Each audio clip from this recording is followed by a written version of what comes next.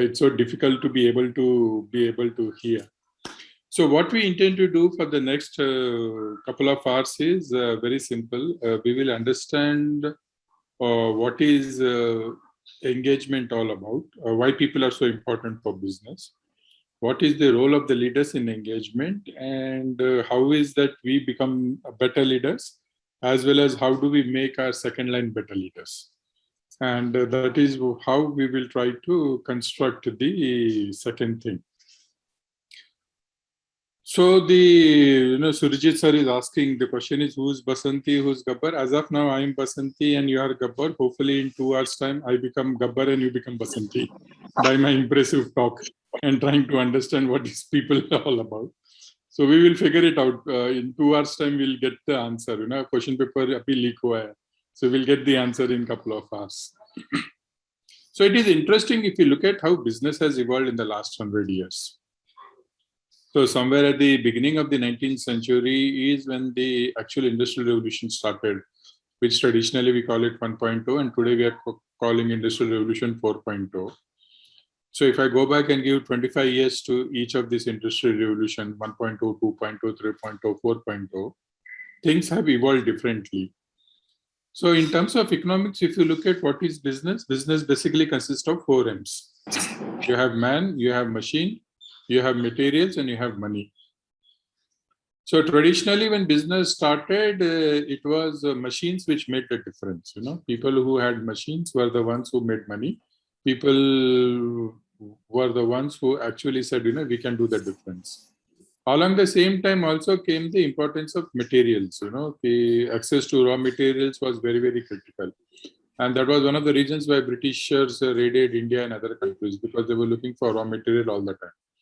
So this was typically from, if you go back and say from 1900 to 1940s, mid-40s, the World War II kind of thing. Post World War II, money became very, very important. You need to raise capital, you need to have capital. And in India also, during the licensing Raj, if you see, it was access to capital which became very critical. The people who had access to critical is all there. Then what interesting happened was during the post-liberalization. Today, if you see, access to capital is no big deal. Everyone has enough money. If you look at Economic Times last page, you actually feel complex. How are startups able to raise millions of dollars at the blink of an eye? So today, capital is no more a competitive edge. It is no more that I have access to capital, so I will be one up to you or no. What is becoming competitive edge is people. Do I have smart people with me? Do I have people who can deliver more than they're supposed to? Do I have people who are intelligent ones? Then I will have a one-man-ship up to you. So for example, if you look at airline sector and you take Air India and Indigo Airlines, they both fly the same aircrafts, they both land in the same airports, they both pay the same fees to the government of India. The fuel price is same. The sale price is also the same. 200-300 रुपए का फर्क होगा between one flight ticket and the flight ticket. But how is Indigo able to make profits and Air India has been only sinking? Because if you look at the way the Indigo people run the Indigo and the way the Air India people run you can clearly see the experience. What is the need for those Indigo staff to ensure that you get you into the buses, and from buses they will transport you into aircraft, push. Because if you look at Indigo's cycle time, the cycle time between 2 aircraft is anywhere between 16 to 18 minutes. And for Air India, it is anywhere between 45 to 60 minutes. That means for every landing, Indigo is trying to save 30 minutes, and 3 landings you do, you get 90 minutes additional time to fly the same aircraft one more time. That means your fixed cost, you're utilizing one more time, and that one more time is what makes you the profits. Whereas Air India is perfectly okay to say, I'll take 45 minutes if required 60 minutes, but I'll only fly 3 times instead of flying 4 times. So what makes this Indigo people to do all that? It is because somewhere there are leaders in Indigo who have motivated, organized, created that aura among the team to be able to push themselves. And that is what we will discuss today. What is this charming thing? Why is it that in some organizations, we are ready to give up our life also? So look at Taj. When 9/11 happened, the general manager of Taj or the staff of Taj, in nobody's job description, it was written that if terrorist attack happens, you have to give your life. Nobody had told in the job description. But why did the GM of the hotel stayed back and fought? No, it was a typical corporate job like you and me do, where there is some kind of a salary, probably some stock options, some incentives. 9 o'clock you come, 5 o'clock you go home. Nobody tells me to give life. If I join armed forces, somewhere mentally in the back of my head, it is there. But when I decide to join a corporate office, it is not there. But why is it that some of these people were more than happy to become martyrs? And why did they try to save the Taj Hotel? And there are enough and more stories like this, which shows that when people are engaged, they are ready to go beyond the job descriptions. And when people are not engaged, that is when they come back and ask you these questions, where was it written? I have to do this. Why only I have to do this? Why is Dr. Saab not doing it? Why does he come like this? Why does he get a parking place? I don't get a parking place. All these trivial, silly questions pop up. And as leaders, we should be alert, saying that these silly, trivial questions are popping up because for the simple reason, somewhere there is a disengagement. So that is the context for the day, and that is what we will proceed. Answering Jignesh sir's question, PPT show. Yeah, PPT I have not shown in full form because I present from a MacBook, and there is some problem in MacBook in the sense that if I show full PPT, then I lose the access to the windows. So it becomes too complex. So please bear with me with the side windows. So what is the context in which we start? I don't know how many of you, probably most of you would remember the first time you fell in love. The first time you fell in love, it would be 16, 17 years when we were in school, transiting to college, whether we fell in love with a Tendulkar or whether we fell in love with the girl in the building or in the college, whoever we fell in love, you must have realized that we were head over heels. Life looks very different when you're in love, and especially the first love. Psychological contracts are all about that. So today, if we look at ourselves in our organizations, when we give the offer letter and when people join, typically we do the physical contracts. And those are nice, legally worded contracts which says you can do this, you can't do this, if you do this, I will do this, and all those kinds of things.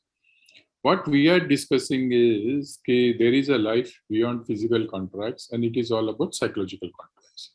And why is it that in some organizations they are able to build the psychological contracts, and why some of us are not able to build psychological contracts? And I know it is very difficult. See, I come from a background where it's all about numbers. The whole family of mine are chartered accountants and in finance. I'm the only black sheep in my family. Even today, they consider me as a black sheep in the family. Dining table pe when I'll sit, everybody will give me a stare. Saying, "Ye ek hi hai sala HR mein." All others are finance. And I always keep telling them, and we all have these discussions. So being a finance myself, it runs in the blood. So I know how important it is legal contracts and all that. But what we need to do here today as is the future leaders, we need to understand that life is beyond physical contracts. So what is the thing? The thing is when we look at the difference between physical and psychological contracts, physical contracts are all about taking care of the transactions. And whereas if you have psychological contracts, it helps you into transformation. And this is something which we need to understand. Why is it that some people are ready to go beyond the call of duty and help? If you look at, for example, the armed forces purely works on psychological contract. I don't think any physical contract will take care in armed forces. You look at the kind of things that we do there. The same is with others. So what is important is we need to mentally prepare ourselves to go beyond the physical contracts. And we need to move towards the psychological contracts, wherein you make a person believe or you make a person think that till the time he's there with you under your leadership or he's there with you in your organization, he is going to commit himself in complete totality. So typically when you look at people looking at their watches and working, then you can be very sure that they're doing physical contract. But if you see that people know only the in time and they don't worry about the out time, then you know very well that they are looking at psychological contract. So it is important as leaders, whenever you look at your team members, you need to peep into the eyes and figure it out. How many of these are there with you because you have a strong physical contract? And how many of are there with you because they have a strong psychological contract? And that is the game changer. So today, if you look at Air India, or today you look at Indigo Airlines, or today you look at, say, any other company which is doing very well, and in the same industry, some other company not doing very well, you peep into the eyes of the employees, you can clearly articulate and see how many of these are there in the physical contract domain, and how many of these are there in the psychological contract domain. So what is the difference? The difference is very interesting. Now, the third point, which is here, which is physical contracts expire when employees move into orbits. So if physical contracts don't expire. So for example, if I give you an offer letter and you join the organization and tomorrow I promote you from a GM to a vice president, I don't give you a new offer letter. I just give you an annexure which says ki here is the new salary. But with psychological contracts, it expires with every transaction. So for example, so it was a very interesting thing. I don't know, many of you would be from Hyderabad. So if you're from Hyderabad, you will understand this example. There is this Nagarjuna circle, and in Nagarjuna circle, you will see there are a lot of places where they sell the roses. And there is a signal. So one time me and my wife were driving and the signal was red. So I stopped there and she was looking at the roses and she hinted to me like this. So I said, what happened? And this is Hindi saying, I'll try to translate in English also. She said, ऐसा है फूल दे दोगे तो कोई तुम्हें पाप नहीं पड़ेगा. You don't have to give flowers only on birthday. On other days also, if you give flowers, you will not get any sin. So what was her thing? Her thing was, to me, was very clear. If you are in a relationship, you have to nurture the relationship. You cannot take it for granted. And that was the message she was passing to me. The same is with psychological contracts. As leaders, we need to nurture the relationships to ensure the psychological contracts stay intact. In physical contracts, we don't have to nurture. Physical contract, you give me once a contract. So the contract is for a X amount of period of time or unlimited period of time. The contract will keep going on and you and I don't have to do anything. But in psychological contracts, you have to nurture. You have to take out time. You have to ensure that you are with your team members. You go and understand what they like, what they don't like, what are their aspirations, what is that they want to do, and everything. So unknowingly, knowingly, what is happening today is, as leaders, we are not spending that time. So we don't understand that, for example, if there is a person who's single, his aspirations will be very, very different. And the moment he gets married, his aspirations change. When this employee of yours is married for a few years, then he decides to become a parent, then suddenly his aspirations change. When this small kid decides to go to a school, and God forbid if he decides to go to a school like Oak Ridge, which charges for bomb, then again his aspirations will change. So at every transition in my life, when my aspirations change, as leaders, we cannot go back and believe that it is like, hunting. Yearly once, I will spend time with my team member, ask him what his aspirations are, what are his needs are, and wrap up. No. Managing people is like farming. Please understand. If you do gardening or if you do farming, you'll realize every day morning you have to get up, you have to put the fertilizers, you have to put water, you have to nurture it. Same is with people. Today as leaders, we do not see it. And that's the big challenge for many of us. We see human resources, and many times we go back and see human as just a resource. And that when you take somebody as a resource, that is when the whole challenge of taking for granted comes. For example, you have a pen. Pen is a resource. So after you finish using the pen, or if the refill is over, what do? You throw away the pen. You don't go back and say thank you. You don't say I'm blessed that you were there in my life and all that, because that's a resource. As a resource, you can dispose of. When you see your team members as a resource, that's the attitude you're using. But for example, if your mother or your mother-in-law gives you a set of jewelry, saying this has been there in our family for 3 generations, you don't put it for a Diwali and then throw away. You take it and put it safely in a locker, and you ensure that again next Diwali you bring it. Why? Because you see that as an asset. It is important for us to understand this. Your team members cannot be treated as resources. Because if you treat them as resources, invariably they'll end up being Air India or State Bank of India employees. No, I'm not demeaning them, but the experiences that they provide will always go back and put you in question, why am I transacting with them? But if you treat your employees as assets, you will always get surprised that when you will go and look, they are the ones who run organizations like Taj or Indigo, where they will not show you a job description, say this is not my job. It is very interesting, the kind of experiences. You just meet 1 or 2 employees in the organization and you get a feel. Where is this organization going? What is this organization doing? And how, most importantly, the leaders in these organizations are. So if I want to summarize what is important is, and this is the key what we will discuss. Your competition will always replicate your compensation, but your competition will never replicate your culture. So if you think you will be able to retain employees by paying them salary, then it's in a fool's paradise. Because you pay 10 lakhs, I'll pay 12 lakhs. You pay 20 lakhs, I'll pay 25 lakhs. You pay 50 lakhs, I'll pay 60 lakhs.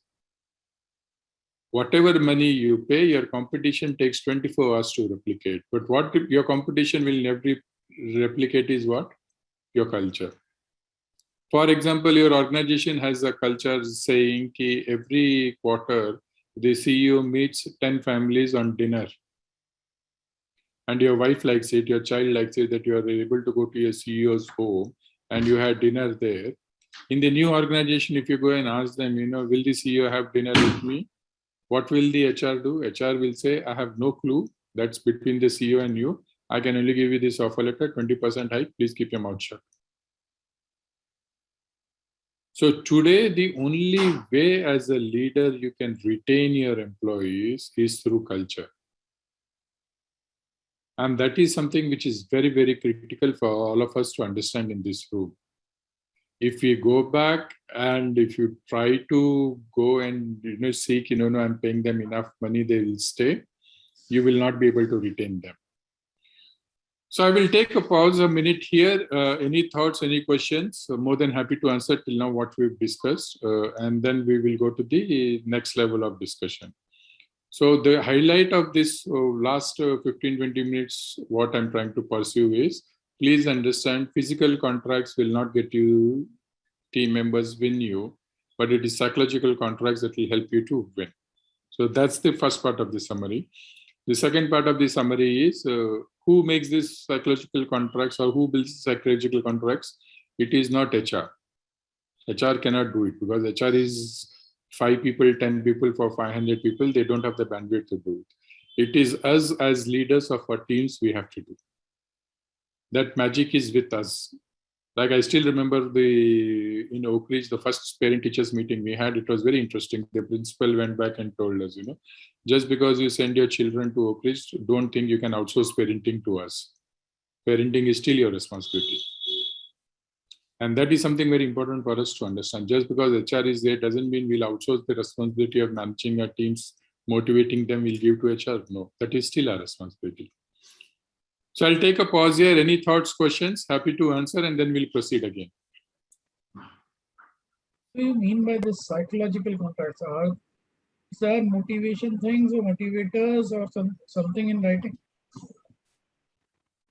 Sorry. Can you repeat that? I lost for a minute. Yeah, you said psychological contracts. Psychological contracts are maybe motivation factors, motivation things, aspirations which we settle for our employees.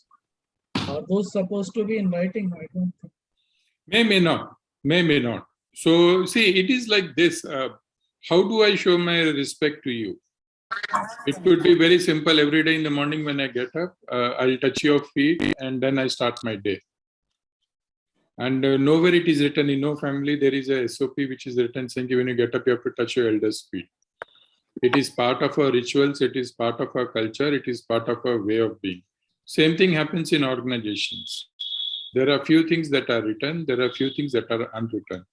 As a good leader, when you will see, people should be able to trust you on face value. And that face value you can later on back up in writing. So for example, if I come back and tell you, Sanjay bhai, I'm getting married, abhi aap jo salary de rahe ho na, usse nahi parwadega. I have a wife to take care and she has aspirations. What will you tell? बस श्रीनी बस ऐसा है, देखो अभी हम लोग अक्टूबर में हैं, अप्राइजल्स दिसंबर में होगा, तो तू 2 महीना पेशेंस रख, मैं अप्राइजल में कुछ ना कुछ करूंगा. You don't have to give me in writing that. You tell me I am assured, and I say, Sanjay bhai, done. In December, you can formalize it in writing saying, okay, Srini, you were typically eligible for 10%, but I'm giving you 20% because you get married. What happens is when the trust levels are less, I'll go back and say, Sanjay bhai, वो December किसने देखा है, 2 महीने हैं, कुछ भी हो सकता है, आप ऐसा करो ना, writing में दे दो मेरे को कि आप December में 20% करो. If I insist that, then you should get worried. Thank you. That means the psychological contract is not there, because I don't even want to trust you for next 60 days.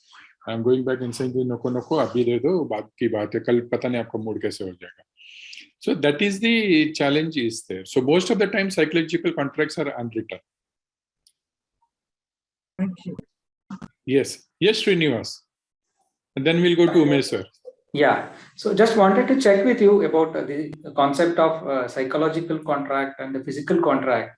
What we find in a regular practical scenario is that the employees or the team members will also expect that there are a lot of physical contract related aspects built into the way the relationship develops.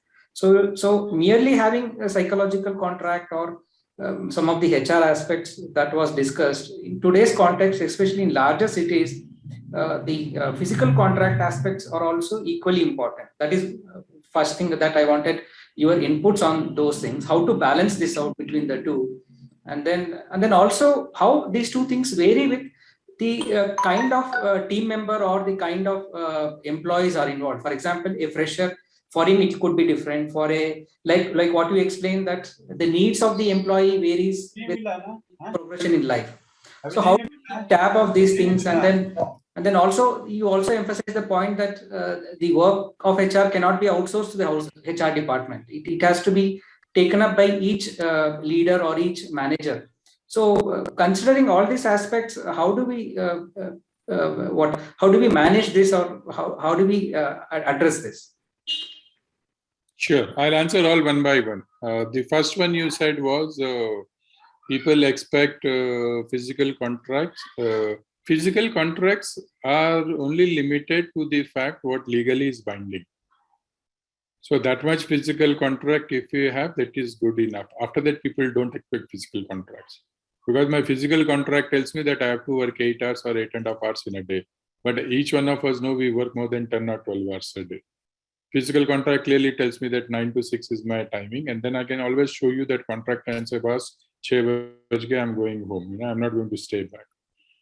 So the idea of physical contract, when we draft a physical contract, is it tells you that I will not cheat you. This is a legal binding contract and this is what it is. But then physical contract will expect me to deliver that much. If you are expecting me to deliver more than that, like the Indigo Air India example, then I should be in love with you. I should be in love with the whole concept that I am going to do this. So I still remember, so I worked with Satyam.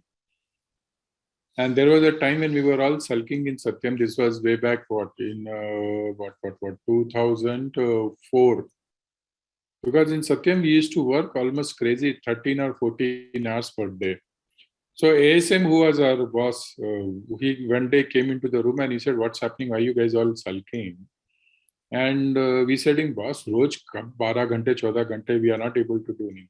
He just looked at us and it was supposed to be a 2-hour speech and he just gave 2 lines and then walked away. 2 lines, what did he say? He said what Wipro and Infosys tried to do in 15 to 20 years to hit the first billion, Satyam is trying to do in 10 years. If you guys want to be part of that history, stay in this room. If you don't want to be part of this history, you know where the door is. And he walked away. And then the whole team got obsessed with the idea of creating that $1 billion within the 10 years, which is still the record kept in the IT industry. Then you don't look at your watches. So the idea was, he told very clearly, I'm not expecting physical contract talk with you. I'm talking of psychological contract. Coming down to a second point, why should HR not take care and why should I take care? The answer is very simple. If I'm your team member, I spend 8 or 9 hours with you. So my credibility and my trust with you is far higher than HR who comes once in a week or will come once in a birthday with some cake and flowers and wish me and go away. Why would I trust that person? And that is what the Oak Ridge principle also said, that when the child is with you, it's your DNA, he or she will respect you, trust you far more than anybody else. So how can we outsource that responsibility? If HR has to take care of, say, 300 people in an organization, and assuming we work 280 days, one person's appointment will come once in a year. So it is almost impossible to go back and believe HR will do us for that. So it is very, very clear for us that we cannot outsource this responsibility. The responsibility is with us because our team members respect us, our team members work with us. We also understand our team members far better than anybody else. And that pattern we have to take. And that is what happens in all the organizations which work on this concept of distributive leadership. You'll see that. Whether you go to companies like Microsoft, Intel, Google, Facebook, you will see it is the managers who are responsible for HR. They have very lean HR functions. It is the managers who take care of the responsibility of their teams, their people, their development. And that's why those team members stay. So there is a very interesting folklore. I don't know how much true it is because there is no way to verify. But when Rajdeep Sardesai quit NDTV, along with Rajdeep, 280 people quit, it is told. And Rajdeep had no job, nothing. These people said, no, you will do something, we will join with you.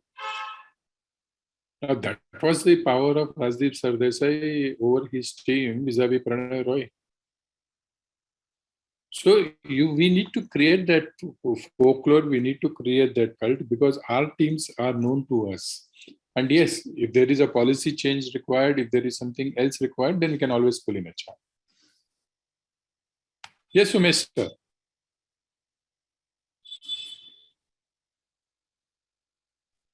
Yes, I think this psychological contract is regarding this work culture and this recognition of employees in the organization, I think.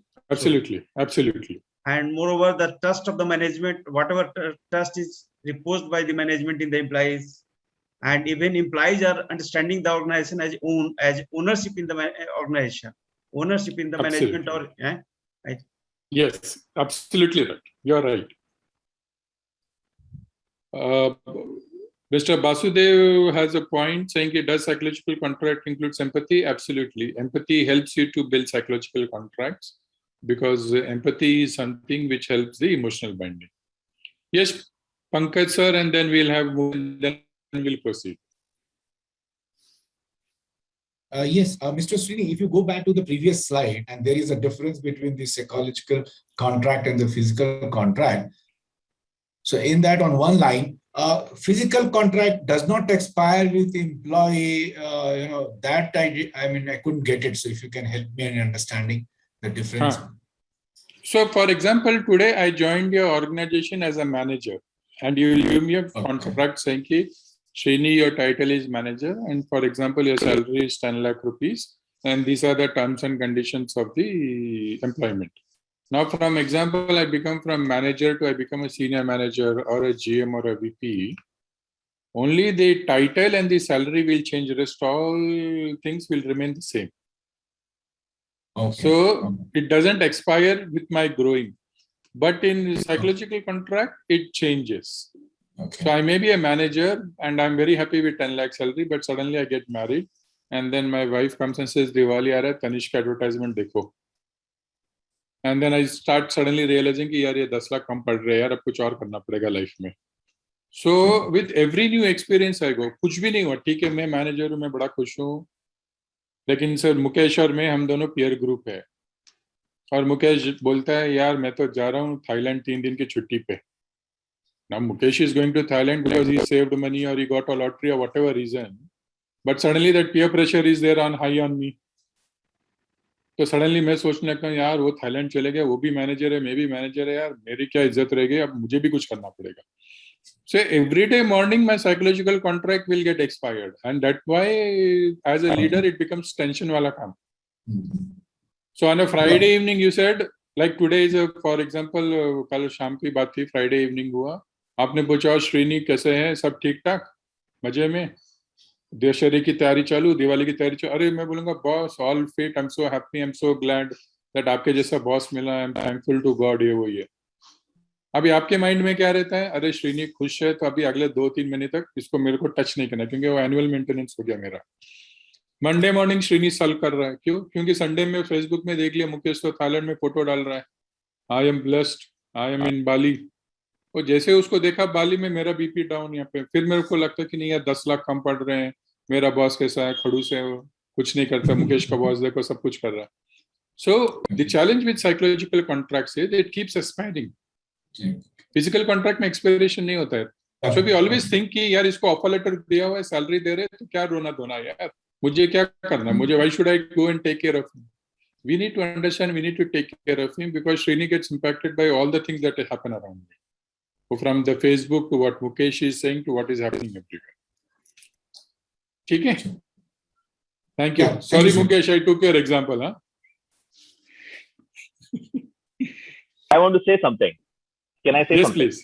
Please, please. So I just want a validation from you because employees are nowadays, and this situation is not as good as it was prior to COVID. The situation has changed, and I agree completely with you that treating an employee as an asset. It started from the labor, and then it started as, then turned on to resource, and now an asset. I feel that on the psychological front, we should start treating our employees as how we treat our clients. With more respect, more courtesy. We can't talk to a client like the way we talk to our employees today. So the more psychology connect, how we treat our client, if we start treating our employees that way, probably they will have a sense of belongingness or more a respect for a cultural environment. Would you validate that?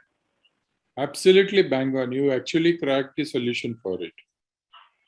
So for example, what you said is absolutely true. Suppose today client walks in, you will never tell a client na ki I am busy, come afterwards. Abhi main khana kha raha hu, baad mein aao. If you do that, that's why people don't go into SBI and other places now. If we run to Axis or HSBC or a Kotak Mahindra, is because of the same reason. The same thing happens with employees. Today, many times we've started taking our employees for granted.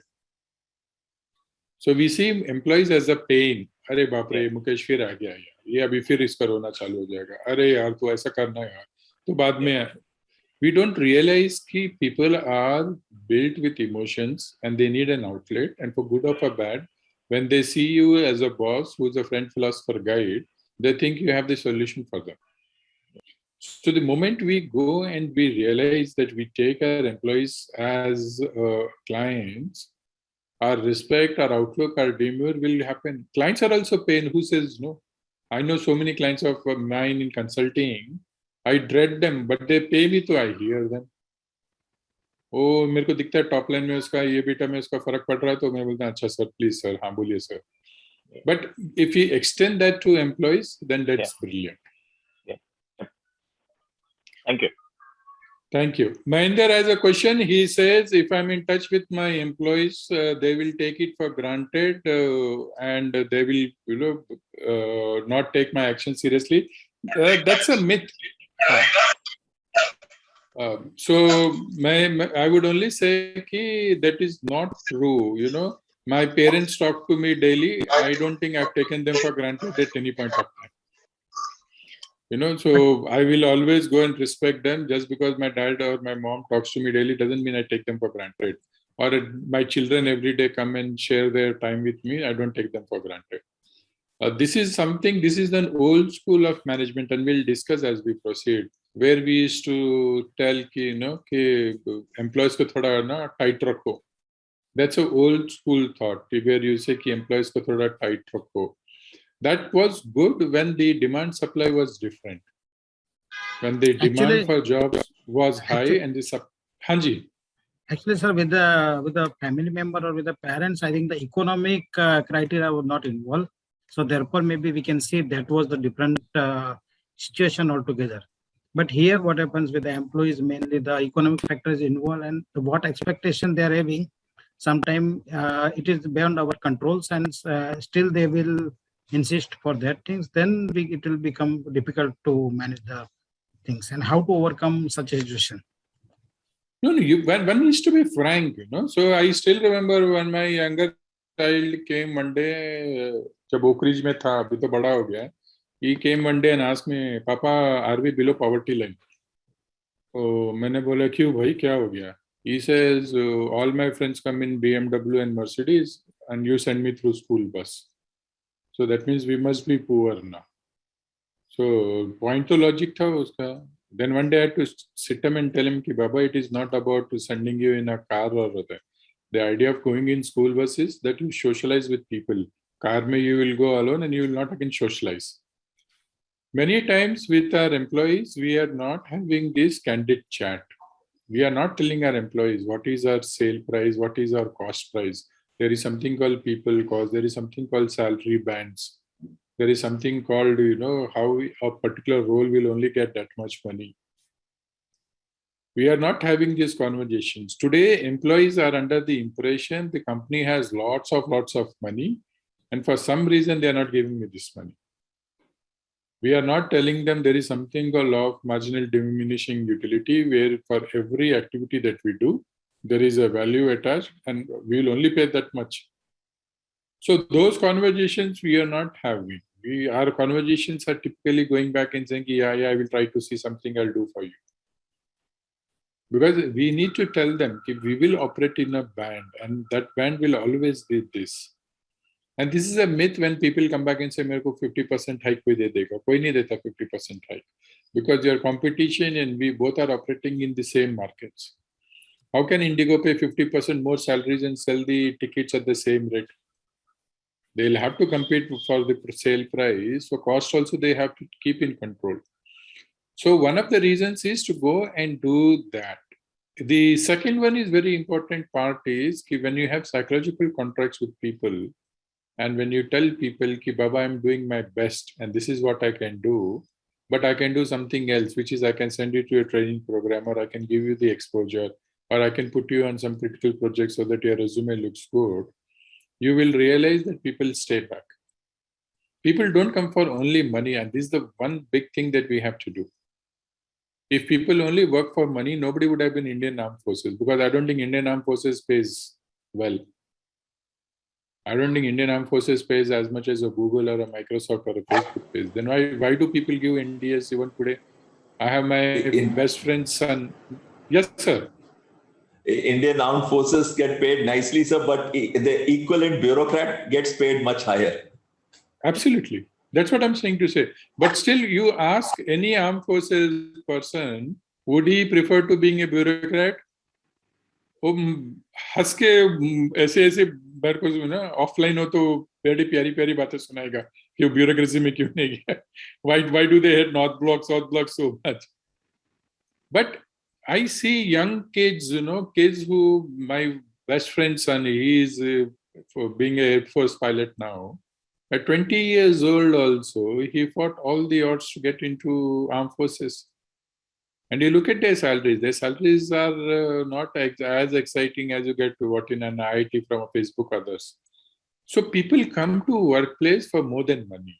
And that more than money is something that we have to log through psychological contracts. When lockdown kicked in, there is a comment articles and I announced that even if the revenue dips to the zero, we will support all of your existing salary structure for next 1 year. These two actions earned my tons of love. Absolutely right. So there's a very interesting comment that's there in the chat box, and I completely agree with that. People will come to us, people will stay with us if they realize that we are true and transparent. One of the biggest feelings of hurt in human psychology, which has been recorded, is cheating. So people feel most hurt when there is a feeling of cheating. So if you go and tell the company is not doing well and we should all take salary cuts, but my CEO buys a new Mercedes Benz, then I have a problem. And that is what I don't know how many of you are aware what happened to Siddharth Lal at Royal Enfield. It's a very interesting case that happened just 1 month back. Yes. Royal Enfield went back. It gave an average 2% hike to all the employees. And the chairman CEO wanted a 40% hike.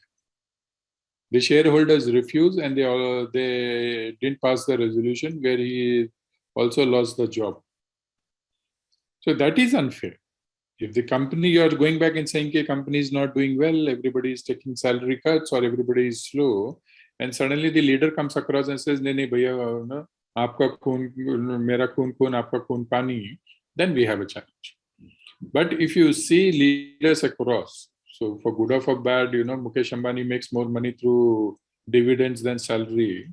But for the last 7 years, you see Mukesh Ambani is only taking a rupee.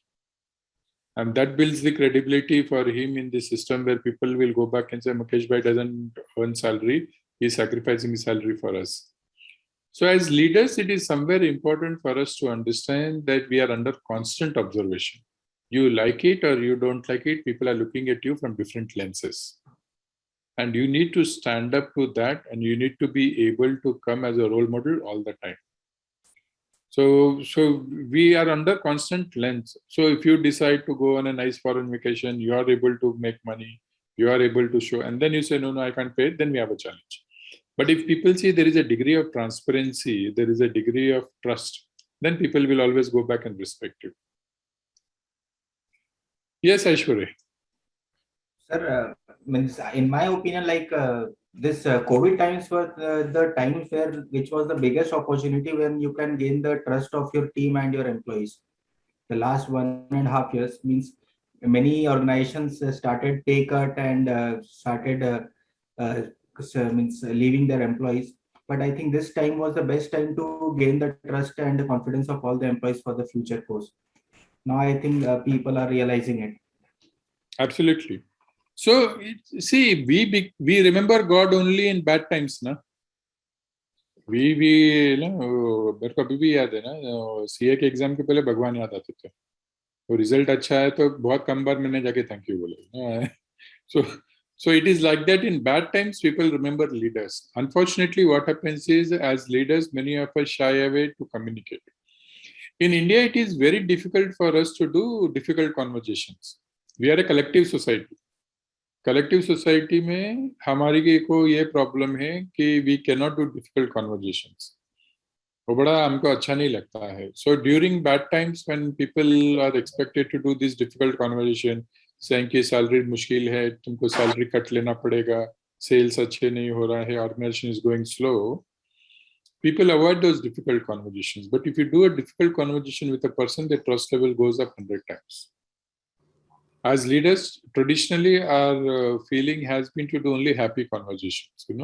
When I'm giving increments, suppose for Diwali, I'm going to give iPhone to everybody. Then I will come and say, "Bhaiya, dekho, maine karaya tumhare liye. I got iPhone for everybody."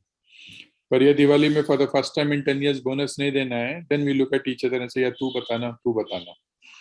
So difficult times are always good to build trust, and as you rightly said, Jitendra, it's a good opportunity.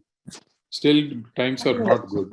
So we need to use that opportunity and build a credibility. Yes, last question, Mr. Jitendra, then we'll move ahead. Yeah, I think you talked about resources, and then you told that humans should not be treated as resources. They should be treated little bit beyond, and then psychological contract and all those things. And then talked about the military where people doesn't join for the money, but for something else. But if you look at the corporate, people join the corporate for money.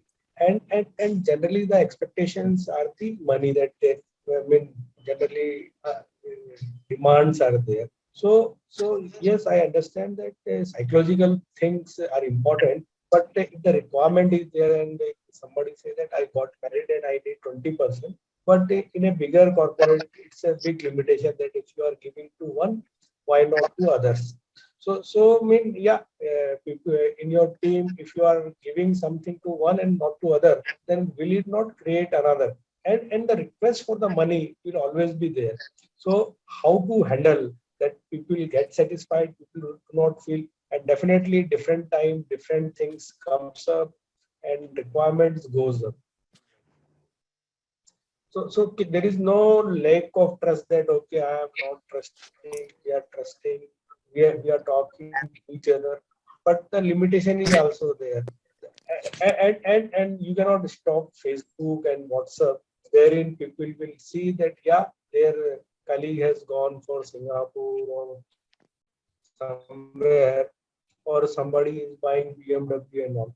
So this is a social scenario, and I mean, demand will always come, and you cannot do that. Okay, because you have seen BMW in WhatsApp, so I will give you BMW and not to others. Absolutely. So the answer is very simple, and that's the answer I'm telling again and again is money is important. Nobody is denying. So there is this social experiment which all of you can do. Today evening, after this session is over, you tell your better half not to cook dinner and order a pizza. And then you see, after you can only you relish the first slice of pizza, the second slice of pizza also you relish a bit, but by the third slice of pizza, you have no clue what you're eating. So the law of marginal diminishing utility starts. So that's called the third slice syndrome. So money is going to be always important, but money is as important as the second slice of pizza. According to researchers, they have shown in India, after you earn the first 11 lakh rupees, from 11 lakh 1 rupee, the amount of joy you get when earning money is no more there. Actually, the law of diminishing return starts. So 11 lakh rupees is the threshold. The kick you get to earn for the first 11 lakh rupees, you'll never get after 11 lakh rupees. Even after that, you're earning 2 crore, 3 crore, 5 crore. There is no more so much joy as the joy between 1 to 11 is there. So where does the joy come from today? The joy comes from us that we are doing the most challenging project. Nobody has attempted this merger acquisition in India. I'm doing it. Nobody has attempted this, taking this firm global. I'm doing it. This is the most complex job. I'm doing it.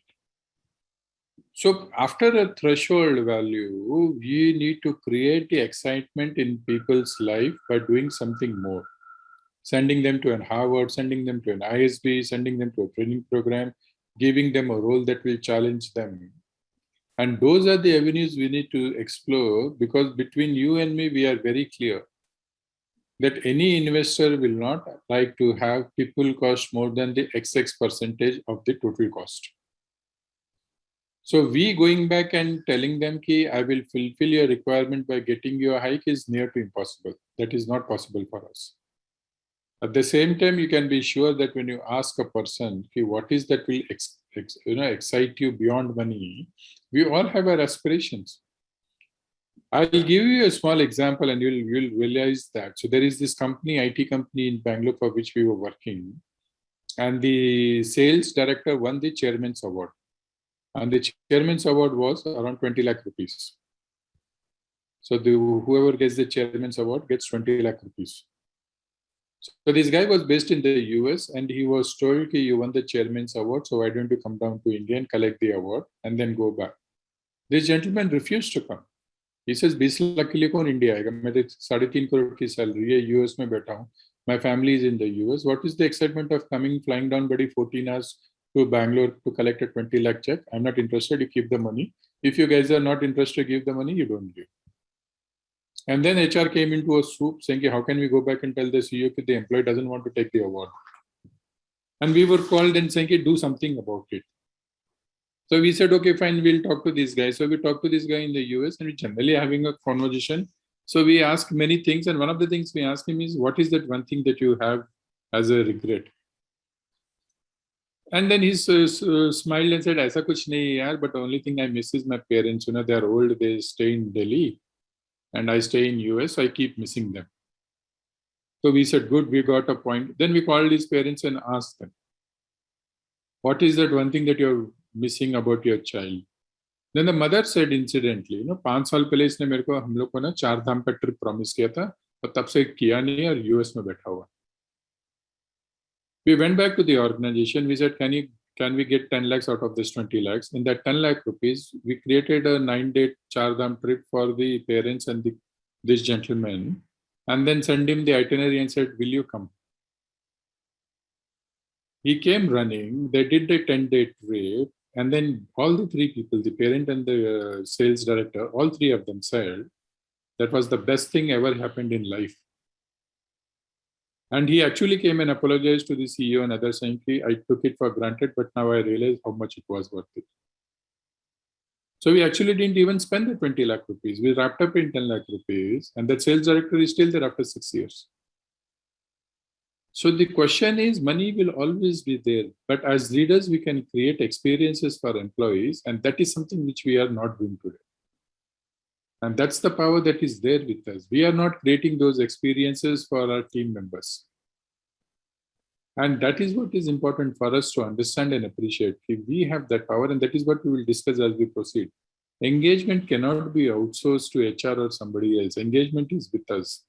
What are those small little gestures that you are doing which makes your employee feel that my boss is the best boss ever anybody could have, so why am I ditching him for another 10% hike?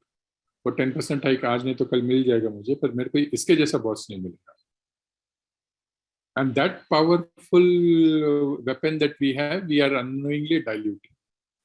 And that is my worry. As leaders, we are diluting that powerful weapon we have of being role models which people would like to emulate. Until unless we don't decide to become another Rahul Gandhi kind of a leader who's completely cut off with his team and has no clue what his team is saying and what he's doing.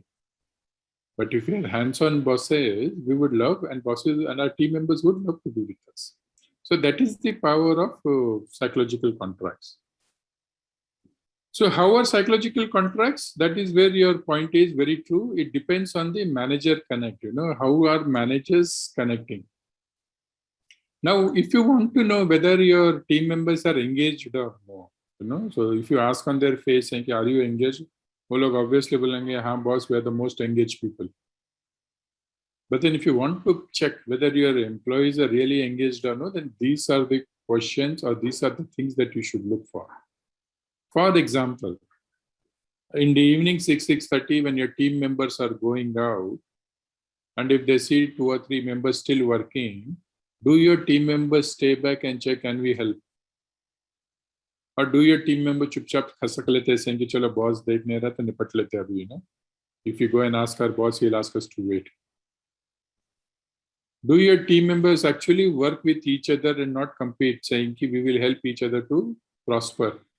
Because as a team, we have to succeed. Do your team members actually go back and set new benchmarks and expectations in the organization? Or do they do only the work that is being told to do that? आपने बोला था इतना करने को तो मैंने कर लिया. They don't go to the extra mile. They don't close the loop. So I still remember somebody telling, keep a watch. So he was watching, the thief came, he stole. And the security guard was asked, why didn't you stop him? He said, नहीं, आपने बोला तो keep a watch. I was watching.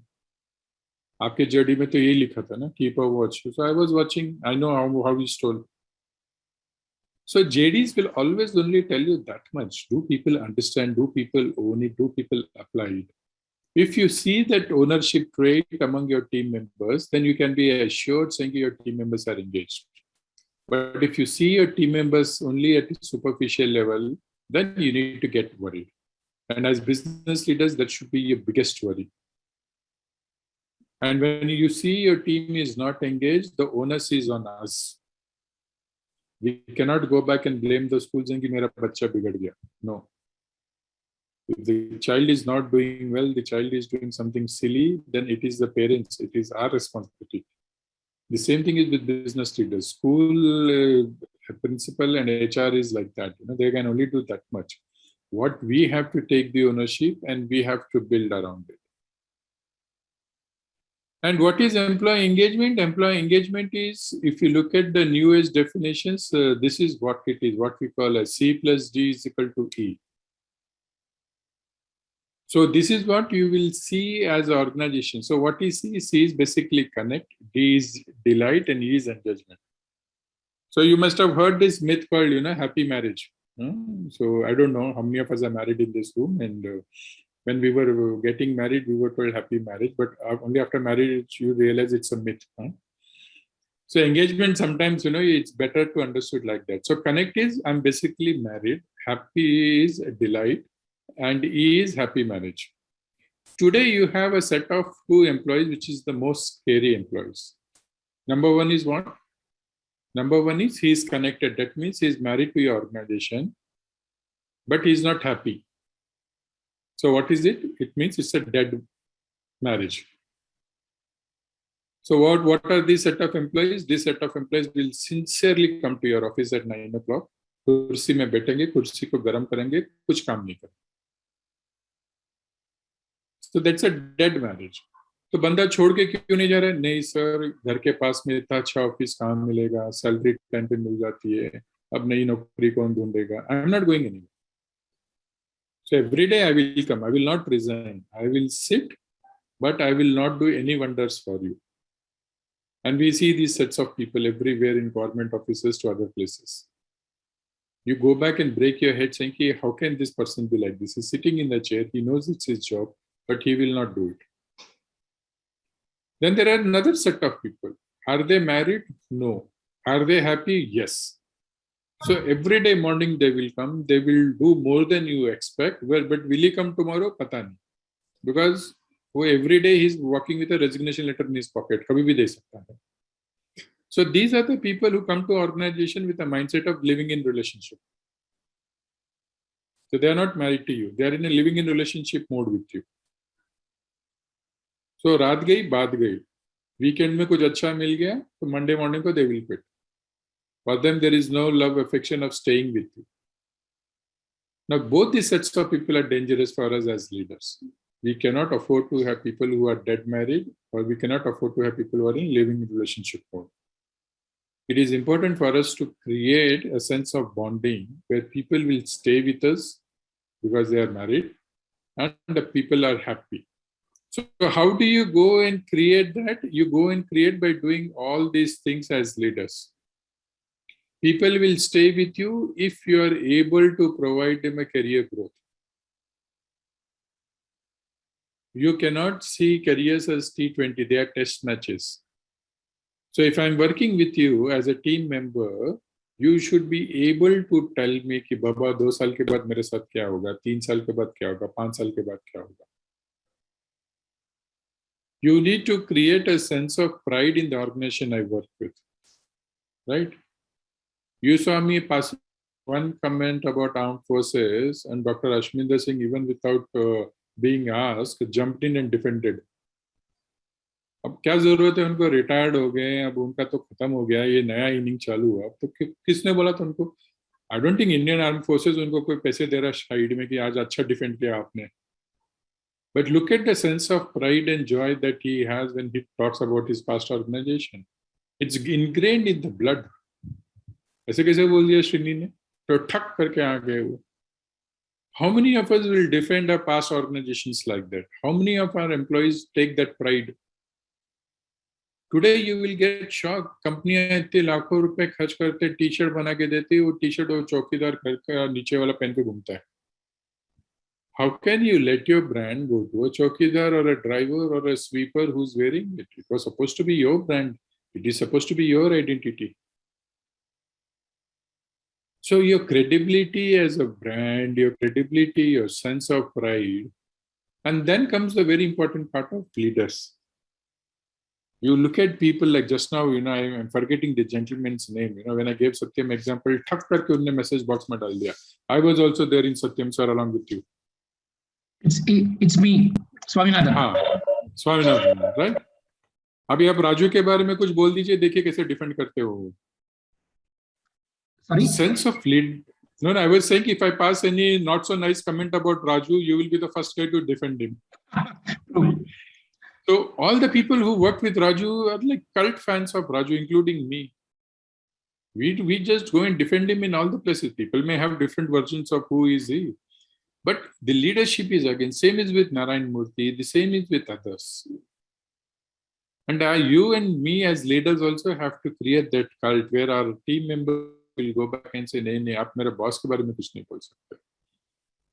And the last part is about trust and fairness. People will stay in organizations if they believe, if they think this organization is fair. Then comes the part, ye sab long term hua. How do I keep short term? Short term are these things. Am I recognizing my people from time to time? Am I communicating with my team time to time? Am I creating opportunities to learn from time to time? And this is the difficult part as leaders we are failing today. We are not doing these top 5 things. We hesitate while recognizing people because हम लोग को कहीं ना कहीं tension होता है कि अरे मैं बोल दूंगा doctor Ashminder is a great guy तो मुकेश को बुरा लग जाएगा, वो क्या सोचेगा, तो ठीक है यार मैं इनको भी नहीं बोलता उनको भी नहीं बोलता, मैं लाइट लेता हूँ. In that process, what happens? Dr. Ashminder says, यार मैंने जान लगा दी इसके लिए और एक थैंक यू भी नहीं है बॉस से, छोड़ो मारो गोली, मेरे को नहीं करना अगली बार. To our ability to communicate. Today, if you see, as leaders, we only communicate what we call as masculine communication. So there are 2 types of communication, masculine communication, feminine communication. Masculine communication is done when we want to solve a problem. Feminine communication is done when we want to share an experience. And as human beings, we want to do both. इसीलिए तो एकता कपूर की serial इतने famous है. Ekta Kapoor serials are only feminine communication. They don't do masculine communication. But their TRPs are so high because people want to express. Today, when I come to the room and suppose I'm reporting, Mukesh is my deputy, he comes to my room, the first reaction क्या होता है? हाँ बोलो क्या problem है? अरे मुकेश मैं आप काम से कि मैंने जेम्स बॉन्ड पिक्चर देखी सर आपके साथ शेयर करना था, मैंने नई गाड़ी खरीदी आपके साथ शेयर करना था, I've decided to go on a holiday मेरे को आपके साथ शेयर करना था. No. My interpretation of Mukesh walking into my room is he has a problem and I need to solve it. So our whole communication has become that, unfortunately. We go to say Avantika's home, she is called us for a dinner. हम लोग जाते हैं 2 minute उसको बोलते हैं बहुत घर अच्छा दिख रहा है आपका, and 2 मिनट्स के बाद चालू हो जाएंगे. अच्छा वो मेल भेज दिया तुमने, वो कुछ रिस्पॉन्स आया बॉस का? अरे उसने घर पे बुलाया, खाने के लिए बुलाया, उसके खाने की तारीफ करो, उसके घर की तारीफ करो, उसकी तारीफ करो. नहीं वहां पर भी जाके विल डू मैस्कुलिन कम्युनिकेशन. उसका क्या हुआ, वो आ गया, वो रिप्लाई आया. Today as leaders we are forgetting when our team members walk into a room, we need to do balanced communication. Not every time people are walking to your room to go back and share a masculine communication. So that balance is something which we need to build. That balance is something which we need to take care.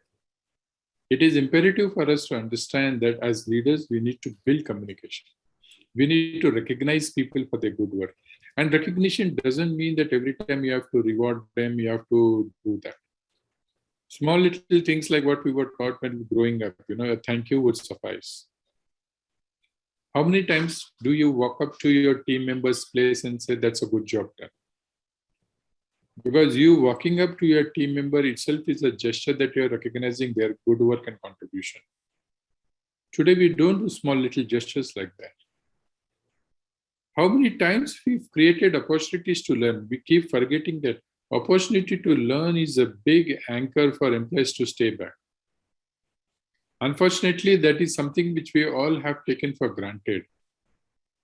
We are not creating opportunities for team members to learn. We are not exposing them to new challenges.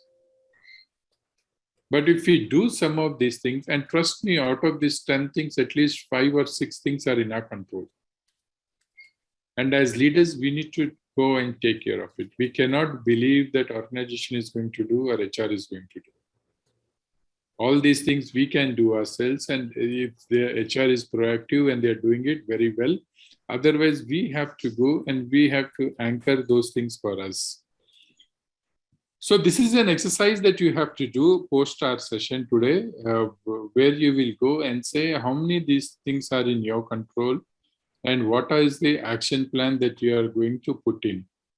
We've also given you some ideas what all you could do in terms of doing it. So this deck will come to you, or it would have already come to you. You can go back and look at some of these things. Like for example, opportunities to learn. You are a group of 65 plus. So there is a bonding among all of you, and you will all come from different sectors and different industries. Can we look up creating a small group where we can depute people or do industrial visits among all of us? And that itself is a huge learning for your team member. You will get surprised that how many millennials in their lifetime have not seen a factory or a manufacturing facility. The fact of the matter is you send them to a factory and say, this is how factories work. That itself is a learning experience for them. Because they think offices are only IT companies which looks cubicles. So we have created quite a few ideas here that we are giving to you. And as leaders and as people managers, ensure that some of these things you can put in place. Like for example, hobby clubs. Can we all identify what is that one thing we all like to do beyond workplace? It could be as simple as that we all love Kishore Kumar's songs, to doing charity in terms of helping poor, to doing cleanliness for this city, to doing something else. We don't know. There is one thing that you will realize that all of us like to do. And can we go back and tell our team members and as leader, tell every month May, at least one Saturday or one Sunday, we will spend 2 hours doing that together. And for that, you don't require HR, you don't require policies, you don't require organization budgets or nothing. It is in our control. So the logic for me would be very simple. This is the changing new ecosystem where if we have to compete for talent, we need to do some of these things to be able to go and build our teams and build psychological contracts in a way that they will stay with us longer, even the competition is offering them 20-25% hikes. Then we move to the next part of the deal is trying to understand the generations and why is that you find this bunch of new guys who are walking into organizations very different than what we were. So how many of us understand this concept of generations? How many generations are at workplace? Anybody?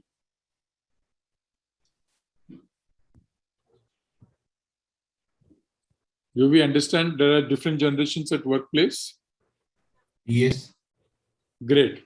So how many generations are there? Okay, Jignesh has 2 generations. Okay, Vignesh has a third. Vignesh, I'll take care. Yeah, 3. Okay. Okay, good. 3, 2, 2, 3. Okay, nice. So typically, if you look at the answer is 4 generations. So 4 generations, 1 generation is already fading out. So that's why most of the research papers says 3. So the first generation that is there at workplace is baby boomers who are almost retired, who are there in their 60s. So manufacturing companies, you still have people who are extended contracts, but in IT companies, they've moved. So why are they called baby boomers? The answer is very simple. There is a very economic theory which says when people go through a lot of stress or when there is a lot of uncertainty around, we invariably land up making love. And when we land up making love, we'll end up producing babies. So during World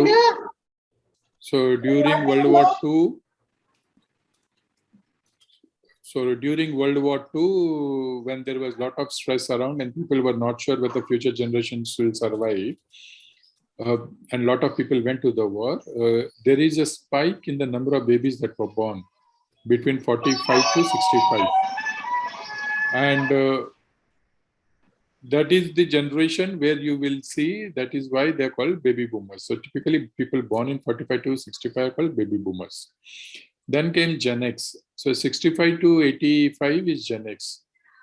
So if you look at American history during 65 to 85, the most rebellious generation was formed because of Vietnam War, Nixon, Watergate and all that. So there was a generation that was anti-establishment. So the professors who wrote this theory said there is some X factor in this generation which is making them to do this. And that's what's called Gen X. 85 to 2000 is called Gen Y, which is typically the generation that was the internet generation. So this is the generation where the internet was born. And what happened with internet was suddenly we all became equal. So till internet was not there, knowledge was a bargaining power. So for example, one of us had access to books or one of us had access to a British Library card. Invariably, they will be more knowledgeable, hence more powerful. But what internet did was, all you had to do a mobile phone and a Geo card, and then everybody has access to everything in this world. So we keep jokingly saying this in HR circles, in Gen X, the difference between Sunny Gavaskar and Sunny Leon was known at the age of 28 or 30. But in Gen Y, by the age of 12, they understand the difference. Why? Because knowledge has shattered the barriers to equip what we want to. Then came post-2000 is millennials. So this is a generation that is born or is called wired generation. So that means they were born with internet to do that. Today, you pick a 2 or 3 year old baby and you give him a mobile phone, he knows what is to be done. They don't require to go through a manual to read, where is the on button, where is the off button, how to skip ads. I get surprised when a 1 year or 2 year old baby knows how to skip ads in YouTube. I don't know who teaches them or how do they learn. But this is a generation that is coming in, which is completely imbibed in technology, and they understand technology from the time we say go. From our perspective, the answer is typically when we are looking at Gen X and Gen Y, because today they are the highest population in the workplace, and there is a great deal between these two generations, and that's why we need to understand them that. So from India's perspective, typically if you look at the definition for Gen X and Gen Y is very simple. People who are born before 95. So it's, you go back and say it's 70 to 85 or 70 to 95, sorry. This is Gen X. So many of us are typically in this room will be Gen X, and 95 born post-liberalization is Gen Y. Now, one of the definitions is if you don't want to look age as a differentiator between Gen X and Gen Y, the other difference is economic. People who were born in abundance typically think like Gen Y, and people who are born in scarcity think like Gen X. So today also many companies go to tier 2 cities to hire because this 18, 19-year-old kid who has not seen too much of abundance and has seen scarcity still behaves like Gen X. So he still wants to save money. He still wants to buy things on EMI. But then you go to somebody who comes from a tier 1 city, goes to one of those colleges like, whatever, hi-fi colleges, you will realize they think like Gen Y. So they don't save money. They, whatever money they get, they spend. They want to experience life. Their outlook is all about abundance. So with Gen X and Gen Y, the big difference is this. So some of us think very differently. And when we look at our team members, they think very differently. And we need to understand this because the more you understand this, the more better it would be for you to understand and manage this new generation that is coming into workplace. So the first example, so the red buttons are myths. That means whatever statements I've given is wrong. And the green buttons are basically truths. So whatever the statement I've given there is right. So today's generation, when you talk, we believe they have short attention span and limited knowledge, So anybody you talk to today's generation, you ask 2 or 3 in deep questions, and then you realize they don't have the answers for it. So you will ask, what is this? So he will say, under this law, we can do this. And if you ask him which section or subsection it is, then he doesn't remember or she doesn't remember. And what is our interpretation? Yeah, they're both superficial, khokla. They don't understand the depth and they don't have the depth for it. You look at Gen Y. So I had a very interesting conversation with my son. So my son has his own library. He's got over 2,000 books and he likes reading. So one day I got curious and I asked him, do you know every book that I have bought? Do you know what is there in that book? He said, obviously I know. Then I got more curious. I said, if I ask you what is there in this chapter, will you be able to tell? He said, yeah, I will be able to tell the essence. Then I asked him, do you remember if I ask you what is there in this book on page number 68? Which is a typical Gen X question. I want to know the depth. What was his answer? His answer was very simple. He said, Papa, you use your brain as hard disk. I use my brain as processor. Very simple answer. He said, in you and your Kendriya Vidyalaya, you were told that you need to know 13 into 13, 14 into 16, 20 into 20. That was your generation, which had to mug up everything. You use it as hard disk. We use it as a processor. I know if I have to refer, it is there in this book. It is there in this law. Why do I need to know every line, subline, every section, subsection? Would I not have access to these books? Would I not have access to these things? Obviously, I'll have. So what is our interpretation? Our interpretation is they have limited knowledge. And what is their interpretation? These guys are mad nuts who want to remember everything, every line. Why do we need to do? Because there is always a book for reference. I can always for that. So many times when we talk to this generation, we dismiss them saying that they are not good, they don't have depth, they don't have deep knowledge. And we always go back and complain saying that today's generation doesn't have enough talent. And today's generation always goes back and says the older generation doesn't know how to look into me and my potential. Two things like they don't think about their future. We think they are very casual about their future. So when I was asked, when I was growing up, what is your 5-year plan or 10-year plan? My plan was very, very linear. So I told them very clearly, that today I am, say, for example, a manager. In 2 years, I want to become a senior manager. In 5 years, I want to become a GM. In 7 years, I want to become a AVP. In 10 years, I want to become VP Finance. It's a very linear plan. Today's generation, you ask them, what do you want to do in 5 years? He'll say, 1 year, I want to save money. Then I want to do bungee jumping in New Zealand. So I'm saving 3 lakh rupees. Moment I get 3 lakh rupees, I'll quit my job, go to New Zealand for 1 month, do bungee jumping. Then if I survive that bungee jumping, come back, then I'll make my resume, look for a new job. And then again, I will say 3 lakh rupees. Then I'll go to Rishikesh to do river rafting. They will not tell you a linear plan. And since they don't tell us a linear plan, we think they're not serious about the future. For them, it is very simple. They have so much of exposure in their life from childhood that they want to experience everything. And their belief is that life is such a short thing. I want to experience everything. Why do I have to stick to this plan of going from manager to senior manager to AGM to DGM? And for us, that is our understanding of life. So when people don't adhere to that formula, we think they are not serious and they don't understand what we're looking at. The same extension of this is next one. We think they're disloyal. So for example, if I take, so I go to campus and I find, Avantika as a prospect. So I ask Avantika, will you come and join my company? So she says, which company it is? So for example, I say, I work for Raymond's. So I say, I work for Raymond's. She said, oh, nice. I would like to work for your organization. So I give an offer letter to Avantika. And I ask Avantika, how many years will you stay with me? So she says, sir, I can tell you minimum 3 to 5 years. Uske baad pata nahi. I said, okay, fine. Now Avantika comes and joins me. Why did Avantika come and join me? Because she basically wants 3 lakh rupees to do bungee jumping in New Zealand.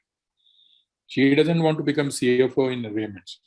Uska funda bada clear hai, 3 lakh jama karo, bungee jumping karo, wapis aao. And as Srini, when I went to campus to Avantika, I told her that if you stay in Raymond's for 5 years, so 3 lakh to aapke save ho jayenge. And she is very happy with that idea. Now, after 1 year, she lands up with Dr. Ashminder. She bumps into Dr. Ashminder. Ashminder says, what nonsense, in Raymond's it will take for you 5 years to save 3 lakhs. Why don't you come and join our institute? In 2 years, you can save 3 lakhs. What does Avantika do? She comes and she quits. What is Srini's interpretation? She is disloyal. What is Avantika's interpretation? I am loyal. I am loyal to my dream. My dream is to do bungee jumping. My dream was never to become CFO in Raymond's. So she says, where did my disloyalty happen? I'm loyal to my dream. And my dream was always to do bungee jumping. And this is the one big mistake we are doing with our team members today. We hardly know what their aspirations are and why are they coming to the office. It is important for us to understand that today's generation comes to the office because it is a means to an end. They don't come to the office to see it is an end. Nobody is interested in your organization to stay for another 10 years to become a CFO or a CEO. They all have immediate 1 year, 2 year, 3 year plan. In that plan, you fit. Now, if I as Srini was a smart manager and if I knew Avantika wants to do bungee jumping, and if I would have told Avantika, you stay with me 3 years in Raymond's and I'll help you do bungee jumping, then she will not quit. But today we don't know what our team members' aspirations are. We have clueless. We think I'm paying them salary, I'm paying them basic HRA, LTA, medical, and I'm giving them 20% hike. So what is the problem? The problem is they're not coming for that. You will get surprised when you look at interns who join your organization. You're paying them 20,000, 25,000 rupees. And on day one, you will see them carrying iPhone S13, which costs 1.5 lakh rupees. And you'll ask them, how can you afford that? They'll smile and say, no, Mummy Papa ne diya shagun ka. Because Mummy Papa are earning lakhs of rupees for their kids. Today, everybody is a nuclear family. Both parents are working. So they're not coming to offices for money only.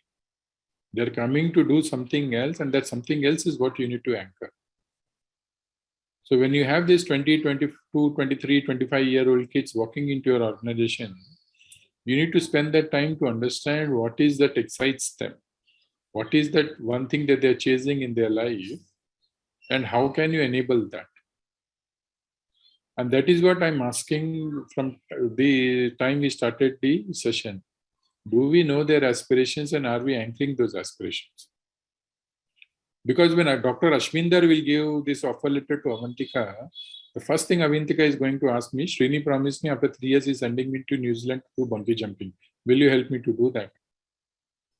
And Dr. Ashminder will say, I don't understand all those things, bungee jumping and all that. I'm giving you a 20% hike. You please come and join. And Avantika is saying, what the hell will I do with this 20% hike if I can't do bungee jumping in New Zealand? I don't want to come. So we need to understand this generation looks at job and loyalty in a very different fashion, and it doesn't look the job the way we look at.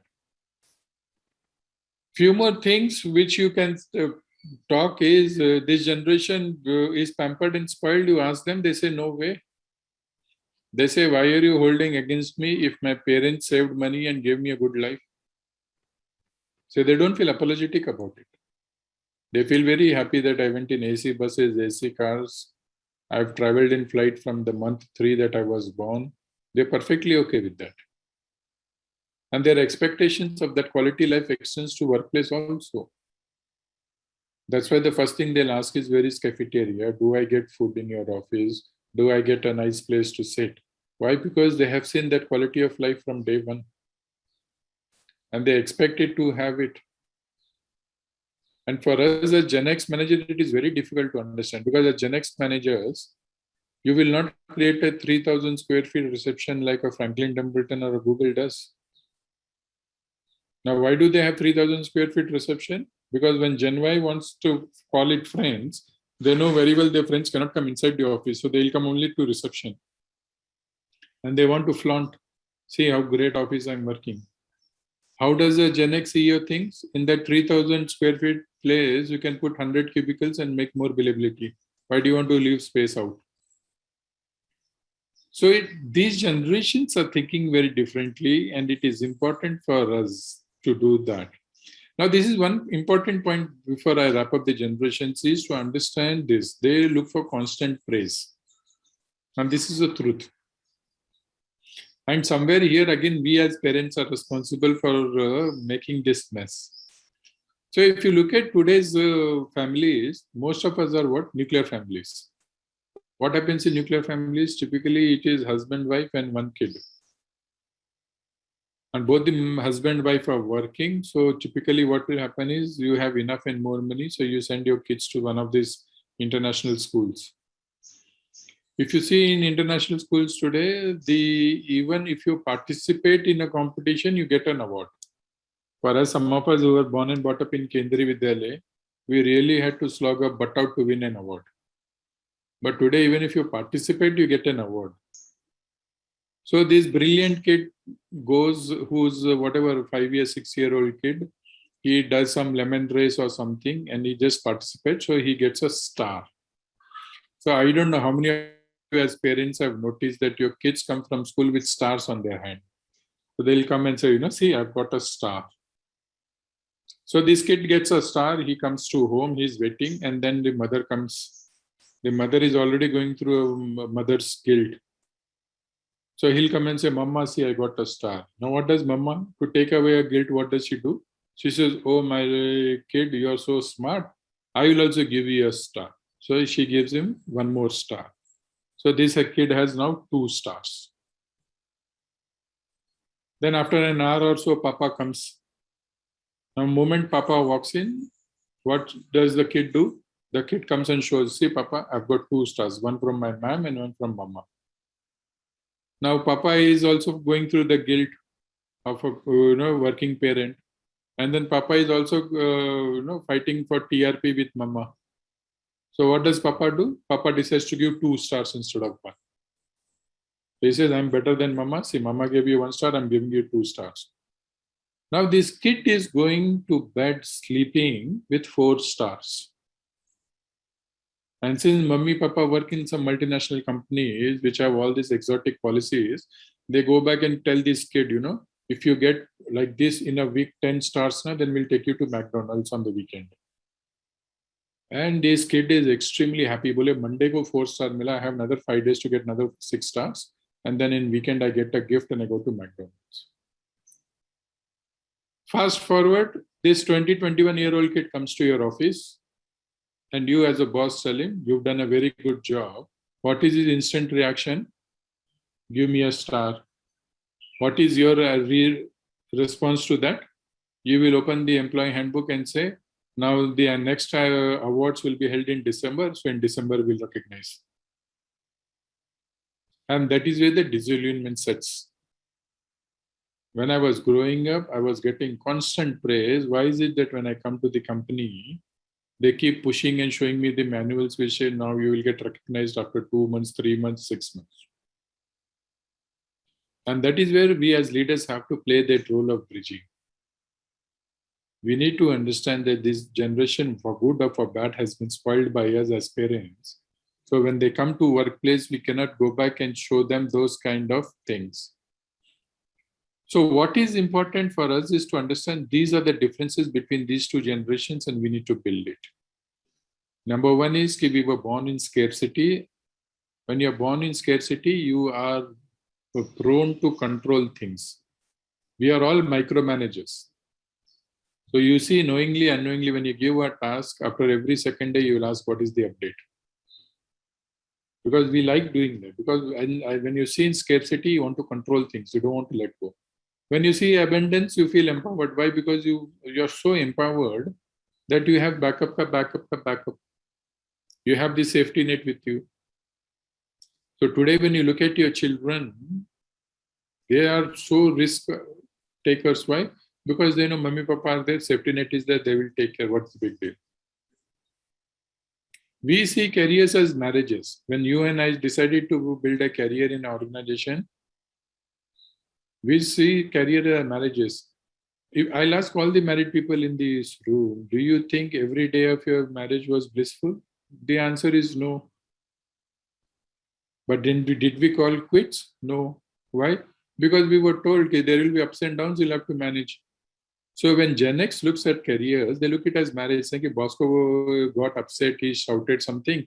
Okay, today he had a bad day, so that's why he did. Otherwise, he's a good guy, let me manage. But this generation looks careers as living in relationships. So Deepika Padukone is perfectly okay to have a tattoo of Ranbir Kapoor and marry Ranveer Singh. So she's perfectly okay. She says, okay, that relationship didn't work, so what's the big deal? I'll go to a new relationship. So people are going in same thing. If Srini as a boss is not taking care of good, I'll go to Mukesh. If Mukesh is not good, I'll go to Ashminder. What's the big deal? So Avantika is saying, where did I get married to Srini that I have to stay with him for 3 years, 5 years in my career? If Srini cannot manage me and my potential, I'll go to somebody else who can. So today's generation, when you talk or when you manage them, you need to manage them with much more kid gloves than what you used to manage your peer groups. And as leaders, we need to understand that. The last point is very interesting. When we as Gen X grew up, our parents told us to keep our feelings private. So over a drink, 2 drinks down on a weekend, we may burst out on our bosses. But today's generation is not like that. They've been told to express their feeling in public. That's why you have shows like, emotional atyachar to others, where people are perfectly okay in Bigg Boss to shout at each other and show their expressions. They are not hesitant. Can you imagine any one of us being on Bigg Boss and talking about our private life? We will not. But today's generation is perfectly okay. So when you as a boss go back and tell them, you are not good, you are stupid or some kind of thing, they are perfectly okay to go to one of these websites and tell how stupid my boss is using this language. And we get offended saying, as a manager, why are you telling internal affairs outside? But that's how the generation has been groomed up, saying whatever is there in your heart, you please tell and you should be okay with it. So these are the multiple things that are happening in our life, and we should be careful about it in terms of saying we cannot assume and presume. The way we manage our teams in the past, we will be able to manage our teams currently. Today's generation comes to workplace with a very different mindset, and we need to be able to manage accordingly. So I'll take a pause here, take few questions on engagement, which is C plus D is equal to E, and on generations. And then we will move to the next set of slides. So any thoughts, any questions? Happy to answer. Sir, on a lighter note, when do I get the offer letter for bungee jumping? Anytime. More than happy. You should be able to do. You should promise to do. I love it. Absolutely. May I ask? Yes, please, go ahead. So, sir, you are also coming from this period 80 to 2000. But how you learn all those things, that either by studying or by watching, or how, what happened and what made you to think that you should learn all these things? Good question. It's an interesting question. Being a chartered, after a chartered accountant, being chartered accountant. So first of all, I'm not a chartered accountant. So I gave CA entrance, I passed, and my dad. So in those days, you could do along with your after 12th, you could do. I don't know what is the rules now, but I passed. So I passed CA entrance, I passed ICW entrance, both. And then my dad said, "Why don't you do it?" And he actually. So typically we were rebels. Whatever dad will say, we'll do something else. So I still remember for CA, I think I sat down for 4 exams. I gave blank papers. I used to sit for 3 hours in the exam, not write anything, come out. And when my dad used to tell how did the exam go, I said, brilliant. And when the result will come, obviously I'll fail. And he used to say, why did you fail? Then I'll say, I don't know. The invigilator was bad. And then I will skip. It's only after 20 years into my career and marriage, one day over a drink, I told him, actually I never gave exams. So first of all, let me clarify, I could have been a CA, but I decided not to be a CA. How did I pick up this topic? This basically by reading and most importantly by observing.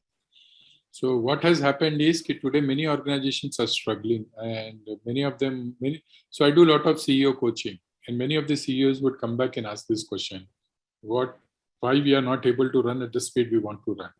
Today, if you ask, the biggest frustration for a CEO or a CFO is very simple.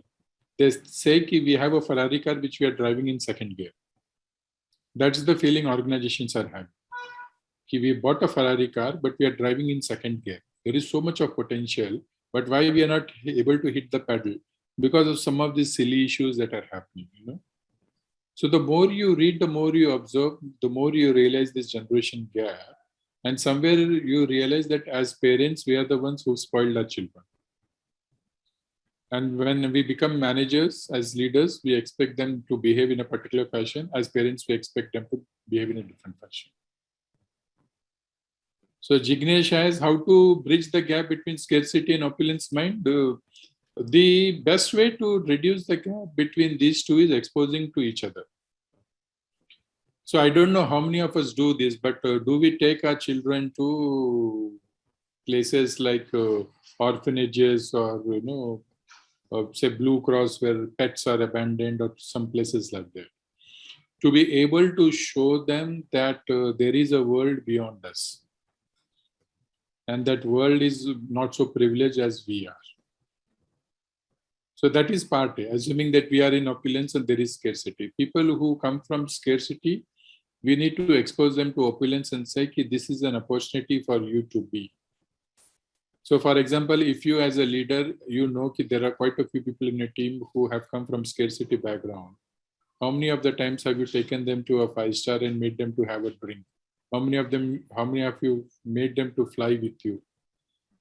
You will get surprised that how many of us in our team members can afford to travel business class, but we don't.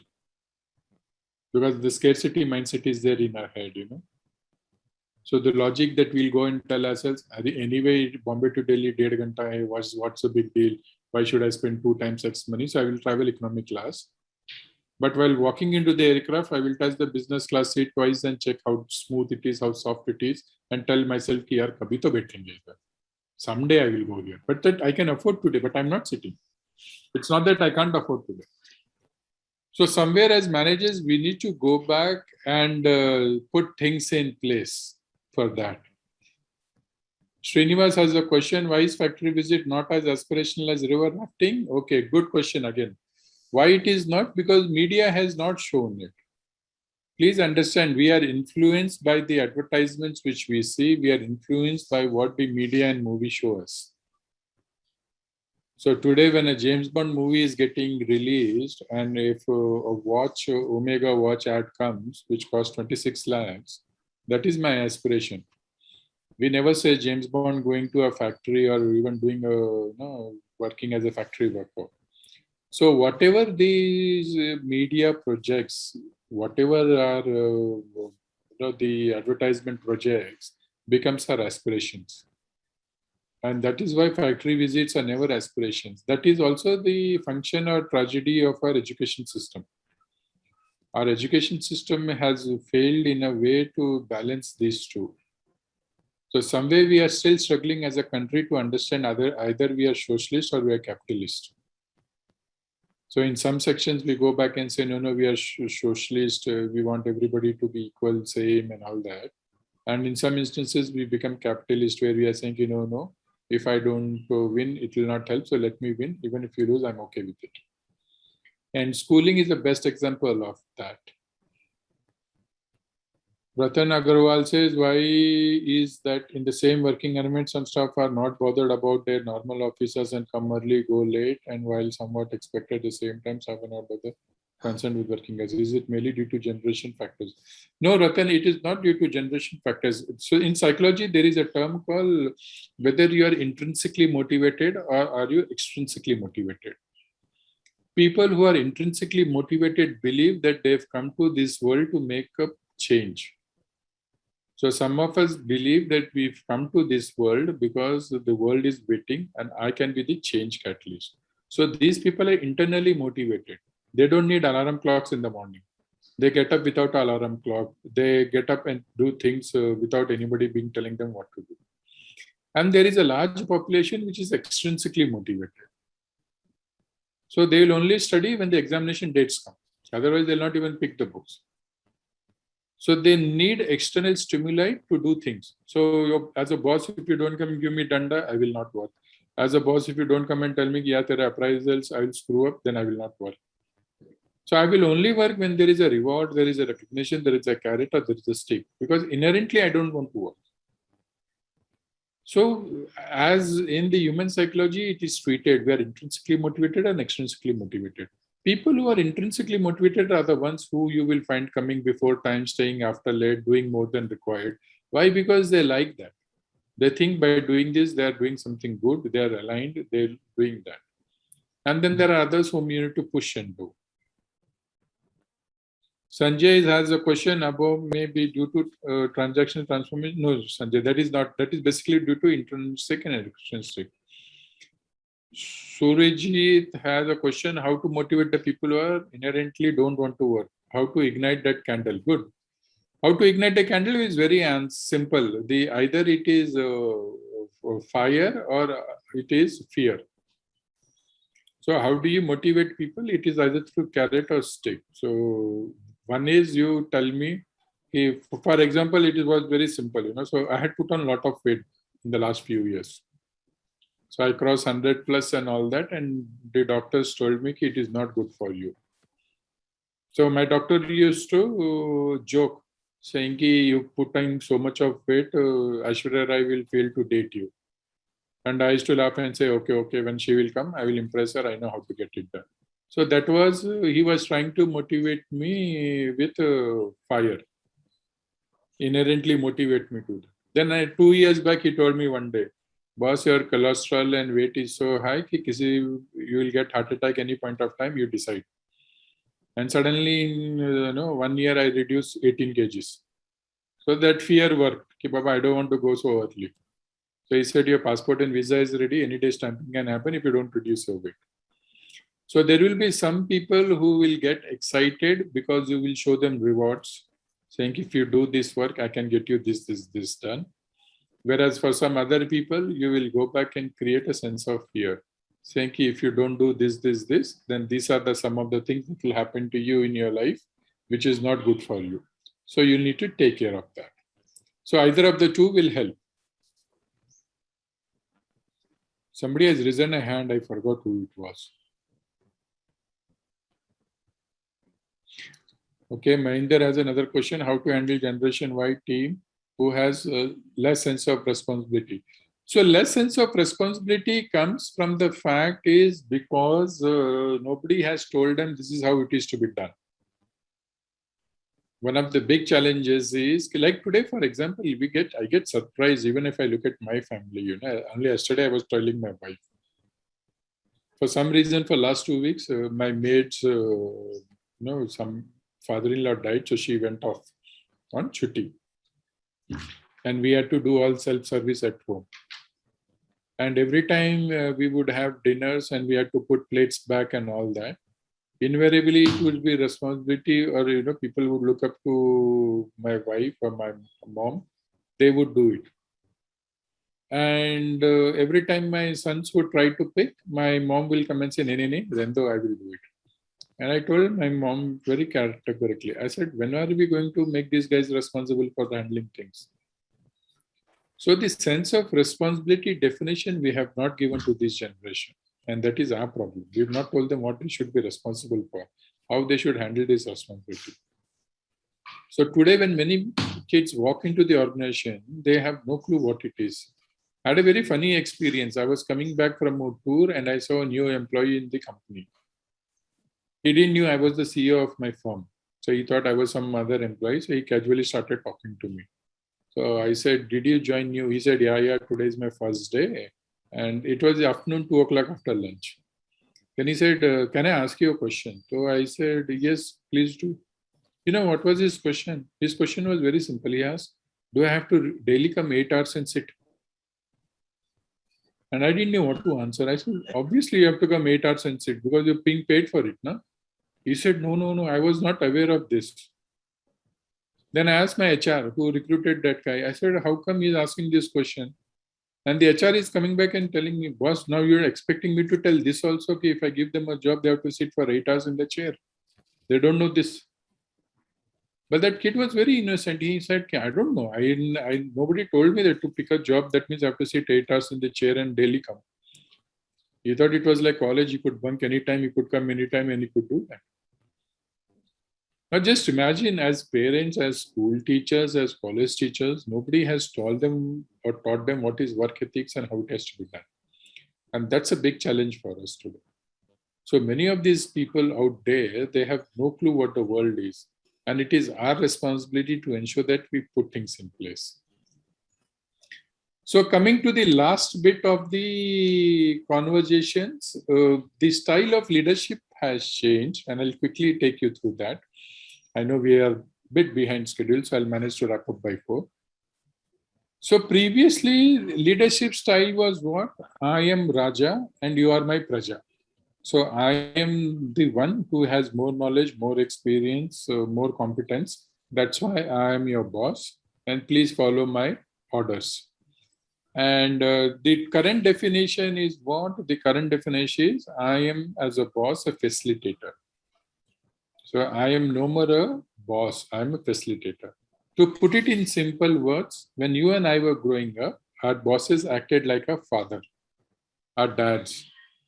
And today's bosses are expected to act like elder brothers. They are no more dads. So being a dad, it was perfectly okay to be a disciplinarian and tell them this is good, this is accepted, this is not accepted. But being an elder brother, what are we expected? We are expected to be their friend, philosopher, guide, everything. So you remember your first cigarette you smoked with your elder brother, or your first drink you had with your elder brother. At the same time, your elder brother was there to guide you what is good, what is bad in life. So that transition is something which we need to do. Today, unfortunately, as leaders, we are not doing. We are still behaving like old school leaders, where we are disciplinarians. And whereas today's millennials expect us as leaders to be somebody like their friend, philosopher, guide. So among all these options which are there, we need to be the one who is the friend, philosopher, guide. We cannot be a strict father or a overbearing brother. And that is one differentiation which needs to be built in that. And that is something which we need to take care. So when we go back and understand how do we manage people, and this is the last grid which is very critical for us to understand. When you look at your team members will fall into one of these 4 buckets. So if you have to coach your team member, you have to figure out how do you manage your team member. You will find them falling into these 4 buckets. So there are a bunch of guys who are extremely motivated. They will go back and tell you, boss, you are Ram, I am Hanuman. You tell me what is to be done, I'll get it done. So that is, you find on the will. And there are some team members who are extremely skillful, they're extremely talented. Now, if you find a team member who's extremely high on will and skill, you will find them falling into this grid of highly skilled and highly motivated. Now, these are the people like Virat Kohli. Virat Kohli, like kind of people who are extremely talented in terms of skill and extremely motivated. Every match in the match he plays, he wants to win. He doesn't want to lose a single match. Now, these are the people whom you need to let go. You can't control them. The problem with Anil Kumble and Virat Kohli became that when Anil Kumble was trying to tell him every time what he should and what he shouldn't do, he was getting very, very upset. And that is where Ravi Shastri and Virat Kohli became a better pair than Anil Kumble and Virat Kohli. So when we look at these 4 grades, so you will find this. So here you will find that people with high skill, high will, you need to empower them. You need to go back and empower them. Give them the freedom to do what they want to do. Don't try to control them. Don't try to micromanage them. Then you will have a set of people who have high will but no skill. So these are the people. You will have a bunch of guys who are extremely, aligned, engaged with you all the time. Every day morning they come, they are smiling, charming, lot of energy. But they don't know how the job is to be done. So here you will play the role of a technical guide. Here you will teach them, Baba, go through this, understand this. These are the steps. This is the steps to do this. This is how you need to put things in place. The opposite of this is people here who are extremely skillful but lack will. They know what is to be done, but they will not do. So every time you tell them to do something, they will come with an excuse. No, boss, this can't be done. Today is Saturday. Today is Gandhi Jayanti. How can somebody work on Gandhi Jayanti? National holiday. You tell them a task and they will give reasons for that. These set of people you actually need to motivate to look at. And then there are a bunch of guys who are neither skillful, neither willful. There you need to be dictatorial. There you have to go back and tell them, no, please don't use your brain. I'm telling you what is to be done. Please do it.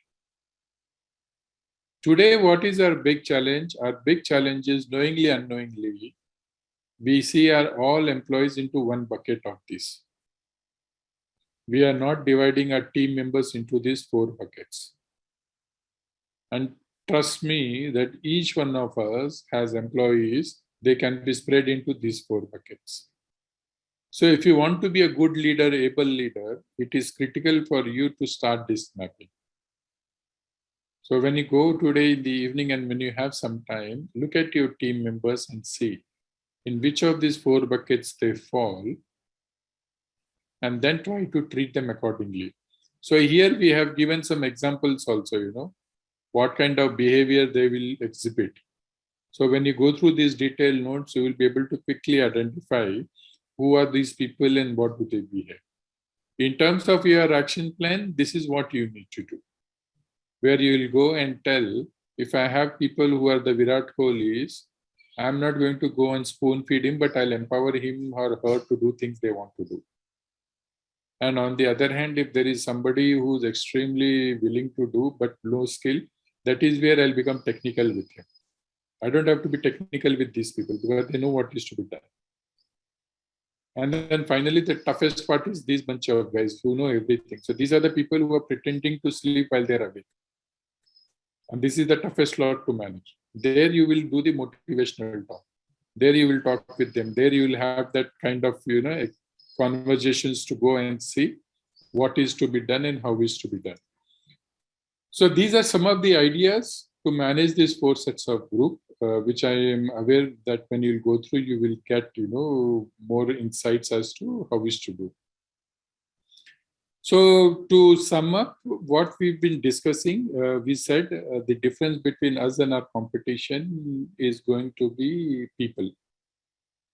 And people as a responsibility cannot be outsourced, but it has to be with us as leaders. And as leaders, we need to understand these 2-3 concepts, starting from psychological contract, to understanding how engagement works, to understanding how generations work, and finally to understanding how we need to manage different sets of people for different aspects. We cannot put all of them in one bucket and do it. And the critical one is, as I always say, it is very simple. If not now, when will we do? And if not us, who will do? So the onus of change of leadership is on us. And people who are driven by numbers, it is, we always try to see quantifiable things. But with people, quantifying everything is very, very difficult. People will be abstract. And we need to get comfortable with the idea of abstract. Because as finance professionals, it has been in our life, it has been in our blood to look at things in a very tangible fashion. We know very well 2 + 2 is 4, but the beauty or the sad part of the story with people is 2 + 2 can be 22 also. And that is why you will find that when some teams work, they've done fantastic work. Just imagine 15 years back, the Australian cricket team, people would fear. 25 years back, West Indies cricket team, people would fear. And where are they today? Why? Because at that point of time, there were some leaders who came in and created that magic. And that magic power is with all of us in this room. It is we have to take the onus, saying, do I want to charter that now or do I do it later? And unfortunately, the option of doing later is not there with us because the competition is so high and the war for talent is so high that if we miss the bus, then we have a challenge.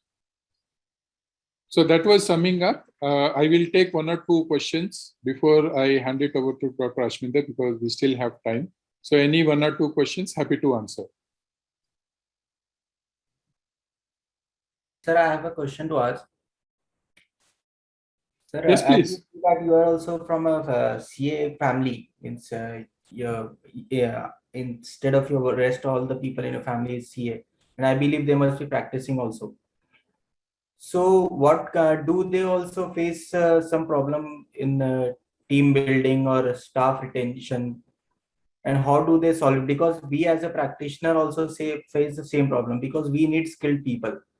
And when we train people, when they become skilled, our competitor or maybe our client try to break them, and we cannot compete with industry, of course, with the salary which the industry can give. As a CA firm, we will not be able to give that. So how to face or how to face this kind of issue? Good. So answer is very simple for that. Number one is whoever is the person in your team whom you think is good, you need to go back and put a period value on him. So for example, I am Srini, I am working in your team, and you know Srini is good. You should, in your mind, should be able to tell you ki if Srini is there with me 2 years, 3 years, 5 years, that is good enough for me. Assuming that Srini will be perpetually with you is not possible, because people are going to move and attrition is a way of life. So you need to tell yourself, if Srini is there with me for 3 years or 5 years, my ROI has come. In 3 to 5 years, I'll create another Srini, and in that process, this Srini will get replaced by that Srini. So that is the first understanding we need to keep. And I also go through the same pain. You know, I'm also first generation entrepreneur. I also run a HR firm which has around 20 people, and HR is the most hot-bread consulting guys. You know, what I offer salary and what Deloitte offers is 10 times higher. So all my team members, they actually work with me for 3 years and they go to Deloitte, and in Deloitte they don't have to do anything also. Just tell them that they work with Srini and strategist and they get salaries. But what we have done as a firm is we've told ourselves we cannot retain people more than 3 years, and neither do we want to pay the salary of Deloitte, because if we start paying the salary of Deloitte, we will be out of business. So we've started creating a talent pipeline for ourselves. So we don't wait for the attrition to happen. We know this chap or this lady is going to go away in 2 years or 3 years time. So I need to keep a buffer. And for those 3 years, I need to take care of this person in a way that I tell them, whether I sign them, tell them I'll put you in exciting contracts, or I give them a retention bonus, or I give them, you know, exposure, that I tell them. For many smart people, I have told them very clearly, you stay with me 4 years, I'll get you into Deloitte. I tell them very clearly. I said, I'm not expecting more than 4 years from you. Stay with me for 4 years and then I'll move you on. Yes, we have 3 questions. I think Mahinder, Sujata and Pankaj. Yes, Mahinder sir. We'll start with you and then we'll go to Sujata and Pankaj. Sir, you're on mute. Yeah, sorry. Actually, a small question. See, we have in every industry there are a chair of the employees will be there. So, if for example, as a head of the department, I will be taking care for my 2-3 staffs who will be reporting to me directly. So maybe I am motivating to them, and I am doing all my efforts to make them motivated. But how I can ensure that they will also be subordinate, they will also do the same motivation level to their subordinate, and they are subordinate to 3rd generation subordinate like this, which is actually the real challenge. If I do my full effort also, I cannot find the last person which is also getting motivated. Good. So this is what Mr. Narayan Murthy used to do. Mr. Narayan Murthy, when he used to do his meeting with his direct reportees, he used to shamelessly ask them, you know, I know each one of your birthday, I know your spouse's birthday, children's birthday. Do you know it? And he used to ask them, okay, Mahinder, Sujata reports to you, so when is Sujata's birthday? And that is how he started building the culture, saying, what I'm doing to you, you have to do to your team members. So every business review they would start asking these questions. What is happening in their life? Do you know? How many times have you met? Have you gone to their home, had dinner with him? Because Narayan Murthy used to come back and say, I'm having dinner in your home. So what is your problem having dinner in your team members' time? And that is how they passed on that culture. So every time when you're talking to your direct reportees, at some point of time, that 10 minutes you have to spend to ask with them. Do they know what is happening in their team members' life and are they managing it well? Rather than waiting for an escalation to happen in terms of attrition or something. So that's the easiest way of doing that, where you will say, I am giving you an experience and I expect you to pass this experience to your team members. You can do it the way you feel best, but you need to pass an experience. Yes, Sujata. Then we'll go to Pankaj sir and wrap up. Actually, you have answered part of my question. I was under the impression that we have to retain people for years. Like probably as employer or as a senior person, we have to reconcile that employees are not going to stay with us for long. So maybe for a short term, 3 years or 4 years, and we have to keep looking for other employees or continuously keep training them. That is one way. But when I come to the initially you were discussing about contracts, that psychological contract, when we say yes, they like the culture, but after 2 years or 1 year or 2 years, they become so friendly and they come forward and say, yes, I like the place. Yes, I'm willing to compromise on the salary, or even if you pay less, but still I want to move out. They get that familiarity, like they become Yes. There's no fear factor there. They openly come to us and say that yes, I want to leave. So No, absolutely. So that is a good point, na? See, it is like this when your your child has become 20, 21 year old. You will be happy if your child comes and tells you, Mama, I'm going to a pub to have a drink, rather than hiding and going. Right? So if your employee is coming and telling you, ma'am, mera expiry date aa gaya, and I want to move on, you should be happy that you've created that culture. What is the problem? The problem is, I thought Sujata's expiry date will be 3 years from now, and it actually was 3 months. Then we have a challenge. Because I was grooming Sujata, I was spending time on Sujata's things. Sujata will be with me for at least 5 years. And after 2 years, if Sujata decides to quit, then we have a problem. But after 5 years, if Sujata is quitting, it's a win-win. We need to understand everything in life comes with an expiry date, including us. So we need to be very clear, what is the expiry date of my team member? And if the team member is working till that time in full 100%, we should go and celebrate. And that expiry date can be 1 year, 10 years, 20 years. That depends on you and your team member. But have that expiry date. Don't think that everybody is going to be there with us perpetually. That is not going to happen. Not in this country, in this kind of economy which is booming. So people are going to get aspirational. People are sometimes going to get greedy. We need to be okay with that. We should be happy to say, okay, I'm expecting you to work with me for 3 years. For 3 years, you work. You are expecting to work for 5 years, you work for 5 years. And after that, again, redraw a new psychological contract and say, okay, we'll extend for another 5 years. So yes, Pankaj sir, last question, then I'll give it to Dr. Sir, because, sir, just 2 minutes, huh? Last question. Yes. So as far as the engaged employee is concerned, you say, one of the yardstick is if they are helping others. Correct. Can you cite some examples from whatever practical, in the practical life somebody has done it? So that will help us in doing it. Because for a situation, we come together and thereafter, we go to our own domains, correct? But how to sustain that and build a culture from that angle, I'm looking at from you some answers on that. So it is very simple. What happens is, when we are looking at helping each other, we are looking at multiple levels. It could be as simple as that Pankaj sir forgot to bring his tiffin box, and in lunch he is looking for some food, and I extend my food without being asked. To the fact that when I see Pankaj sir working in the evening in his cabin very seriously, and I'm a HR guy, I have no clue what is finance, but I still walk into his room and say, boss, kya baat hai? You're working too late. Can I help you? 90% of the time you're going to say, Srini, tere ko nahi samajh mein aayega, you go, I will do. But the fact that Srini waited and asked for you is an assurance that there is somebody behind you. Somebody is backing you. So these are the small little gestures that make people work. We are not expecting some technical know-how and all that. No, not required. People work, no. But the fact of the matter is, for example, if the whole office goes away, I'm the lone guy in that room, it doesn't give a very good feel. But if somebody is there to help me, while I'm going, for example, I go to the cafeteria, get a whatever, Maaza bottle and keep it on your table and say, Pankaj sir, happy evening, enjoy one samosa and Maaza. Tomorrow morning we'll meet.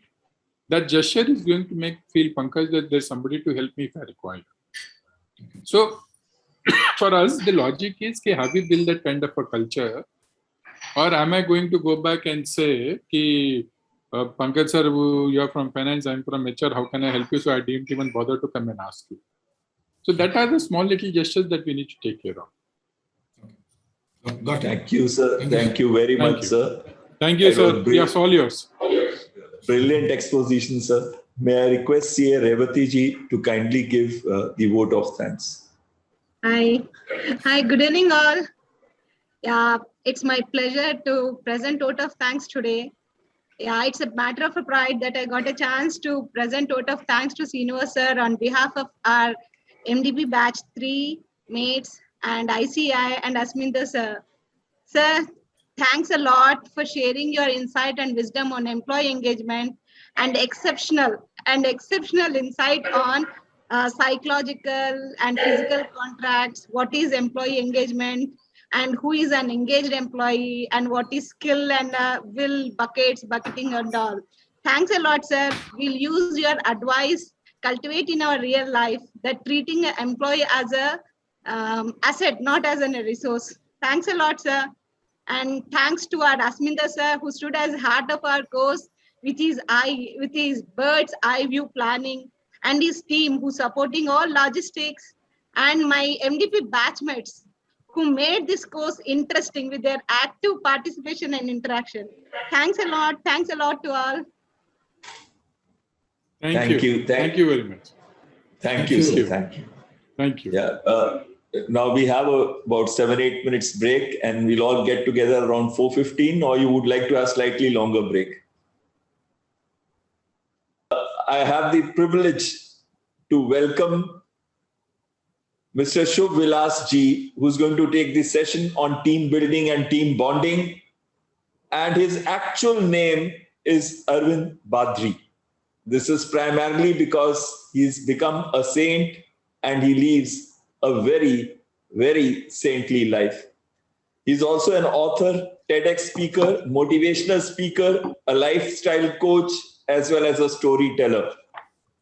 He is author of the best-selling series Ramayana, The Game of Life, as well as Open-Eyed Meditation, Chronicles of Hanuman, Bhagavad Gita, and Perfect Love.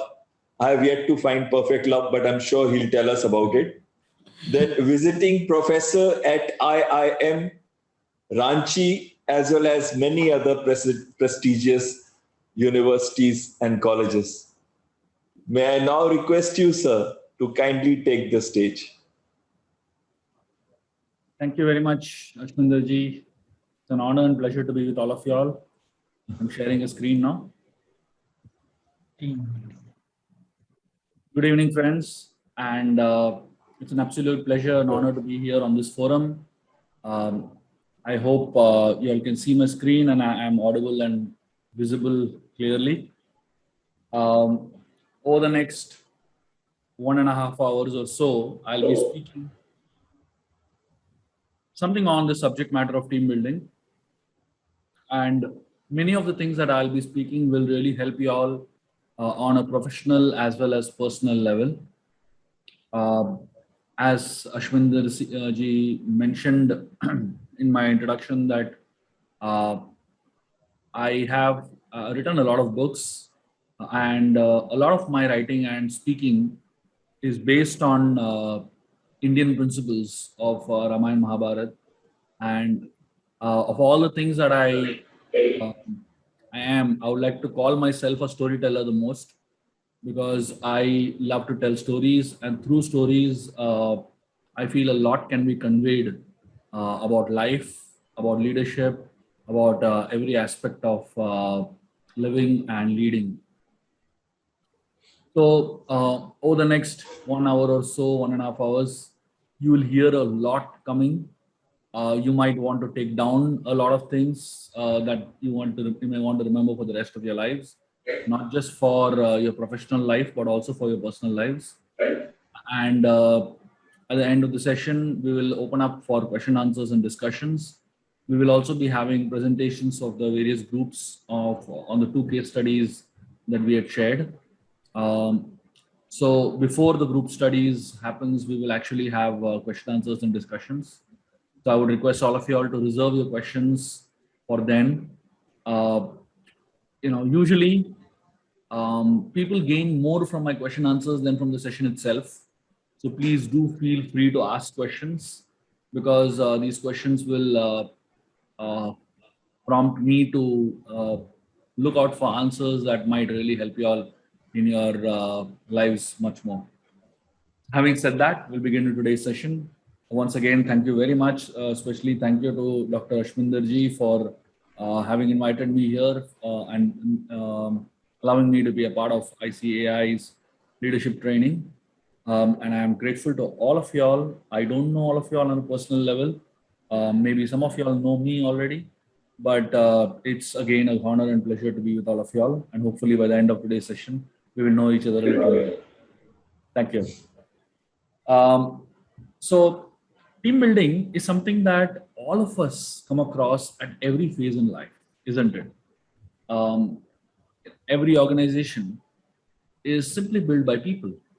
No organization can exist without its existence of people. And for an organization to exist and for people to exist within the organization, there has to be some cohesiveness, some bonding. A lot of people don't like to work in teams.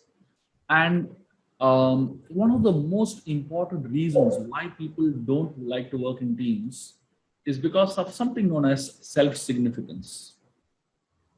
What is self-significance? Self-significance essentially means that some people think a lot about themselves and in a way that is not really healthy. The reality is, for us to do anything significant in life, we need people.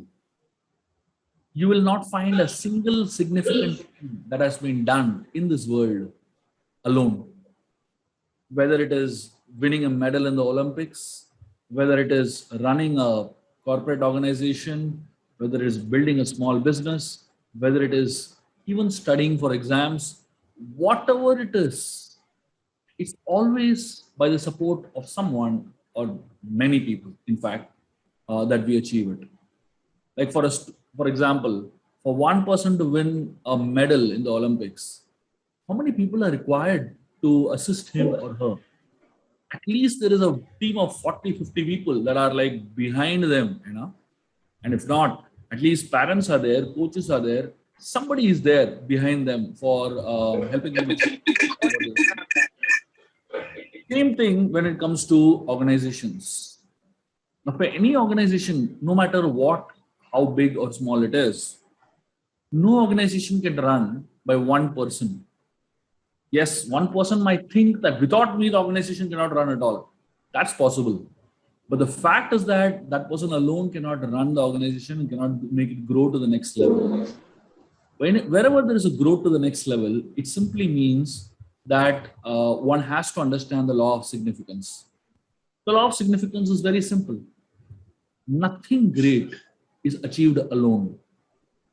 No matter how great you are, you can't achieve anything powerful alone. Now, having understood that, why do people not want to function in teams? Why do people like to be alone? There are 4 very important reasons due to which people like to function alone. First and the most important reason is the ego. Ego is an expansion of oneself. And ego always comes in picture whenever you're dealing with people. In fact, for a leader to be able to significantly impact, one has to learn to deal with the ego well. Unfortunately, if the ego is not dealt well, it can actually harm you directly. One time, a man, he found an Aladdin lamp, and he rubbed it and the genie came out. And the genie asked the man, "What do you want?" This man said, I want a BMW car. Genie said, I'll give you anything you want, but there is a condition. The condition is that whatever you get, your neighbor will get double of it. This man said, no problem, as long as I get it. So lo and behold, outside his house, there was a BMW car standing. And then the genie said, ask your second wish. This fellow said, I want a 50-bedroom house. And in a moment, his house was converted into a 50-bedroom house.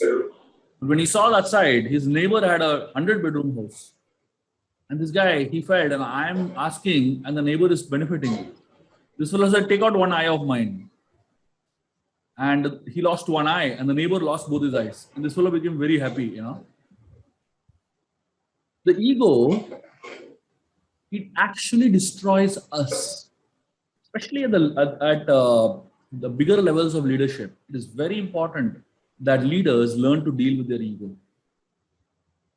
The second reason or second thought process, second mindset behind the mind of somebody who likes to function alone is they underestimate the power of togetherness. They underestimate how powerful being together with other people is. And along with that, there is something known as naivety. Naivety means where you overestimate yourself and underestimate others. A naive leader, a naive person is very much like a child. The child is in a world of its own, and the child doesn't understand other people's worlds. For the child, everything is about putting in the mouth. It's called Annamaya Kosh. That's the beginning stage of a child's development, You put everything in your mouth. Or the second stage is hold everything. So if you see small children who are born, they're always eating. Whatever they get, they put in their mouth.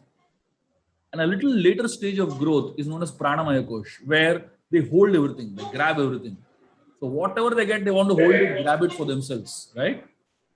The interesting thing is, a lot of leaders don't grow beyond this stage. They remain all their life in Annamaya and Pranamaya stage. Whatever they get, they want it for themselves. Whatever they get, they want to hold it and grab it for themselves. They don't like to share. They don't like to distribute it for others. When it comes to power, when it comes to position, when it comes to credits, everything they want to hog, right? That's what is called Annamaya Kosh.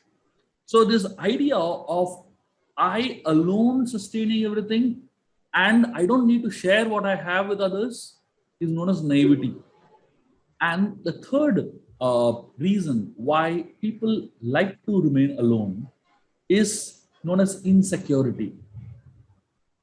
A lot of leaders are successful, but success doesn't bring you security. You have to deal with security separately. Just because you're successful doesn't mean you're going to be a very secure person, very self-assured person.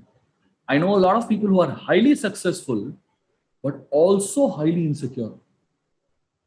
And this is something that every leader at some point in his or her life has to deal with. Am I secure enough to be able to share credits with others? Am I secure enough that I can work with somebody else? You know what the interesting thing is? A lot of leaders surround themselves by people who are weaker than them. Why? Because they're not comfortable with working with people who are stronger than them. Somewhere they start feeling insecure about the fact that this person might take over me. This person might prove to be better than me. So a lot of leaders hide their insecurity by working with people who are weaker than them, who are less powerful, less intelligent, less capable, less skilled than them. When you surround yourself by weak people, it's very easy to function because you know everything, you know more than others, and you have more power than others, you have more control than others, and people are obedient to you. The problem with surrounding yourself by weak people is that the extent of your growth will only be to that much. I mean, how much can a group of weak people function together to lead and take the organization ahead? You will know the type of leader that you are by the kind of people that are working under you, working with you, not even under you. So the more secure you are, the more you will encourage, invite, and collaborate with powerful minds. The more insecure you are, the more you will collaborate with weak minds, with less powerful people than you, and with less capable people than you. And this insecurity is one of the biggest failures of a leader. And this also leads to the biggest failure of any organization in this world. The fourth reason why people like to function alone is what is called as introvert nature. A lot of people are introverts. We can't deny that.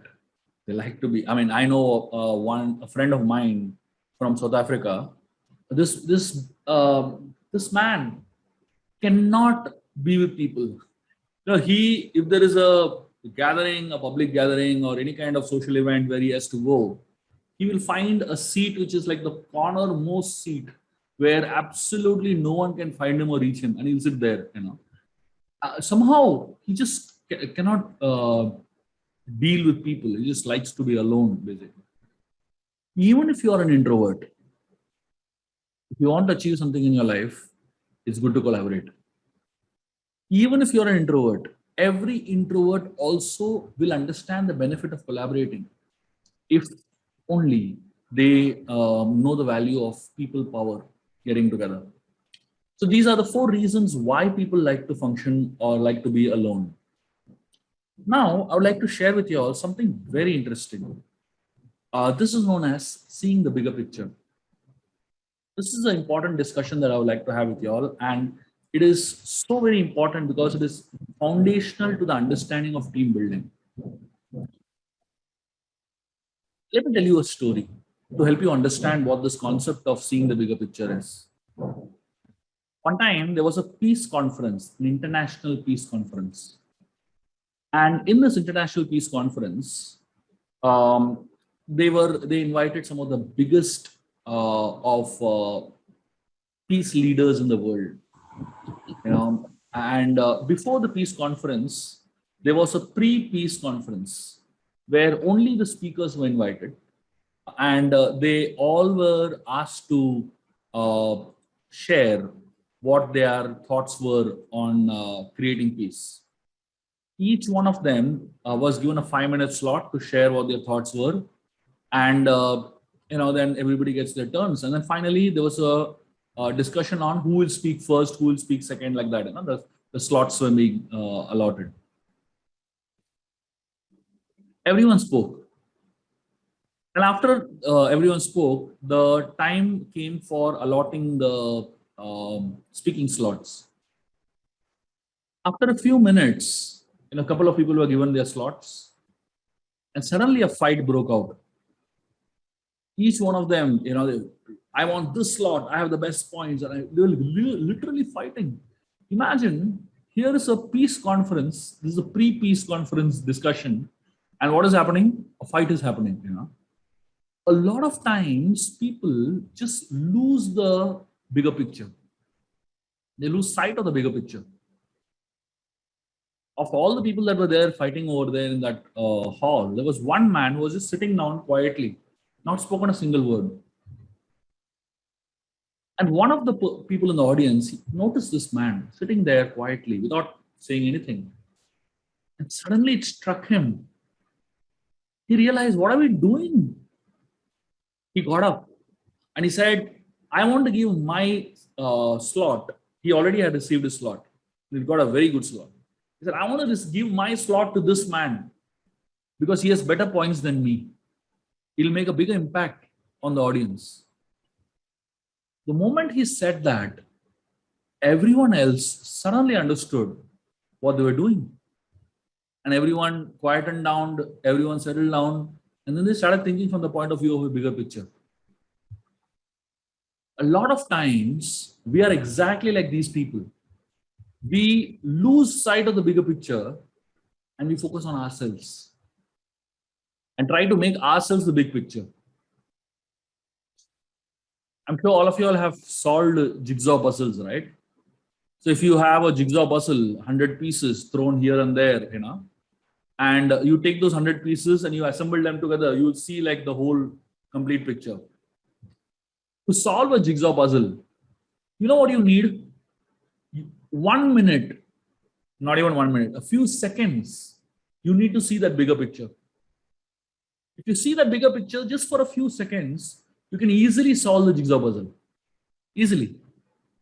But if you have never seen the bigger picture, it becomes very difficult to solve the jigsaw puzzle. All of us are like a small piece in the jigsaw puzzle of an organization, of life itself. All of us fit in at a particular place. If that piece is exactly there, it completes the puzzle. If that piece is missing from there, the puzzle is incomplete. But every one of us in an organization, in a team, is a part of the puzzle. And you fit in exactly where you're supposed to fit in. Suppose, one person forgets the bigger picture and he starts focusing on his own piece only. Keep looking at your own piece very hard. And you forget the bigger picture. What happens? That's what happens in organizations today. People forget the goal and focus on their role. When you forget the goal of the organization, forget the goal of the team, and only focus on your role, your personal greatness, your, getting the credit for what you did, just on yourself, you are actually completely forgetting the purpose for which the team is together, purpose for which the organization is together. And therefore, focusing on the bigger purpose, focusing on the bigger picture is paramount to be able to handle or to be able to work in a team well. In any team, everyone has a place. And the more appropriate your place is, the more appropriate your personal role is. In terms of your qualities, your abilities, your skills, your talents, your likes, your dislikes, and everything else, the more you can be effective as a member of a team, the less relevant or the less powerful your spaces in terms of the position or the role that you play, the less effective the whole team is going to be. Every single person must have a place. When I'm saying every single person must have a place, what does it really mean? It means that in a particular role, one particular person is most effective.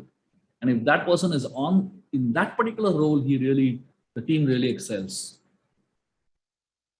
The problem with many teams is that we don't understand the value of people in that role. For example, many years back, I met someone who was sharing his experiences of the army. And this man, he was stationed in the most toughest terrain of the Indian borders, the Siachen Valleys. I'm sure many of you have heard of the Siachen Valleys. Very, very tough battleground. And he served in the Siachen Valleys for quite some time. And he was sharing his experiences of what it means to work in a team at 26,000 feet height. Now you're sitting in an AC cabin, with people all around you and talking about team building. It's still relatively easier, right? But if you are at 26,000 feet in height and working at minus 50 degrees, temperature, talking about team building has a totally different perspective, right? Just to give you some examples and a real life scenario, what happens at 26,000 feet? These people, they are literally fighting death on a moment-to-moment basis, not even on a daily basis. They're fighting death on a moment-to-moment basis. One mistake, they're finished. That's how crucial, the being active there is. So they, just to give some examples of extreme temperatures there, They have to wear these glasses, winter glasses, which helps them save their eyes. If somehow for 10 minutes, if your glasses are not on, your eyeballs can become stone. Actually, your eyeballs can become stones. They won't function anymore. They just become stones. When they drink something hot, coffee, tea, whatever, and they're holding steel mugs, if they're not wearing gloves while holding these steel mugs, pull their hand out, the skin is peeled out and stuck on the steel mug. They lose their skin completely. That's how intense that the climate is. And as they walk from one place to another, in these Siachen valleys, now there are glaciers and sudden openings, which on the ground. So that means you can be potentially walking and suddenly you disappear. Why? You fall into one of those pits, and those pits go in, 20 feet, 30 feet into the ground, and nobody even knows where you've fallen. So it's that risky. So if 6 people are walking together, from one place to another, they have to tie ropes to each other in their waist. Why tie ropes? Because if one person falls, the others get pulled, and at least somebody has fallen. Otherwise, the temperatures are so high, so low rather, and the weather condition is so extreme and so much wind blowing, you can't even hear somebody screaming. If somebody screams and falls down, you can't even hear a person scream. That's the kind of temperatures, or that's the kind of pressures at which they function. Now, while those people are tying ropes on their waist and walking together, is there any scope of any one person there not contributing to the team properly? Is there any scope of one person there saying, I don't want to talk to you? Is there any scope of one person acting over smart, and non-cooperative? Absolutely no scope, because they depend on each other. Without the other person being active and contributing, there's a good possibility that they might die. Of course, when you look at an extreme example like this, teamwork makes sense. But in a corporate environment that we are all a part of, still, it's not so risky, right? What if I don't cooperate? What will happen? Nothing much will happen. At least I won't die. At least others won't die. But the eventuality of one person not cooperating, it actually affects everybody else. May not be in an extreme way like this, but definitely significantly. And therefore, every individual having a role that is suited to his or her nature is so very, very important. I do so many courses on personality identification, understanding your own personality, understanding your own character, understanding your own, nature, basically. Now, the most amazing thing is when people are helped to understand themselves better, they actually feel more confident about how they can contribute. Because a lot of times we don't even understand what our strengths and weaknesses are. A lot of times we don't even understand what am I supposed to be doing, what I'm not supposed to be doing. According to everyone has an individual personality nature, which is our unique nature. Now, what I can do, somebody else can't do. And what somebody else can do, I can't do. Unless I understand and I'm comfortable with who I am, my contribution will not be its optimum. And therefore, helping every individual in a team to identify what his or her strength is one of the most important elements in team building. And helping a person get a role that is very specific to his or her nature, that's the best fit. The day you help a person find his core nature and get a role that is in alignment with his core nature, that day that person stops going to a job. That day, that person enjoys everything he does. It's no more a ritual or a chore anymore, but it's more of a pleasure. It's fun. It's something that you love doing. Every time you wake up in the morning, you don't have to push yourself to work, but you will love to go to work. And that's usually what happens, So unless and until you get a place and everyone in that team gets the right place, the momentum is not going to be perfect and is not going to be great. If you actually study this one case study, I'm going to share with you all this amazing case study of how the Mount Everest was conquered for the first time by humanity. I'm sure all of you all know of these two stalwarts who stepped on the highest peak of Mount Everest, Tenzing Norway and Edmund Hillary. But I'm going to share with you all the story of how they reached there. And the story of how they reached there will amaze you all, because you would have never seen it in that perspective. So Mount Everest has been something that human beings have been trying to climb for like decades and decades and decades. But till this one point, it didn't happen for many reasons. So almost like 15-20 years, trekkers have been going up, trying to climb the Mount Everest. A lot of them failed miserably. A lot of them never came back. A lot of them gave up right in the beginning phase itself. But how did this one team that went, how did it conquer Mount Everest? So just to give you a background, for 15 years, trekkers have been going up that mountain for so many small expeditions, big expeditions. There was one guy, this Tenzing Norway, he has been a part of 15 expeditions trying to climb the Mount Everest. And Tenzing Norway was a local from that area. He was a Sherpa. Sherpas are, people who carry luggage and load up the mountains. And because he lived on the mountains, he grew up on the mountains, he was far, far better than anybody who came, as a tourist or as a trekker. So this man almost, everyone who came along with him, almost everyone felt that this man had a third lung, because he would just not get exhausted at great heights also.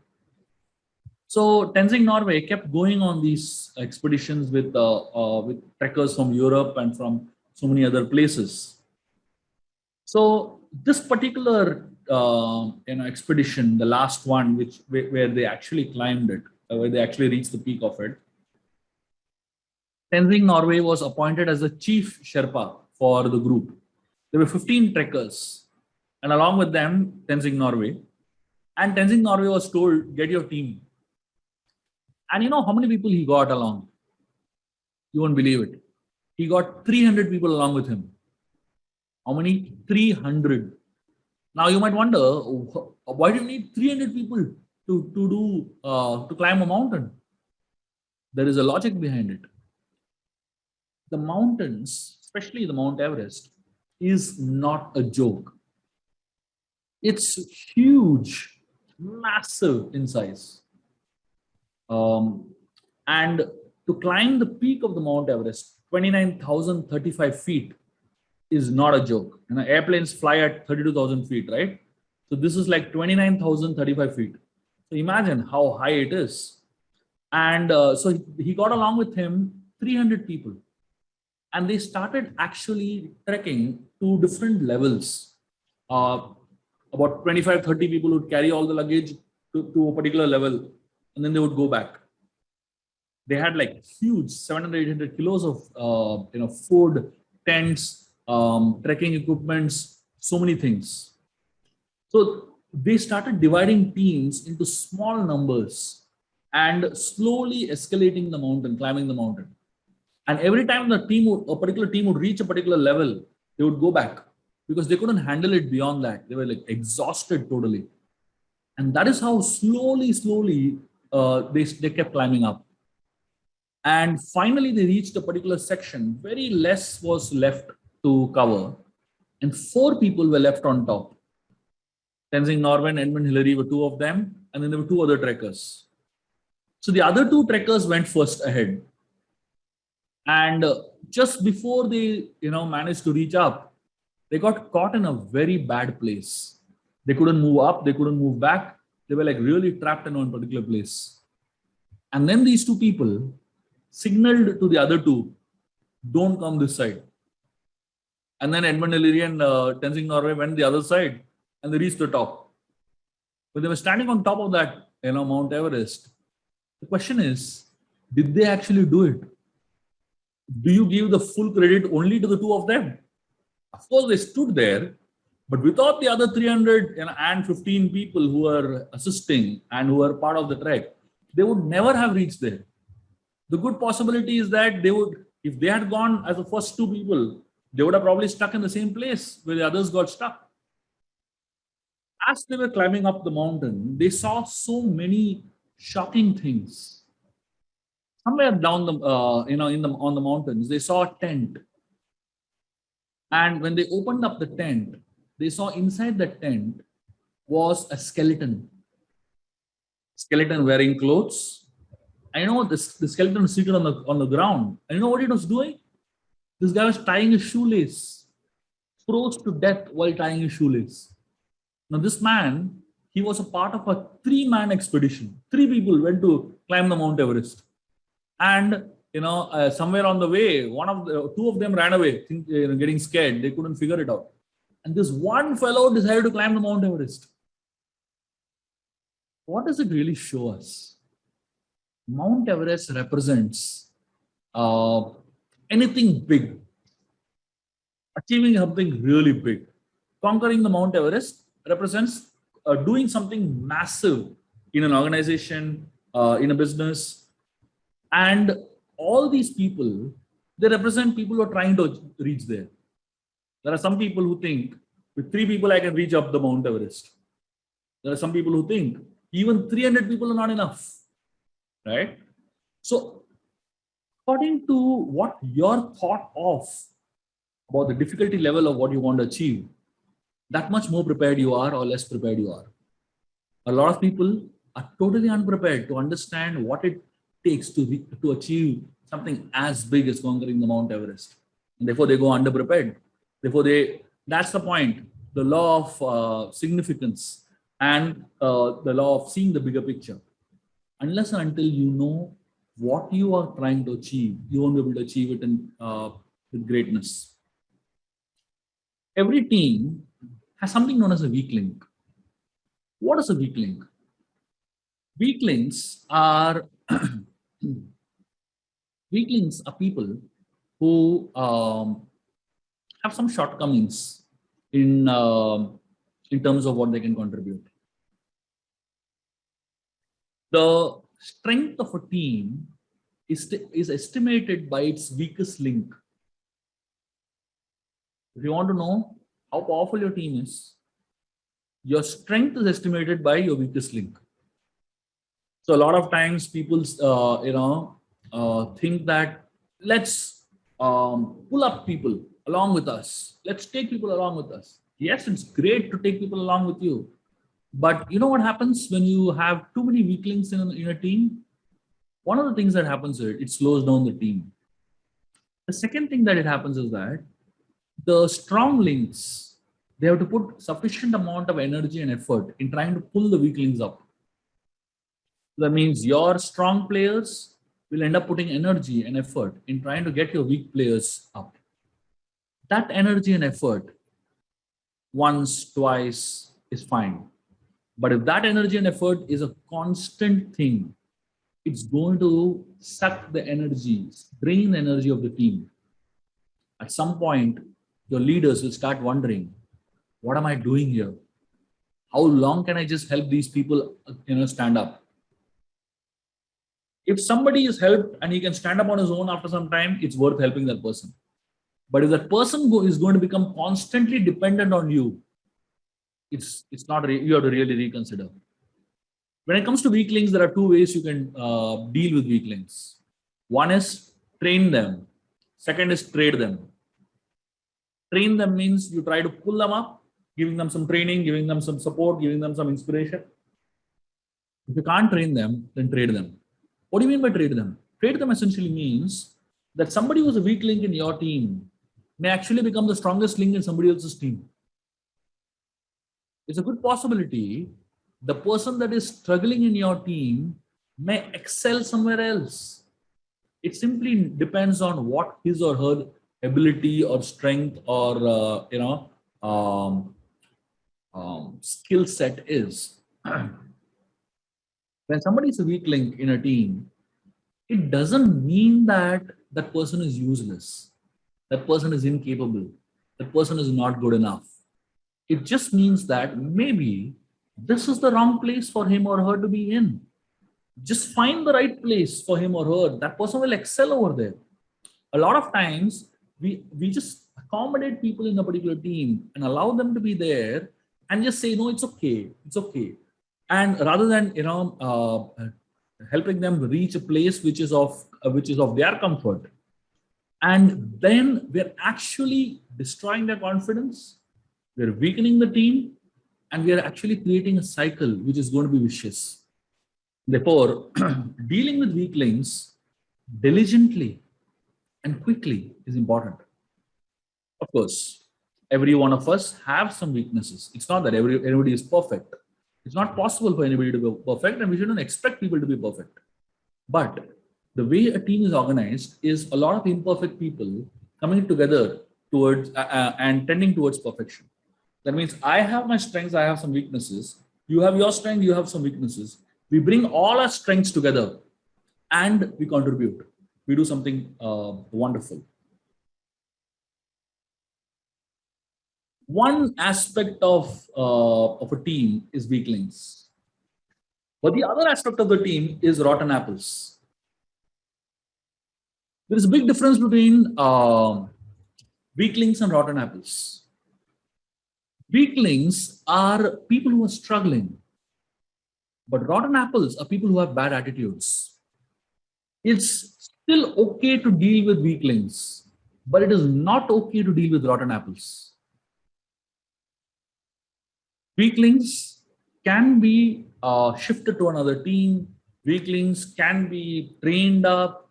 Weak links can be helped to a great extent because they may be weak, but they have a great attitude. They have a good attitude of learning. They have a good attitude of wanting to grow. The problem with rotten apples is that rotten apples are the whole idea of rotten apples is in connection with attitudes. What is bad attitude? Just to give you some examples. The tendency to hog credit all the time, not sharing it with anybody. The tendency to find faults all the time, criticizing all the time.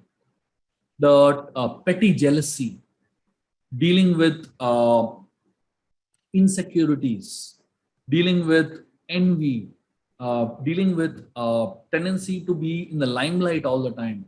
So there are certain attitudes which are bad attitudes. Unfortunately, the problem with bad attitudes is that it spreads very fast. Talent does not spread fast. If you sit with a person who is very talented, it's not that suddenly you're going to become very talented, But when you sit with a person with bad attitude, very, very, very likely you're going to get that bad attitude.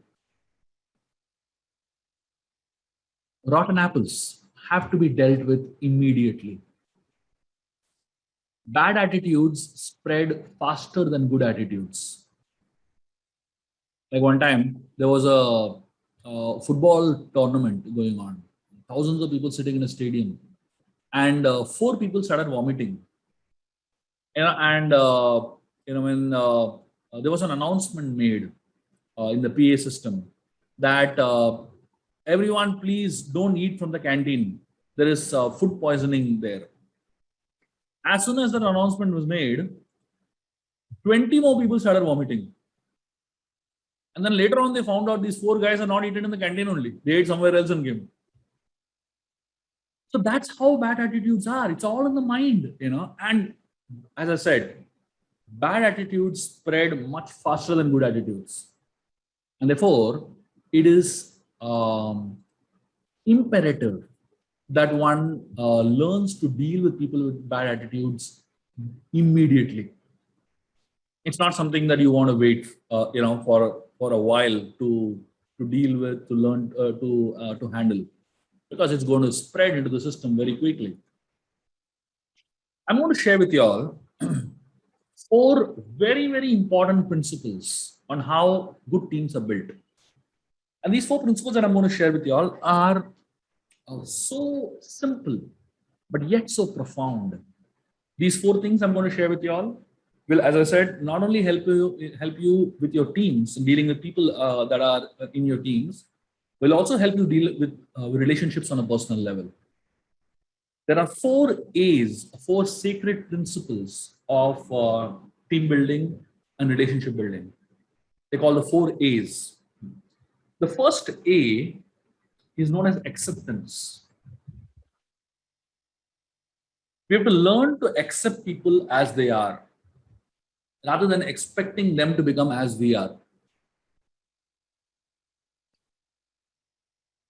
When I say we have to learn to accept people as they are, what does it really mean? Let me explain this to you with the help of an example from the Mahabharata.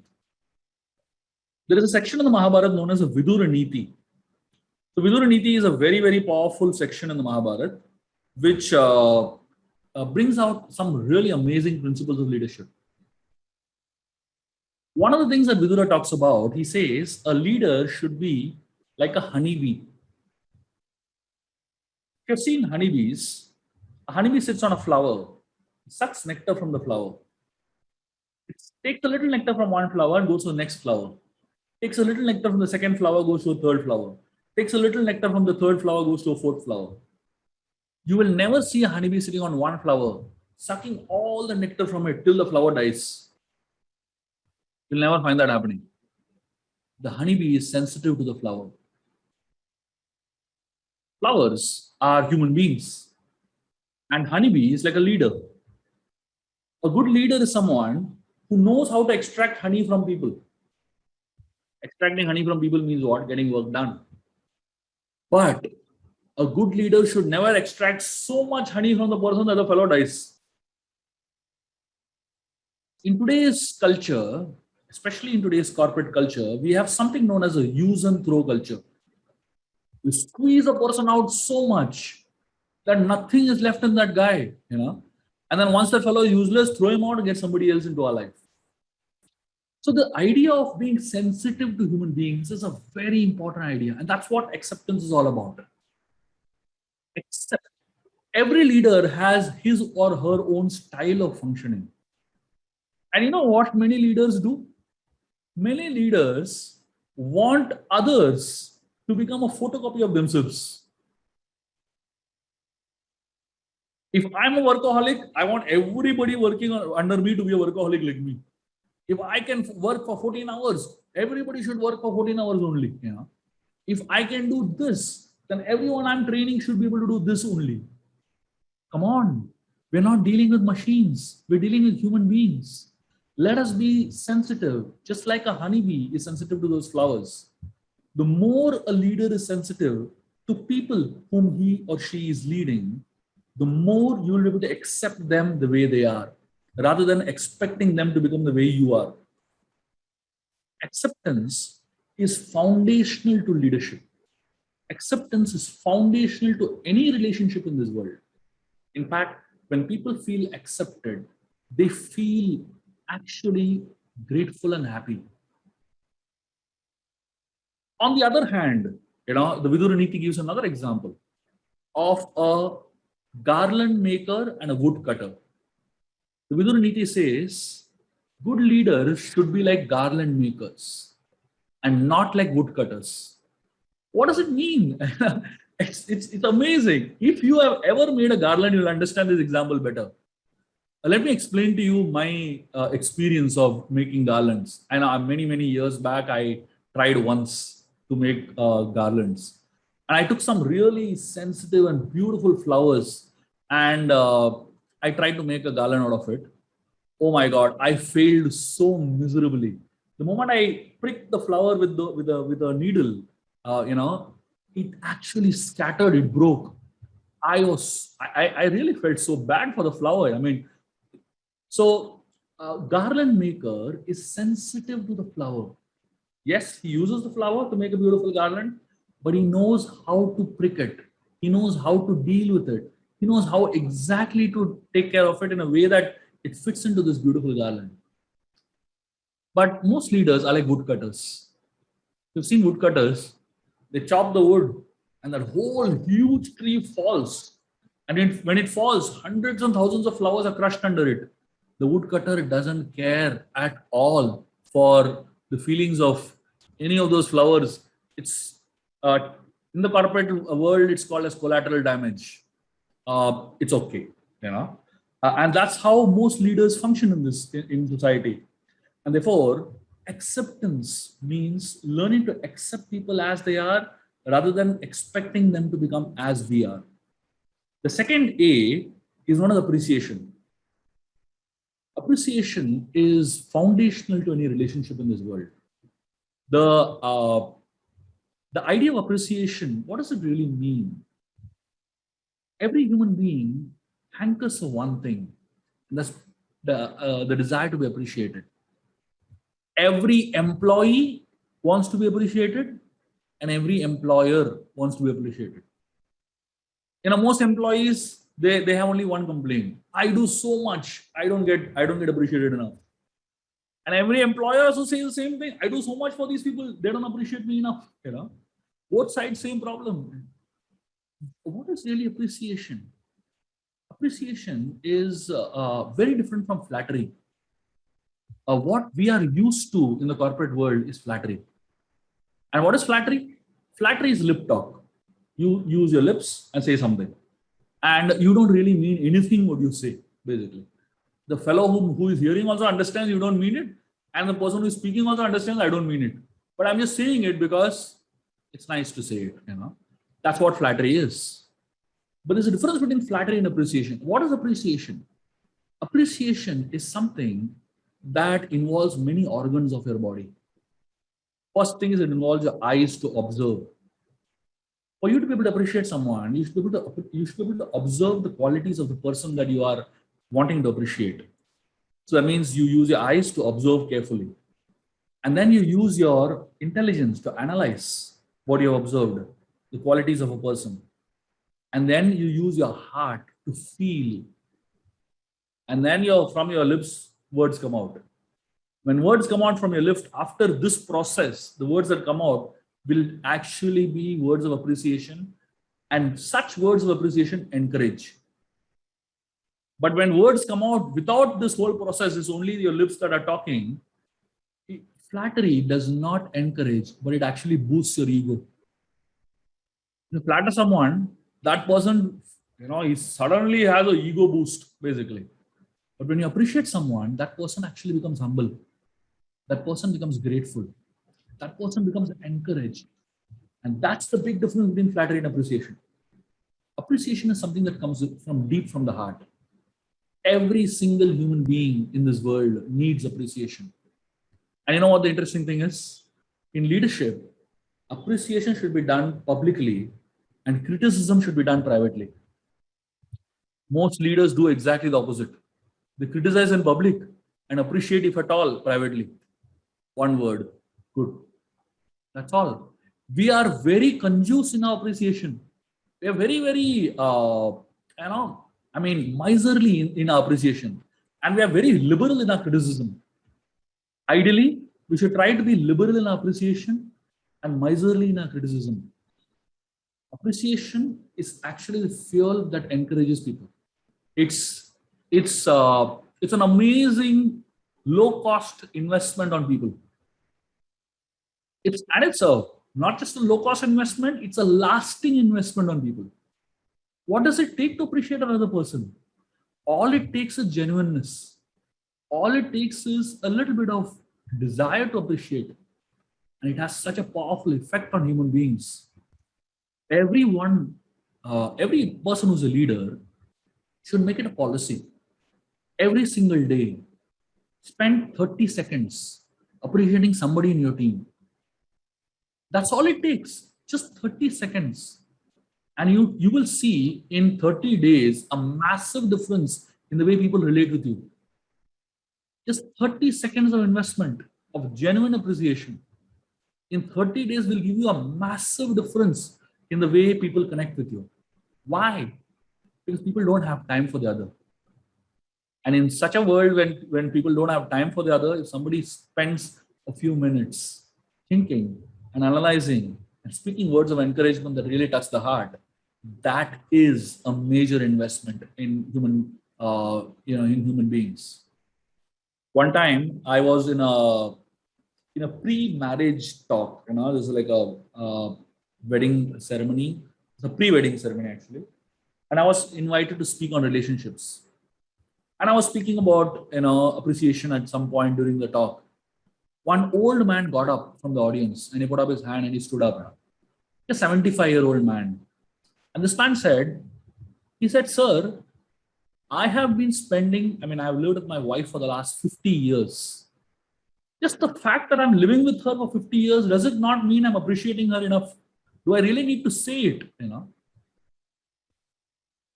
I looked at this man and I told him, I immediately said, you have a beautiful smile. You should have seen this guy. And this person like beaming, his smile became 5 times bigger. And I asked him, how did you like the fact that I appreciated you? Did you feel good? He said, yeah, it felt very nice. I said, you have been smiling for 75 years. After 75 years, I'm still appreciating your smile and you still feel good about it. That's exactly what the point is.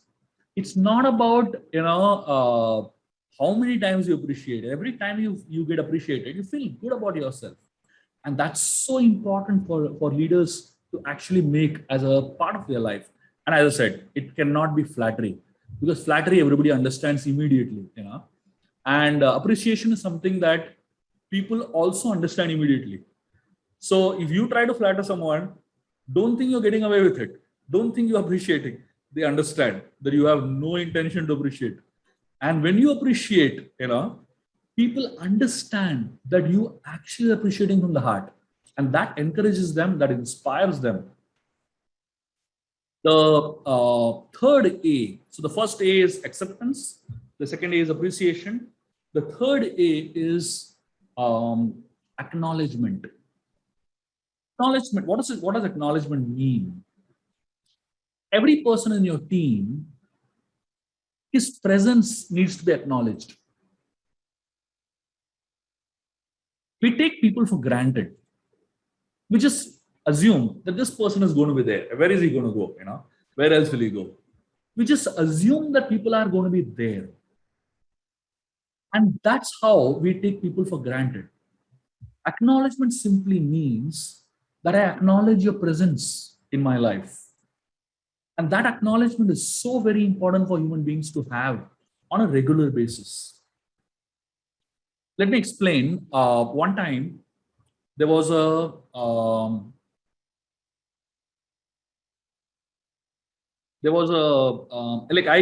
was a part of a huge community, and this is like a spiritual community, basically. And about 5,000 people connected to this community. One man wrote a letter, huge complaints, a big list of complaints against the management. So the management had 2 choices to do. One was find out who this guy is. If he's not so important, just forget him. The second was find out who this person is. Even if he's not important, hear him out. The management decided to do the second thing. So they sent a very senior person to sit with him. They found out he's really no one in the community. He's quite a new person, not done really great for the community. But he has so many things to say as complaints. So they sent a very senior person to go and sit with him and find out what really is happening in his life. So this man, the first day, the senior person went and sat with him, spewing out a huge amount of criticism and complaints and faults about the management. So the senior person just sat and heard for 1 hour, and then they went away. They met another day. Again, he sat and heard for 1-2 hours. They went away, met a third day. They met 5 days like this. And for 5 days, the senior person just sat and heard him out. After 5 meetings, the 6th meeting, this man broke down. He actually started crying. And he began to genuinely appreciate from the heart, a lot of good things that the management has been doing also, And this man, he was a changed person after that meeting. So what did this person do? What did the senior person do? Just sat and heard him out. That's all. I've been counseling people for years now. And in my experience of counseling people, I understood one thing. People don't come to you for solutions to their problems of life. Let me repeat. People don't come to you for solutions to the problems of life. They come to you so that you can just understand their problem. So when I'm counseling people, I'm sitting and hearing them for like 1 hour, 2 hours sometimes. And I listen very carefully, very attentively. And after an hour or two, these people, they tell me, thank you very much, you solved our problem. I have not even opened my mouth. I have not opened my mouth only. But these guys feel I've solved their problem. That's what acknowledgement is. Acknowledgement simply means when you sit and you have the ability to listen to what the other person is trying to say. When people feel understood, they actually feel good. Every leader must acknowledge his people, must acknowledge the presence of his people. And one of the most powerful ways in which you can actually acknowledge people is by hearing what they have to say. In the Ramayana, there is a very interesting concept that I would like to share with you all. In Ayodhya, they have many ministers. So I'm not getting into details of it. The ministry of Ayodhya, what we call as Ram Rajya, the ministry is very interesting. There are different ministers for different roles. And the name of the minister also is the name of their role. And there's one minister who's very interesting minister, And I found this ministry to be a very strange ministry, considering today's times. But if you actually look at it from a bigger perspective, it's so important. This man, his name was Akopa. His name is also Ashoka. So what is the meaning of the word Akopa? It means, Kopa means sadness or grief, basically.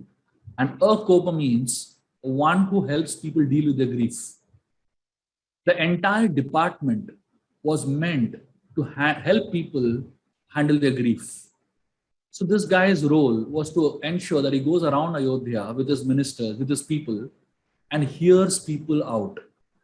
Imagine if in every team, in every department, you have at least one person just to hear people's problems. I mean, you don't have to solve everybody's problem. It's not possible to solve everybody's problem because not all problems are meant to be solved. Some problems are meant to be tolerated. Many problems are meant to be neglected. But a lot of problems, we just need help in handling them. We just need help, someone who understands our problems, basically. And that's when people actually feel inspired. Acknowledgement simply means you take out some time and acknowledge the presence of every person in your team. The first is acceptance, the second is appreciation, third is acknowledgement. If these 3 A's are not done, then a 4th A follows. If you don't do enough appreciation, acknowledgement, and acceptance, then the 4th A that comes is known as alienation. Alienation means that a person starts feeling, I'm an alien, I don't belong here. Aliens speak a different language.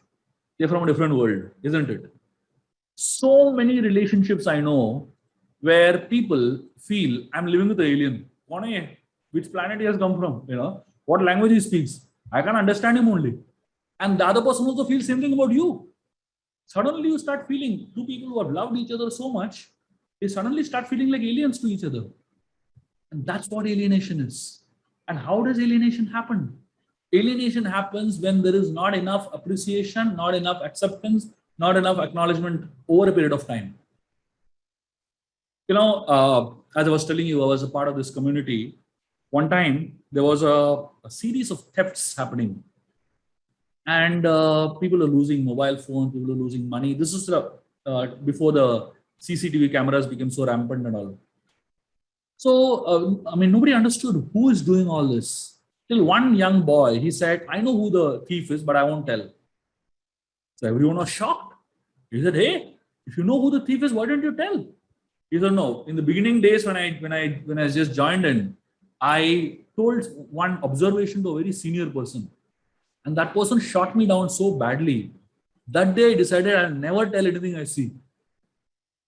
And then they understood. They sat with him and tried to hear him out and pacify him and all. And then he showed who the thief is, and the thief was caught. A lot of times, people, when they don't feel appreciated, acknowledged, and accepted, they feel alienated. They feel I don't belong here. They physically may be there, but their hearts are not there. Every organization has so many aliens. Every team has so many aliens. You might be wondering, I say, I know everyone in my team. No, you don't know everyone in your team. There are 1 or 2 aliens in your team.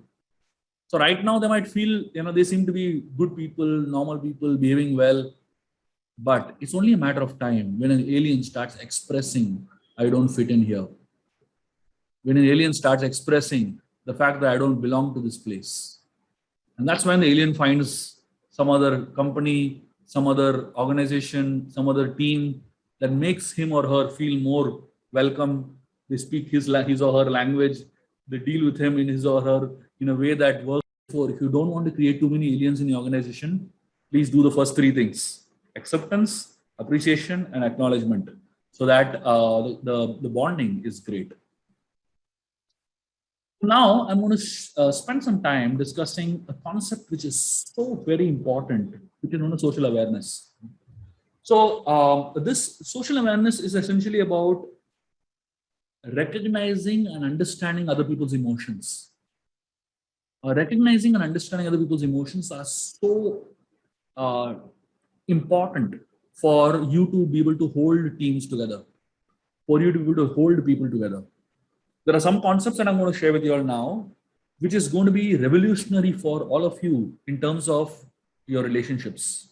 And which is really going to help you look at people in a different light, which is really going to help you look at the way you bond and connect with people in a totally different way.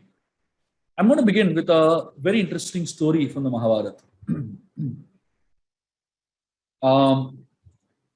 This story will put a light on how you look at people. One time, Arjun went to the heavens in the Mahabharata, and he met this man named Chitrasen. Chitrasen was a Gandharva, musician, basically. Expert singer, expert dancer, expert in musical instruments. And Arjun attended one of his performances. And Arjun was amazed. He was like spellbound. So after the performance, Arjun walked up to Chitrasen and he, from his heart, appreciated him. Chitrasen was so touched by Arjun's appreciation and encouragement. He told Arjun, I'll teach you everything I know. And actually, Chitrasen spent days and days and days teaching Arjun everything he knew about singing, everything he knew about dancing, musical instruments. And very soon, Arjun became an expert in all of it. Arjun was so grateful. He told Chitrasen, I'll teach you everything I know about martial arts. He taught him the use of weapons. He taught him all the kind of missiles and war strategies and all that. They became the best of friends.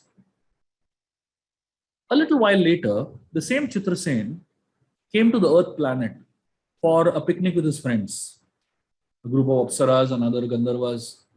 And they were at the bank of a river. And they were having a nice time together. And while they were, enjoying themselves on the bank of this river, having their picnic, Duryodhan comes with a group of his friends to the exact same spot, and he sees Chitrasen over there already having a picnic. He walks up to Chitrasen and tells him, see, I've come here to have a picnic with my friends. You go somewhere else. Chitrasen tells him, hey, I came here first. You go somewhere else. Duryodhan said, no, this forest belongs to my father. He said, you get lost. And then Chitrasen, he was not ready to go. Duryodhan was not ready to budge.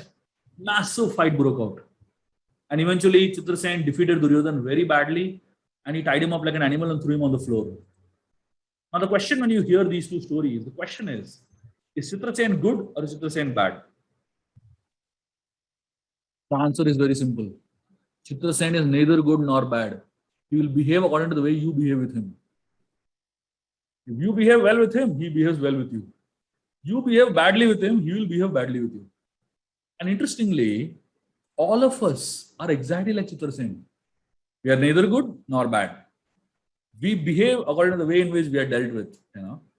The Mahabharata introduces us to 3 types of nitis, or principles in life. Very interesting. The first niti is known as Brahaspati Niti, and this is very applicable in the corporate world. What is Brahaspati Niti? Brahaspati Niti says, no matter what, you always do good. Walk on the path of righteousness. There are some people who believe in Brahaspati Niti very intensely. No matter what, they will always do the right thing. There are a second type of people in the corporate world who believe in the second type of niti known as Kanika Niti. Kanika Niti means hook or crook, get your work done. They don't really care for principles. They don't really care for values. They don't really care for how it is done. As long as work is done, that's all. So there are some people who follow Brahaspati Niti. There are some people who follow Kanika Niti.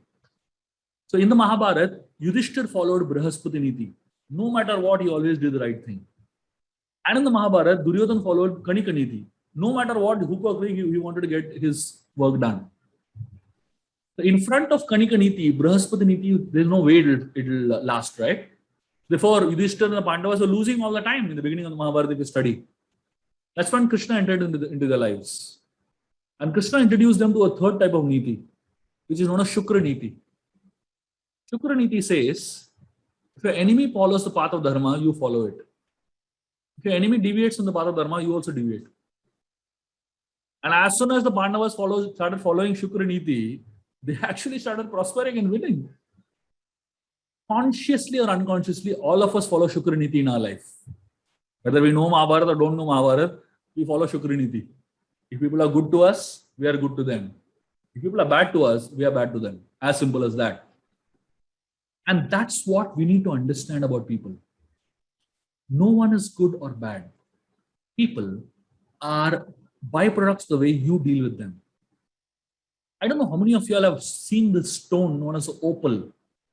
Opal is a precious stone. It's almost as costly as a diamond. But if you see an opal on a table or on a floor, wherever, you will not believe it's a precious stone and you will not believe it is so costly. You know why? The opal looks like a pebble, like an ordinary pebble. But you know what's the speciality of the opal? You take the opal, put it on your palms, and you cover it for a few minutes, provide it some warmth. And then when you open it, the opal shines like a diamond when it is provided warmth, basically. Human beings are like opal stones. Human beings are like opal. They don't show their good qualities to others. They hide their good qualities. Seem very ordinary. But the moment they provided warmth and affection, that's when their good qualities start coming out. That's when they actually shine brilliantly. So for anybody in your team who is just behaving ordinary, who is just acting normal, don't think they're normal. They're like opals. The moment you provide them, as some warmth and affection, instantly you start seeing the good qualities shine out. And therefore, we need to change the way we look at people. This is known as a lens principle. What is a lens principle? Lens principle says who you are determines what you see in others. It's very interesting. Many times what we see in others is simply a reflection of what we see, what is there in us. Sometimes you see others as very critical. Actually, maybe the critical person is inside you. You see, sometimes you look at others as very kind. Maybe the kind person is inside you. A lot of times, what is a lens? Lens principle means we wear lenses, right? Lens principle means the perspective that I look at others with is often formed based on who I am. So who you are determines what you see. Again, I'd like to share a very interesting analogy from the Mahabharata. One time, Dronacharya, the guru of the Pandavas and Kauravas, called Duryodhana. And he told him that I want you to go out and find one person who is better than you. Duryodhana went out, met thousands of people, and he came back and said, sorry, I couldn't even find one person better than me, because every person I saw had one defect which I didn't have. And he had a list of names of people who are, whom he met, and list of defects that they had which he didn't have. Imagine, every single person he met, he found one defect in them. And then Dronacharya called Yudhishthir, and he told him, I want you to go out into the kingdom and find one person who's worse than you. Yudhishthir went out, met thousands of people, and he came back and said, sorry, I couldn't even find one person worse than me, because every person I saw, I found one good quality which I didn't have. He had a list of names of people, and every single person he found one good in them which he didn't have. Imagine. This is exactly how we are. We might sometimes behave like Duryodhana if we are experts at finding faults in others, and we once in a while behave like Yudhishthir, where we can find good in others. It is not easy to find good in others, and it is so very easy to find faults in others. Finding faults in others is almost like our second nature. Almost every single person who passes out from MBA or passes out from our education system as such becomes experts in finding faults in others, literally, So we don't have to be trained to find fault in others. It's very natural in us. We don't have to be trained to find faults in others. It's very natural. We have to be trained to find good in others. It's not natural in us. And therefore, the lens principle says who you are determines what you see in others. There is good and bad in every single person, no matter who the person is. There's always good and bad. But there are 5 ways of looking at good and bad in others. The first way of looking at good and bad is that you only see the bad and magnify it like anything. The second way of looking at good and bad is you see good and bad, but you emphasize on the bad more. The third way is you see good and bad, but emphasize both equally. The fourth way is you see good and bad, but emphasize the good more. And the fifth way is you see good and bad, but emphasize only the good and magnify it more. For all of us who are a part of this August gathering, I don't think any of us are the fifth type, that we only see good in others. Not possible at all. We are not God to do that. And obviously, I don't think we're so bad that we only see bad in others, not the first type, that we only see bad and magnify it. But we are somewhere between the second, third, and fourth. Usually, we are in the second more. That means you see good and bad, but emphasize the bad more. Ideally, we should shift to the third, which is seeing good and bad equally. And if possible, shift to the fourth, which is, emphasizing the good more than the bad. And that is how we can learn to really deal with human beings. And that is how it will really help us develop the connections that we are really looking for and develop the beautiful bonds that we're looking for in our team members. And that's what these two insects represent. The housefly mindset. You see the housefly in a beautiful garden. The housefly will go and sit on some dirt, some small piece of dirt, Most beautiful flowers, the housefly will neglect and go and focus on that little piece of dirt. And the honeybee in a garbage dump will find one flower and sit on that only. So do we want to cultivate the honeybee mindset, or do we want to cultivate the housefly mindset? That's what we need to decide. So every time we deal with people around us, we need to ask ourselves this question. Do we want to focus on their faults, or do we want to focus on their good? And the more we focus on one aspect, that becomes a part of us, interestingly. The more we focus on one aspect, that part really becomes a part of us. And therefore, we need to really weigh what we want to focus on. In any team, rather in any organization, when it comes to human beings, communication is one of the most important elements of any human dealings.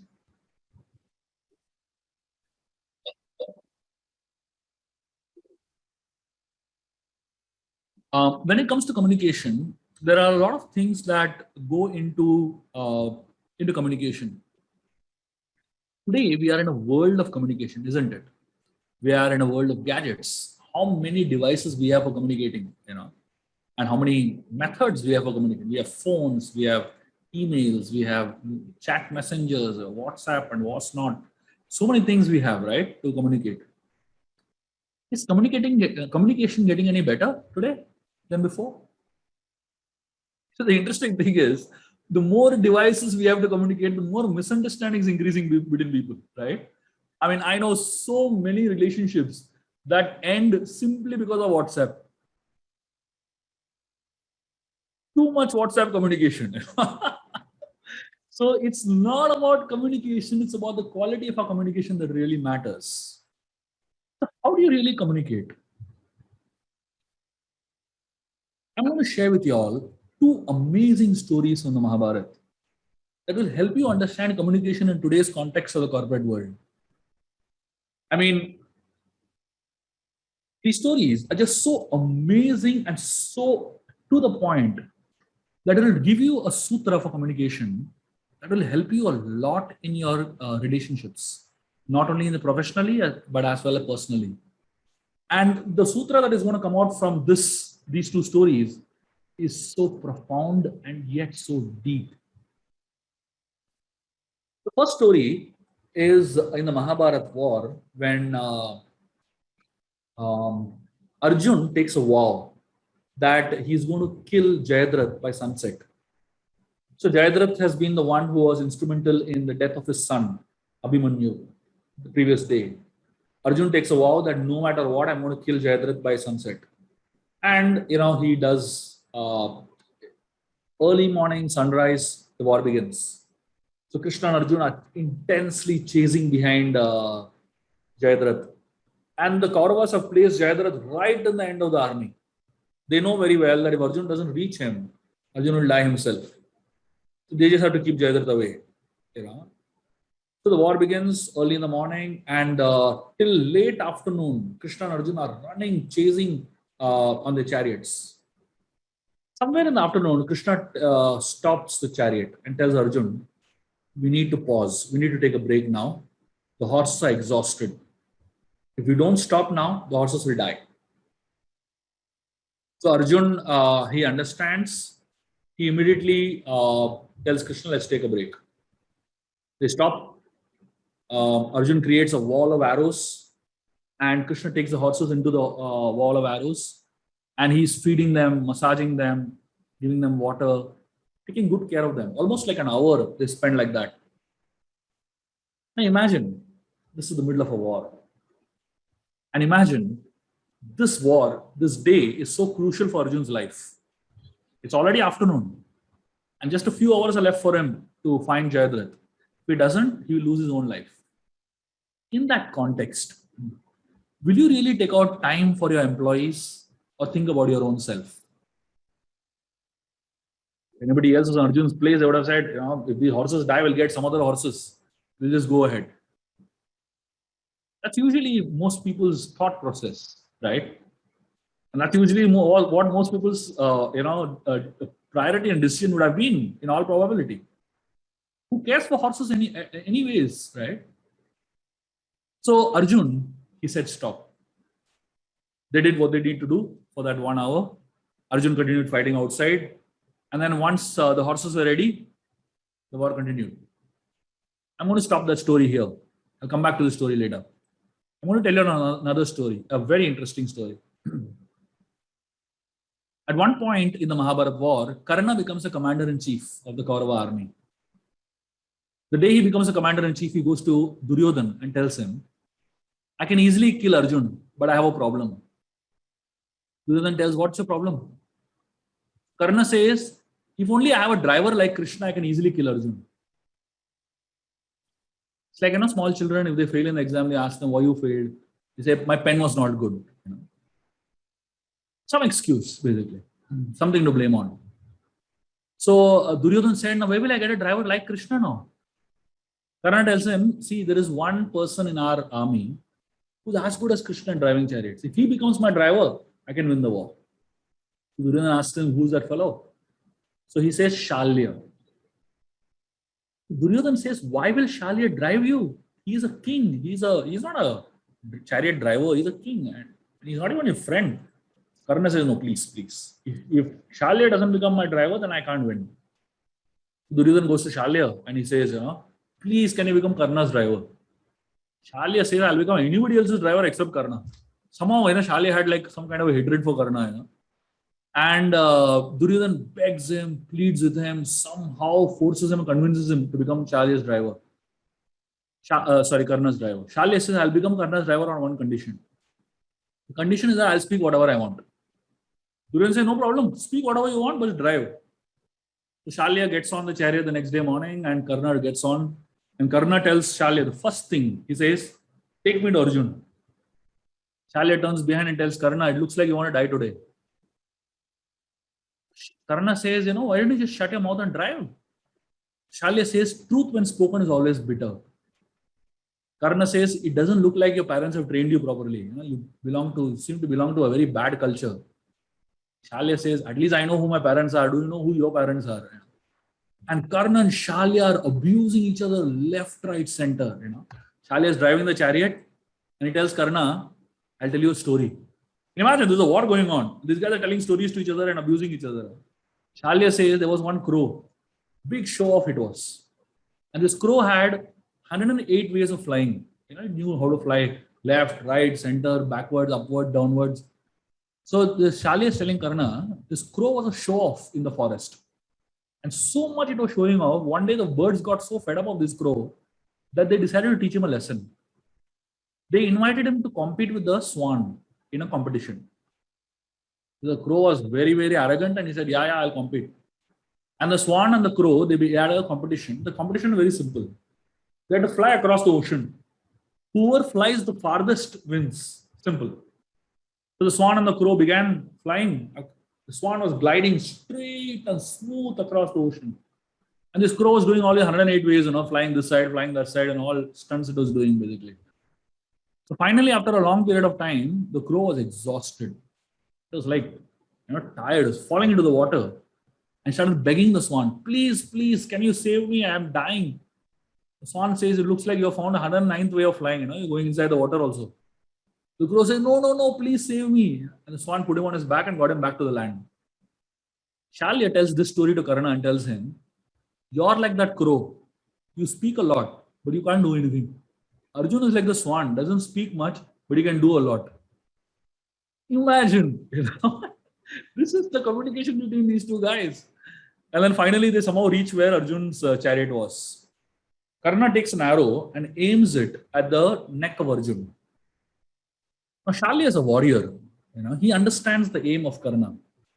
He tells Karna, don't aim at the neck, aim at the chest of Arjun. Karna says, no.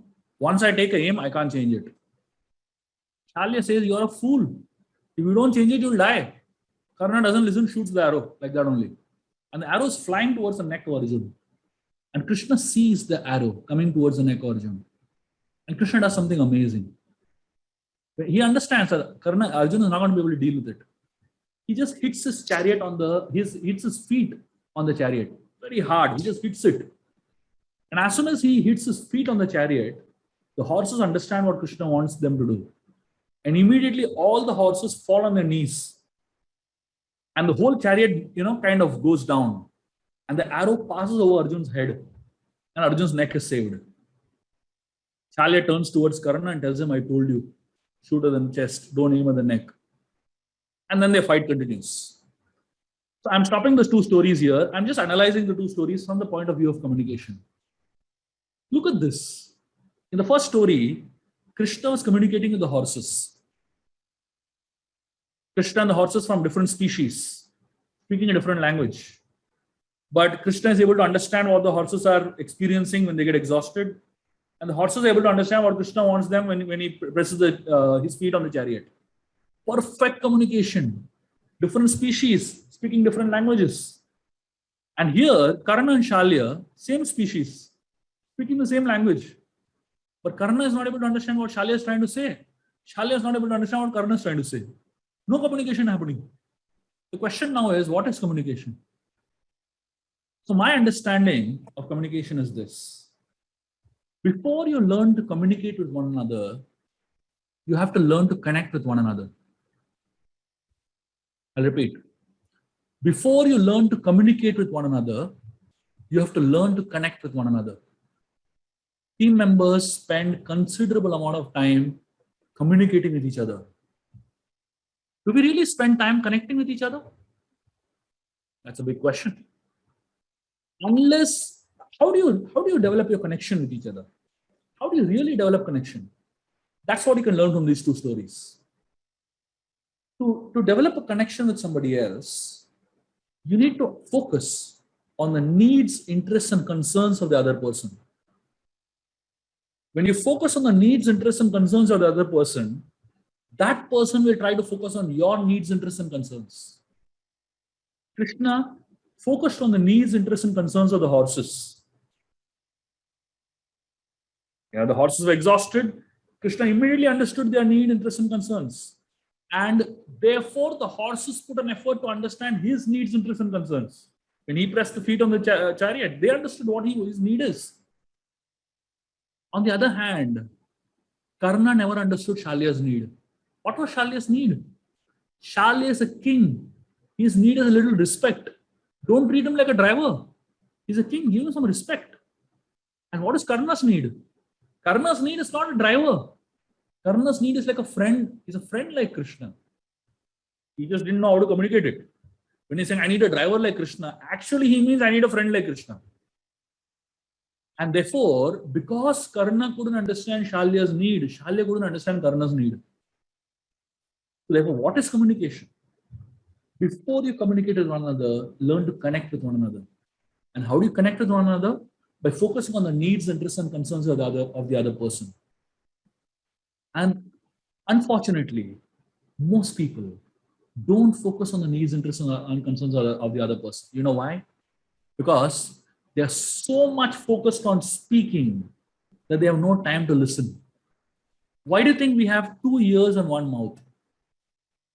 Simply so that we can speak less and hear more.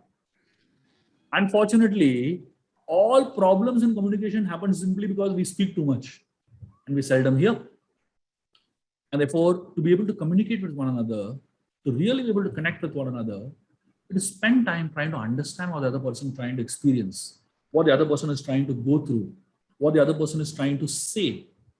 And that really is the essence of what communication is. The greatest need of the human heart is a need to be understood.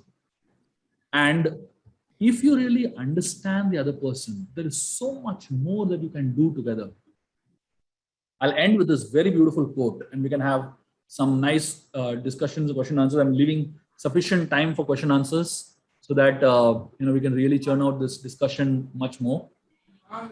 This quote is very, very important. Just try to meditate on this. It says, people don't care how much you know until they know how much you care. I'll repeat. People don't care how much you know until they know how much you care. You may know a lot. You may be the most intelligent person in the entire universe, but people don't care about that. But if you care about them, that's what they want to know. That's all. They don't want to know what your degree is. They don't want to know what your qualification is. They don't want to know what your bank balance is. They don't want to know what your position is. They only want to know one thing. The only thing they want to know is, do you care about me? That's all. If you care about people, they care about you. If you don't care about people, they don't care about you. As simple as that. So this is the essence of what team building is. Now I open the floor for discussions, questions, anything that you would like to say. And before we take up questions, just one more quick thing I want to share with you all. If you liked whatever I spoke and you are inspired by the examples that I just shared, there is a book that I would like to highly recommend you all to read. It's a book called Open-Eyed Meditations. This is a book that I wrote based on stories from the Ramayana Mahabharata, connecting it to practical life. So this book has so many, it has 64 such stories and understandings. It's called Open-Eyed Meditations. If anybody can just look it up on Amazon and just drop the link also here. I'm just typing the name of the book just for your reference. So we also have presentations. Yes. So if your comments after the presentations. You want anybody to take up questions, or we just straight go into the presentations now? Whatever you say. Questions in the end, sir. Okay, fine, perfect. So we can take up the questions later. So whoever the 4 groups that need to make presentations can make, and then we can have question answers. Yes, sir. Team 1 is Srinivas KP. I've already made you the co-host. You can start your presentation in the next 30 seconds. Yeah. Thank you, Ashminder. We'll start the presentation.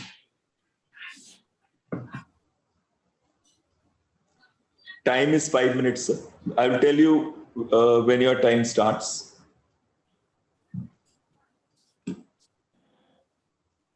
Is the presentation visible?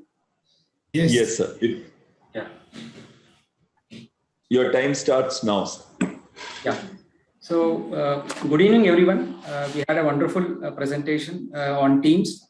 And this is a small presentation based on our understanding of the case study by Team 1 of this batch 3. The first slide is relating to what are the requirements of any particular skill sets required for any particular team.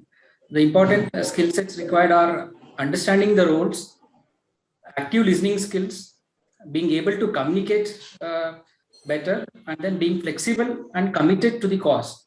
Then also the team members should have mutual trust and respect among themselves.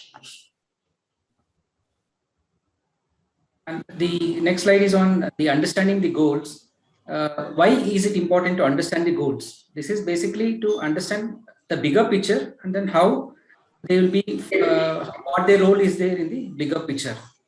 So understanding the scope is very critical, so that they know what are the timelines involved, what is the cost involved, who are the other people involved, who are the other stakeholders, so that they will be able to focus on their what work each one has to do, so that they'll meet the common objectives. And then also to clearly understand what is the stakeholder needs and expectations, and to also see that all the actions and activities meet the objectives and the goals within the timelines, so that the understanding is very clear, and then the overall plan is achieved. And team charter, what are the items which should be present in a team charter?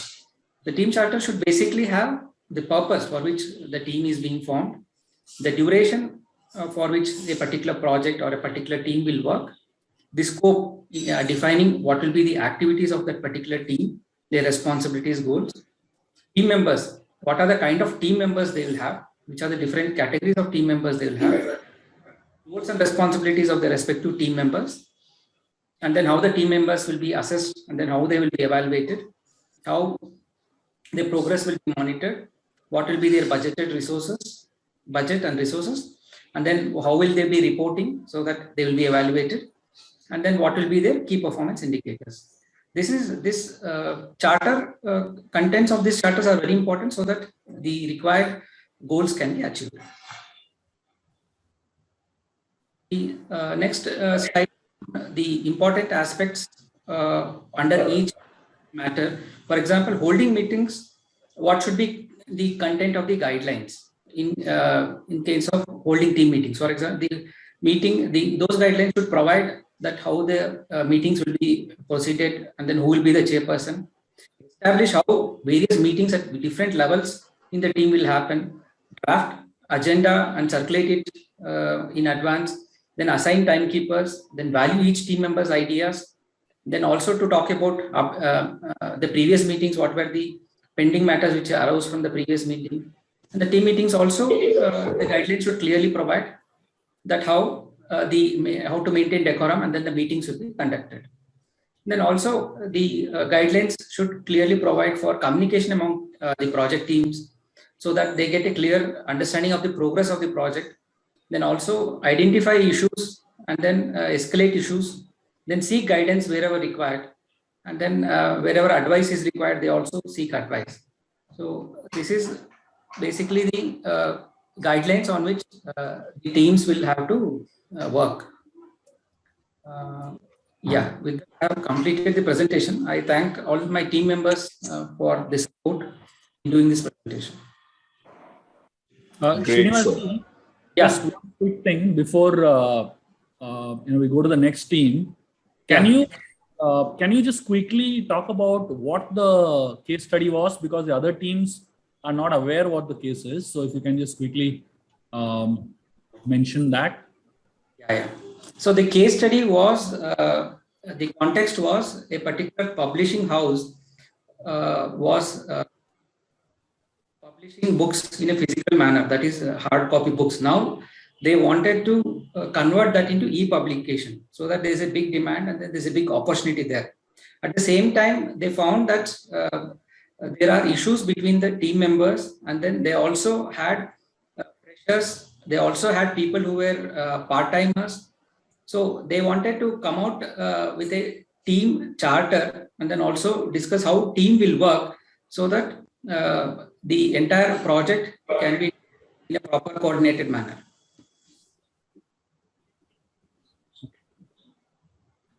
Thank you, Srinivas. Yeah. Very wonderful presentation. And so the only thing that I would like to share with you is, when you make a presentation like this, especially when it is involving a case study, it would be wonderful if the case study is in parallel with the discussion that you have.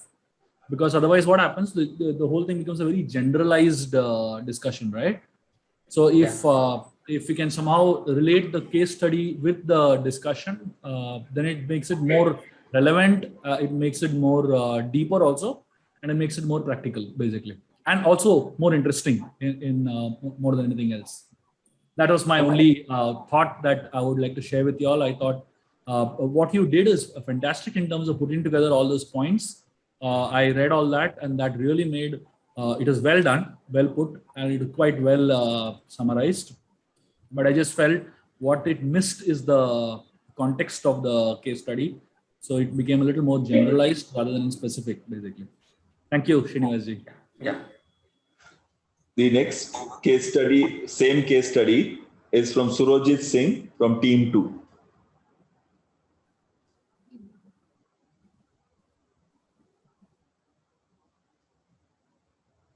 Surojit ji, you're muted. Yeah. Are you able to see my screen? Yes, sir. Your time starts now. Hi, good evening all. And I'm presenting, my name is Surojit Singh, presenting on behalf of Team 2 on the same case study, like Dr. Ashminder said. This is the same for the publications of the ebooks, which the publishers is going from the physical book to the ebook. So on the skills that the team members need to be for the effective team members in this transition of physical book to the ebook is, first of all, the understanding of the roles and the goals of each team member. And then the collaboration between the team members.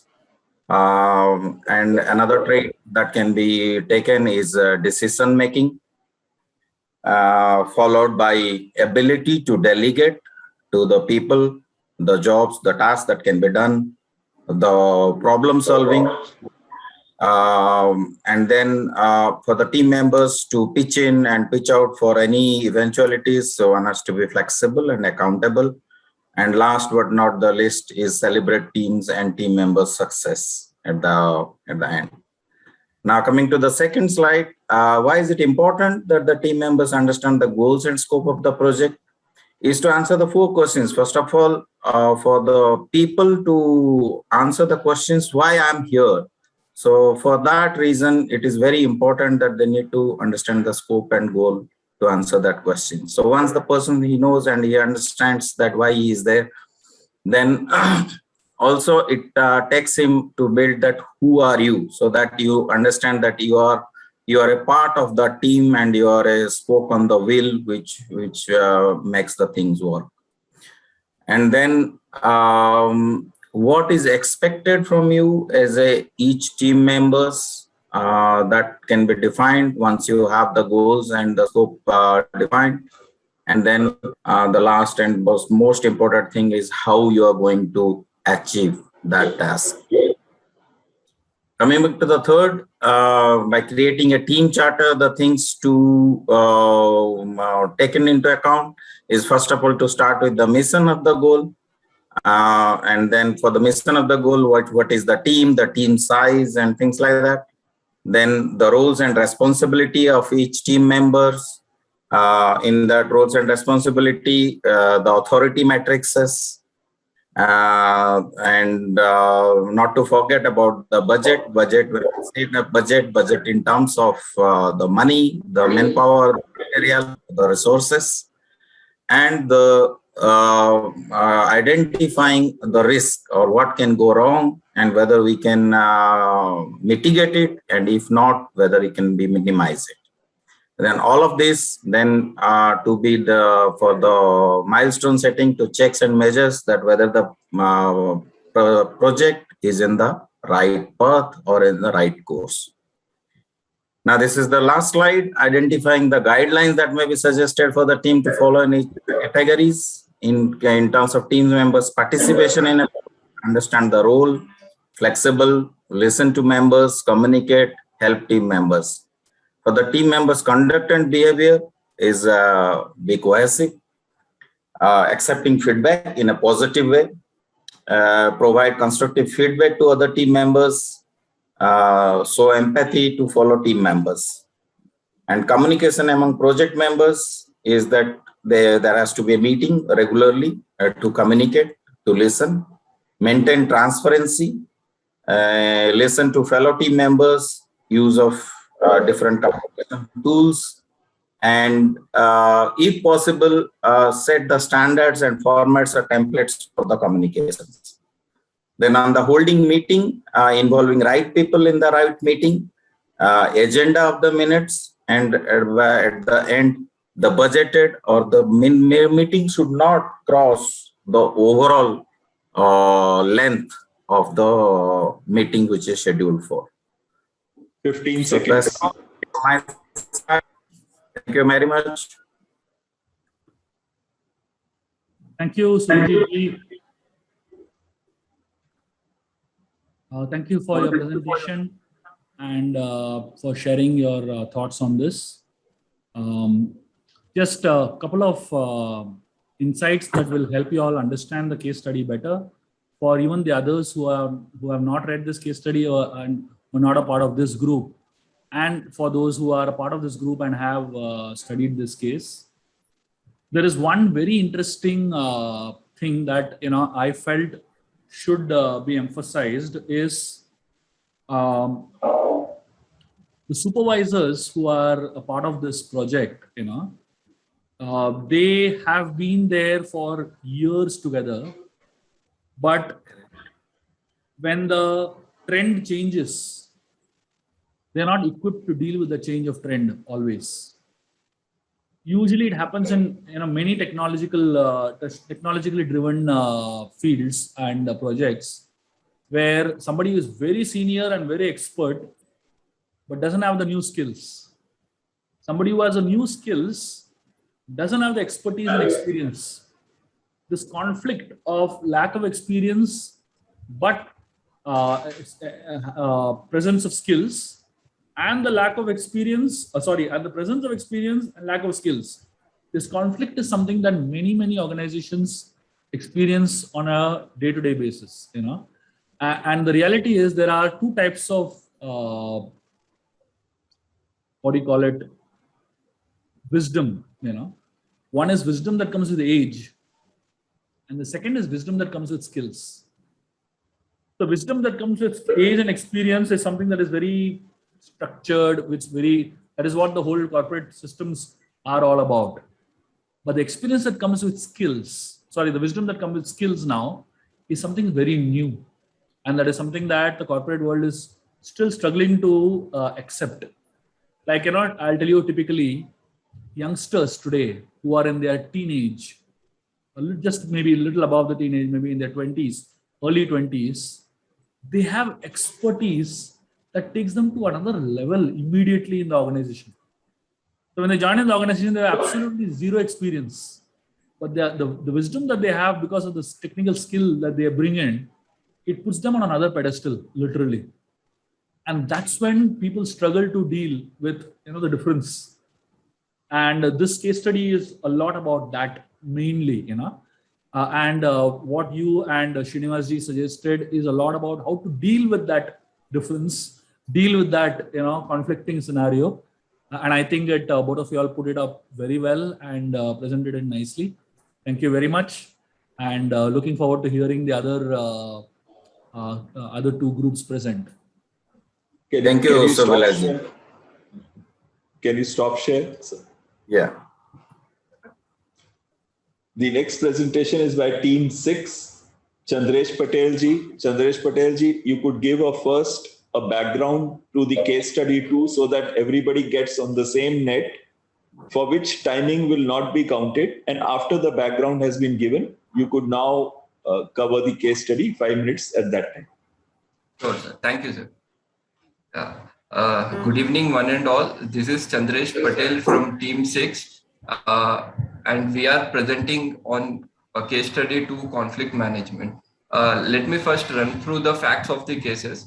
There is a software development company and 3 characters are involved, Shirley, Abdul and General Manager. General Manager was the team leader of the new project division, and they have hired Abdul. Simultaneously, Shirley also interviewed Abdul and strongly opposed that he was not competent enough for this job. But he was hired later, 7 months later, the general manager has to leave the company. So at that time, general manager asked Shirley and Abdul to jointly serve as a project leader. Shirley was reluctant and not willing to work along with Abdul, but finally she has accepted it. Within a month of this acceptance, the problem and the conflict arises, and she was angry on Abdul, saying that he was representing himself as a project leader and treating her as a normal team member. So there were many such issues, and we'll go through the issues. Shirley says after the meeting with AGM, Abdul called a meeting without consenting me on time and content. He just said that the meeting was happening and I should be there. At the meeting, he reviewed every member's duties and mine as well, treating me just like another team member. He sends out and signs documents as project director, which gives others the impression that I am working for him. Abdul has his consent and says, Shirley is all about powers and titles. If I sign as project director, it doesn't mean I am the only leading it. She is getting upset for no reason. What difference does it make? I call a meeting and she thinks I'm ruining everything. She's mostly let things slide, but when I take initiative to set up a meeting, she starts jumping up and down that I'm making her work for me. Okay, sir, we'll go on to the next slide. Your time starts now, sir. Yes, the first question was Abdul and Shirley seems to have numerous individual conflicts. Identify as many individual conflicts as you can. So we have identified as a team 6 main conflicts. Conflict of interest. When Abdul was hired and Shirley interviewed Abdul, she was of opinion that he was not competent for the job, but later on he went on to become the joint project leader. So Shirley has inferiority complex with Abdul. Second conflict was of task. When general manager left Shirley and asked Abdul and Shirley to jointly lead the project, she was reluctant and not willing to work under Abdul. And the conflict of position after 1 month of their Abdul was representing himself as a project leader and Shirley a subordinate, and he was even signing the documents as a project director without involving Shirley. Conflict of communication. Abdul called a meeting without consenting on the agenda time of the meeting, and she was only asked to be present at the meeting. Conflict of dominance. Abdul shows the dominance over Shirley, and he also fixed the roles and responsibility of all the team members, including Shirley. And those both conflict of perception. Both of them carry a negative perception about the other person. Abdul perceive that Shirley will let things slide and she is all about power and title. And Shirley perceive that Abdul is dominant and competent, not incompetent for the job. Secondly, what are the possible ways to deal with the conflict? First and the foremost, accept and acknowledge that there is a conflict, and the conflict should be solved as soon as possible in private and use a collaborative approach, mainly involving the third party. Define the problem, find grounds, and select a solution. We have to check the track record of their performance during the few days, and accordingly jot down what need to be done and who can do it best. Divide the roles and responsibility tasks responsibly, and even the shared and the common goals should be communicated to both of them. Predominantly the main conflict management solutions we have noted is 5 of them: confrontation, compromise, smoothing, conflict avoidance, dominance. Confrontation is a win-win situation where both the parties meet, agrees, and resolves the conflict. Compromise is where a degree of satisfaction is achieved. It is towards confrontation, but not 100%. And the smoothing is a place where both the parties reduce the effect of conflict, emphasizing area of agreement and de-emphasizing area of disagreement. This smoothing can be done in our case to reduce they both have different approaches towards their work. So smoothing can be used in the present scenario. Avoiding conflict is not a temporary solution. And dominance is not at all a solution. Coming to the next final question, given the benefit of retrospection, what could have been done to avoid the conflicts in first place? Retrospective effect, I think as a team, we have decided that the general manager is responsible for this conflict, even though the things which care should have been taken are as follows.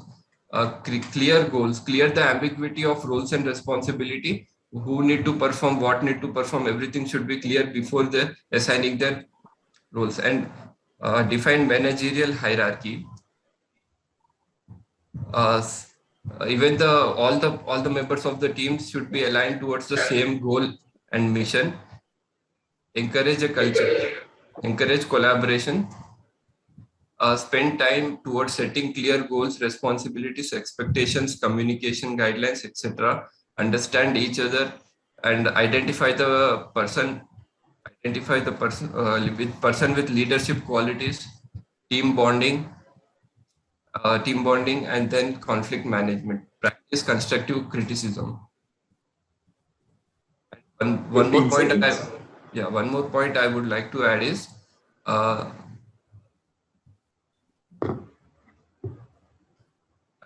discuss life outside of the work. They have to. Okay, sir. Thank you.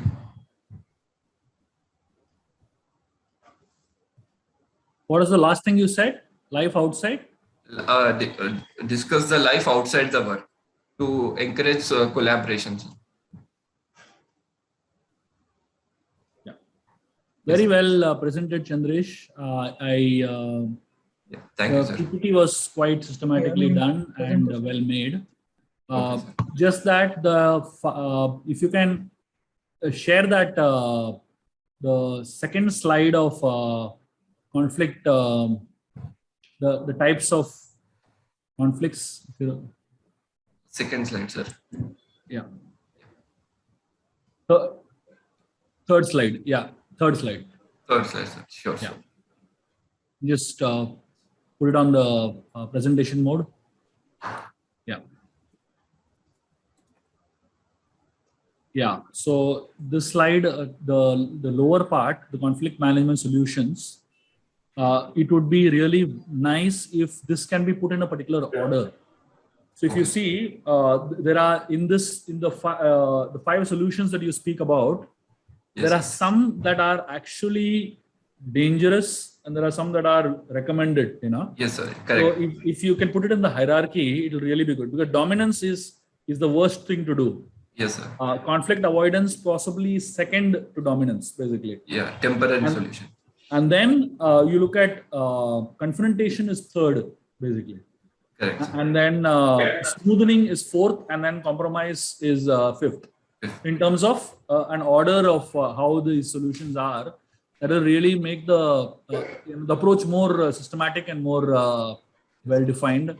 But really nice that you presented it well. Thank you very much.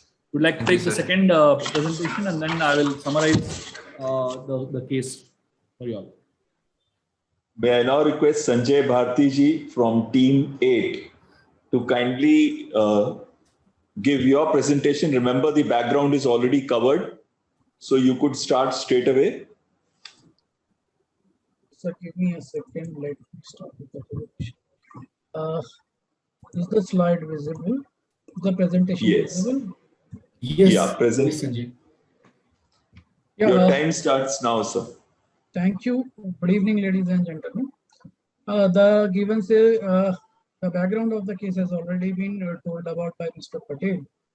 Now, our team has studied this, we analyzed this, and we found that this is a case of interpersonal conflict, a case of interpersonal conflict. And we could find six types of conflicts which are there in this particular case. If you talk about six of them, the first one is pseudo conflict. Pseudo conflict is nothing but a difference in perception or a perceptual difference. There are misunderstandings. Here, in the given case, Shirley perceives that Abdul doesn't have capabilities and competences.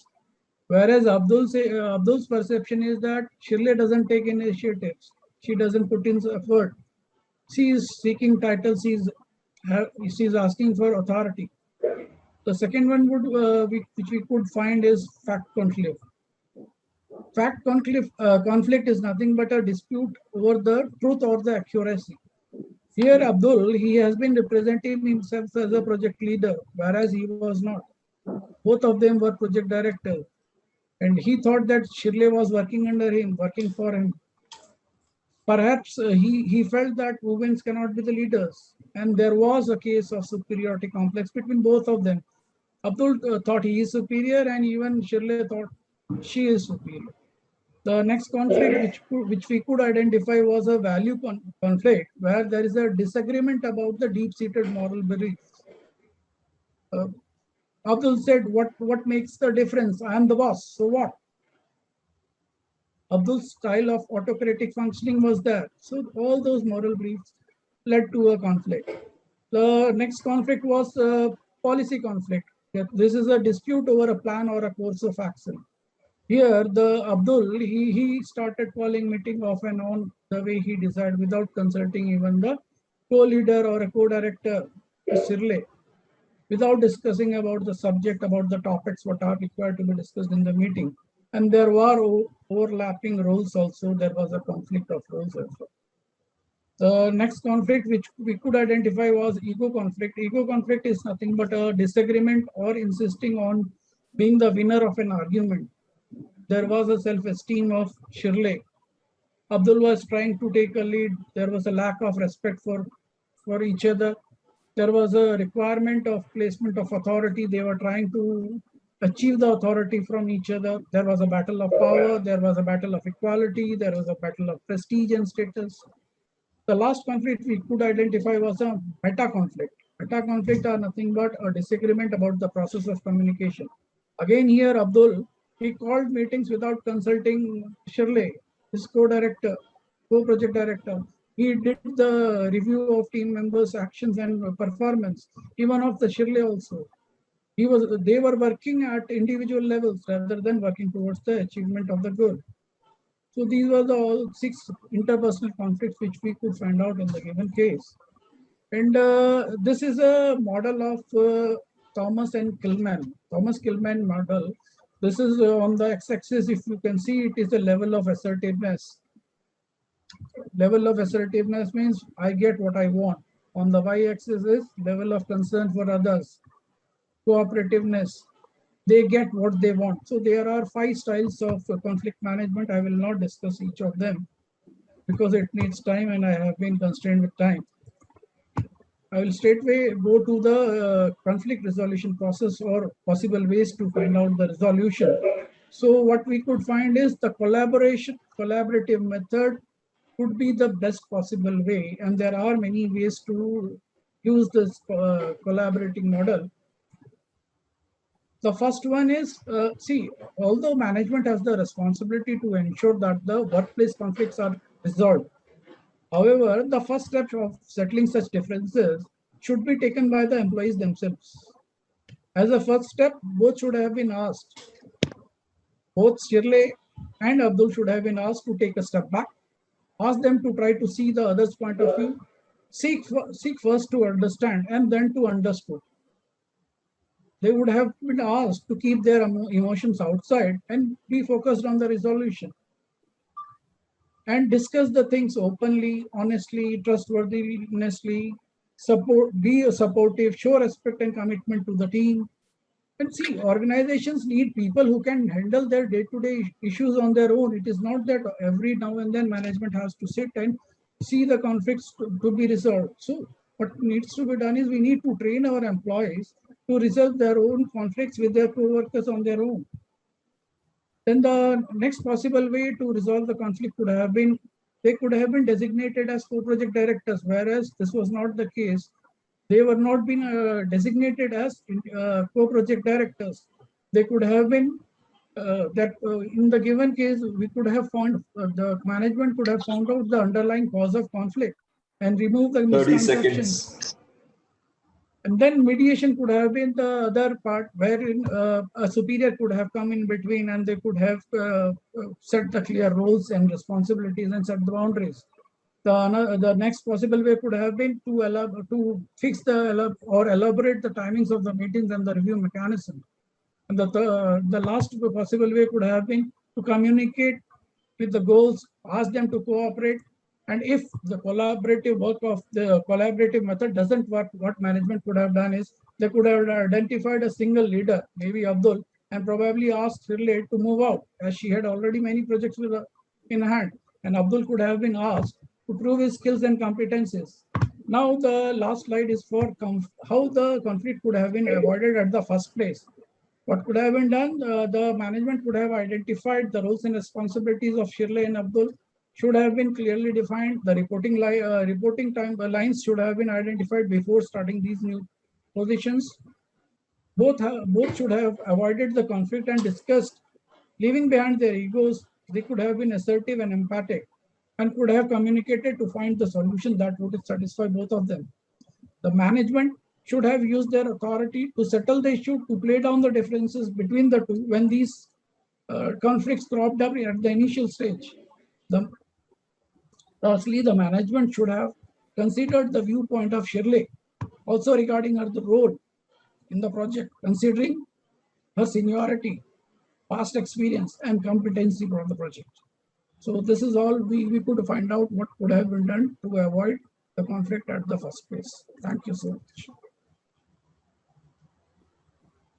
Very, very nicely done. I really appreciate this presentation. And Sanjay ji, thank you for presenting it in crisp manner.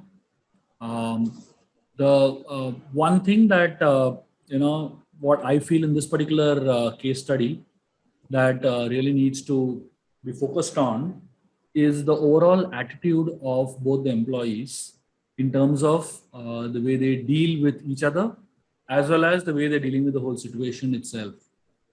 As you rightly pointed out right in the beginning of the session, that not everything can be resolved by the management.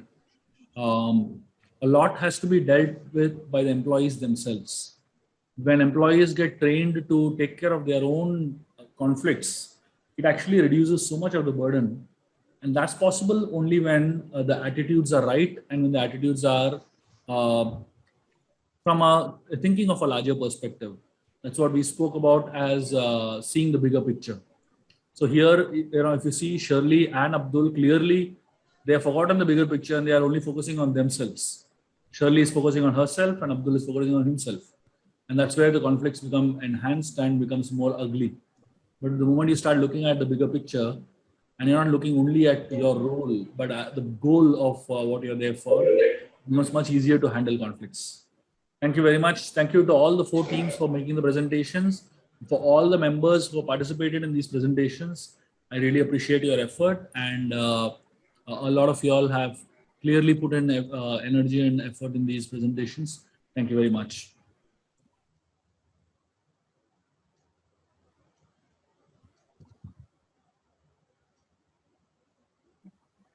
So any questions, anyone? We have about 5 minutes for questions. Yes, Shubhaji, this is regarding the alienation. Can you just dwell a little more on that? The 4 A's that you said. Alienation, you said? Regarding alienation? Yes, yes. Yeah. Can we just stop sharing the screen, please, Sanjay ji? So alienation essentially means that a feeling of not belonging to the group, not belonging to the team, not belonging to the organization. Okay. It also, I mean, when you talk about personal relationships also, not belonging to the relationship at all. So alienation means that you just feel I am out of place. That's what alienation essentially means, basically. Does it make sense? Sure. Thank you. Thank you.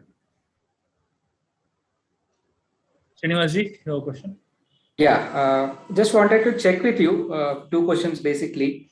One, the discussion which was about bad apples. Now, bad apples is something that not all negative qualities or bad qualities will be considered as a bad apple, but it depends on the particular context and situation. What is a bad apple? Can you throw more light on how to identify bad apples, and then the indicators that they are bad apples? That was the first question.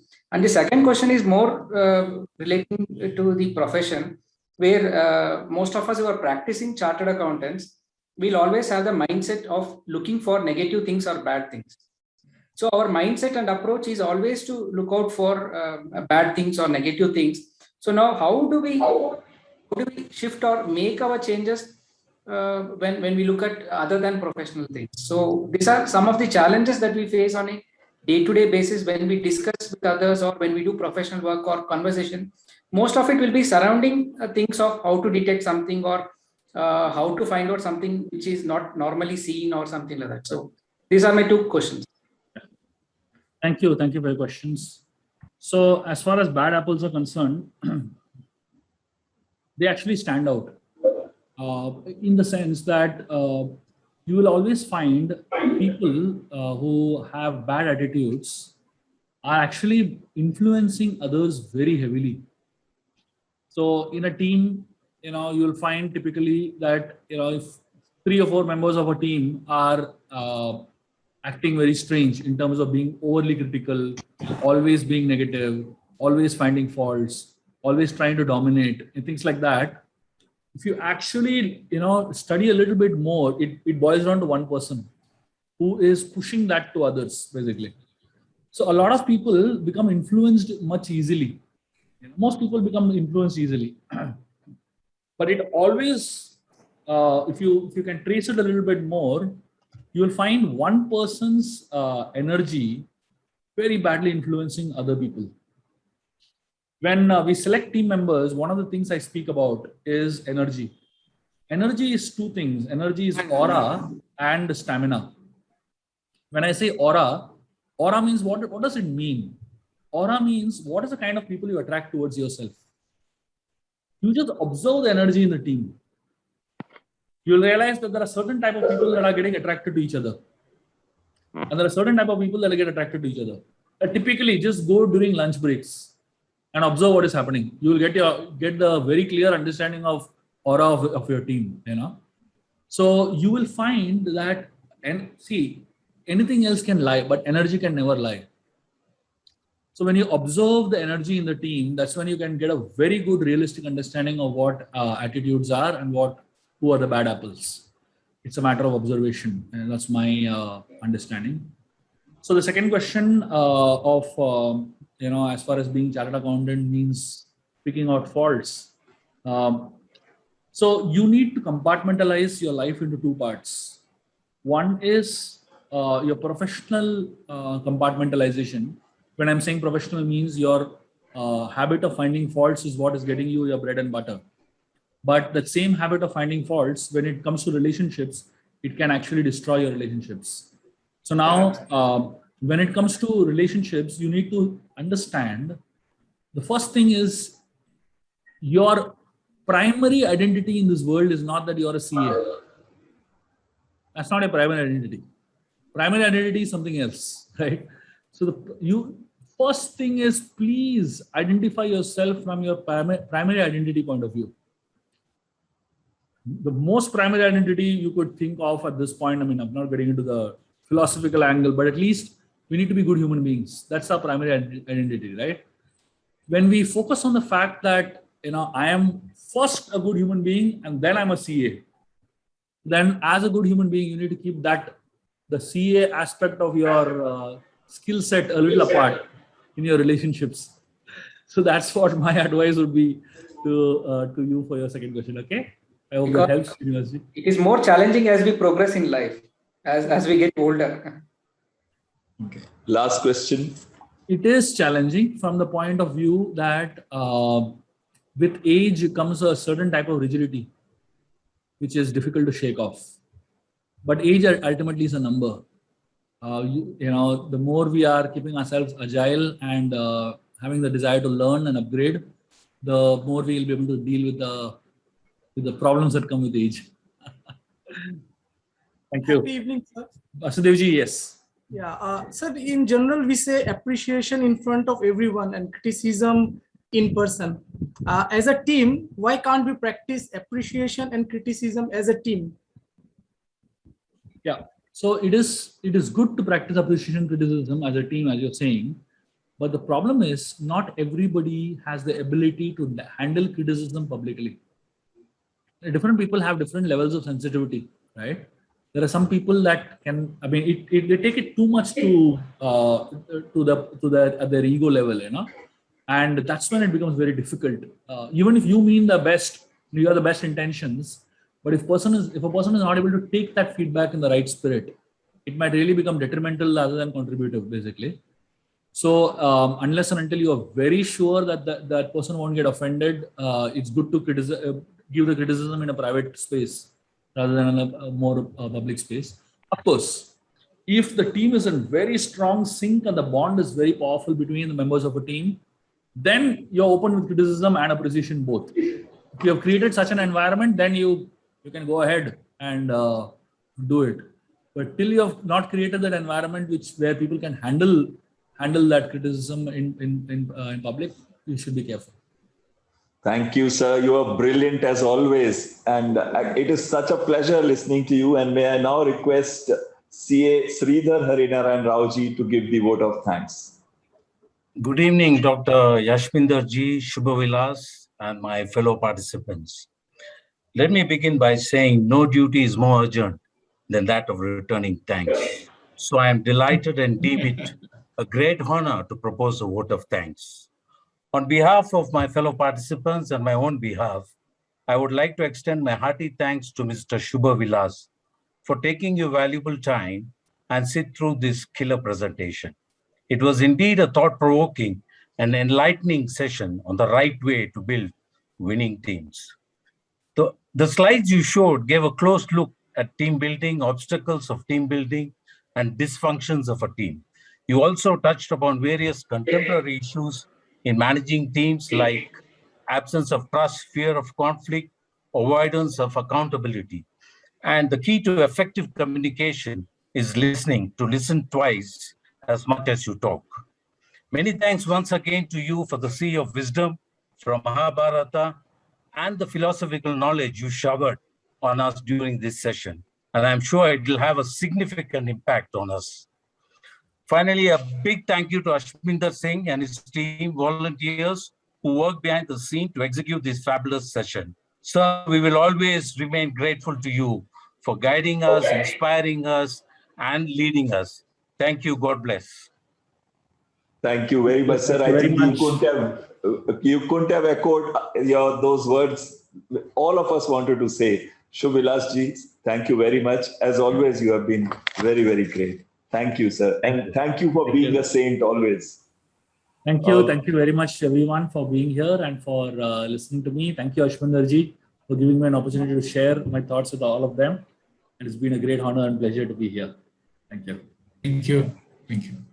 No, usually what happens, I sum up, but last time as we were discussing, I wanted a hero to come and sum up today.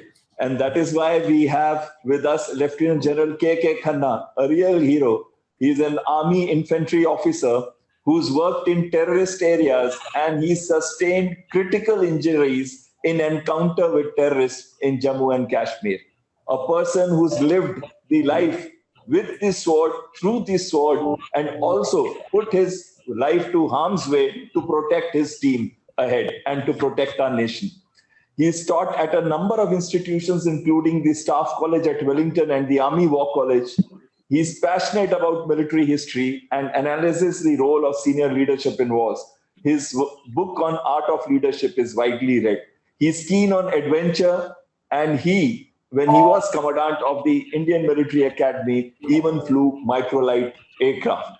I'm so grateful to you, sir, who have got 3 presidential medals to come here today and address us on this great thing of military leadership in relation to corporate.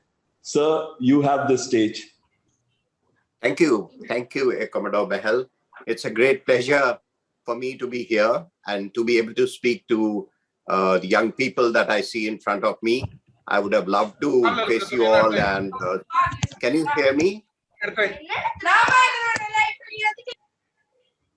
Yes, sir. We can hear you. Am I audible and visible? Yes, sir. Absolutely clear. Okay, thank you very much. Right. Ladies and gentlemen, once again, it gives me very great pleasure. It's an honor to speak to you on an occasion of, let's say, the Gandhi Jayanti, Lal Bahadur Shastri Ji ki Jayanti. And I speak on a little subject which is particularly focused on military leadership. But then I also wish to highlight to you how you may like to implement some of the lessons that we bring out into your world. I think there are many things that one can learn. One, either way, we from the corporate world, and you all may well learn some things at least from the armed forces. I'll first like to highlight why. Why do I say that there are some lessons that you can learn from the armed forces? I'll give you some reasons. You see, in the armed forces, all units are the same. When I say units, I wish to qualify. For example, you have infantry battalions. All infantry battalions will be the same. They'll have the same number of men.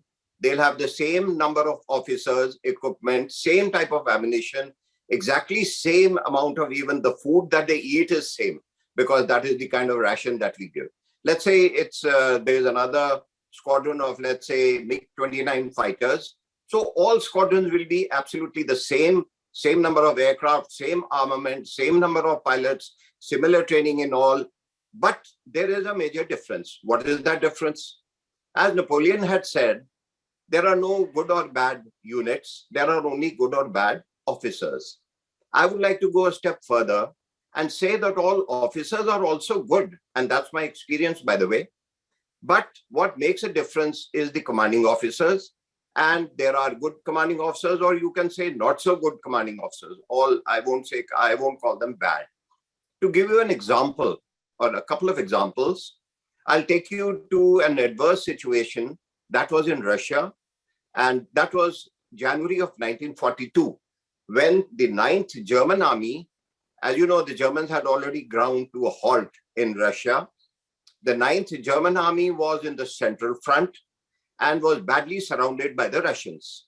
It was at that stage that the army commander of that 9th Army was a casualty, and General Model had to go and take over the 9th Army. He was promoted very rapidly.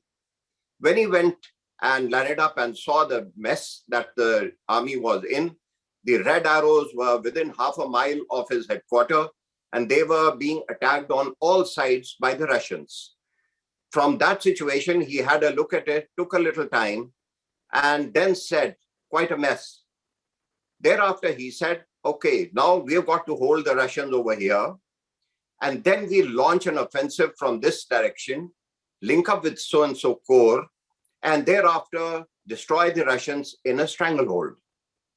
Everyone listening in that map room was aghast because they were barely able to survive and they were wondering how to survive and escape from this encirclement. But the strange thing thereafter, and they asked him, what, General, have you brought with you? Thinking that maybe a couple of armored divisions, panzer divisions, aircraft, some resources he might have brought. So General Model looked around everyone and then said, myself. And he burst out laughing. Very slowly, everyone else also joined in the laughter. But the strange thing was that thereafter, wherever 9th Army attacked, they seemed to succeed. Wherever they held on, that is, they fought the defensive, they seemed to hold out longer. It was as if a new spirit had moved into the 9th Army. That was the great part of the contribution of General Model in the January of 1942, from a position of complete hopelessness when they were surrounded by the Russians. They emerged completely victorious and defeated the Russians and destroyed many armies more than what they had. Now that is called brilliant leadership. Without any extra resource, taking a formation, an army. Now that's an example of just what is it that made the difference. The difference was nothing but the army commander, the top man. That is one. We take another example. It's not that only the Germans were there. We know that we were surprised during the Kargil War, took place in 1999. And for whatever reason, that's not my point. The point was that initially we tried to recapture the heights that had been occupied from across the line of control, and we did not succeed. Why? Well, we did not plan them well, and there were many reasons. Then came another general. His name was Mohinder Puri. He moved from the Kashmir Valley. 8th Mountain Division is the name because that has been in the TV, so there's no secret about it. And then he took his time. He planned his operations. He carried out reconnaissance, which means gaining of information. He moved artillery. The Air Force chipped in and they started attacking the heights, and all preparations were made. And thereafter, he started attacking, captured the features one by one. And within a month or so, a little more than a month, we recaptured all the heights and pushed back the attackers. Now, that is what is it that made the difference? The troops were same, as I said. The infantry battalions were same.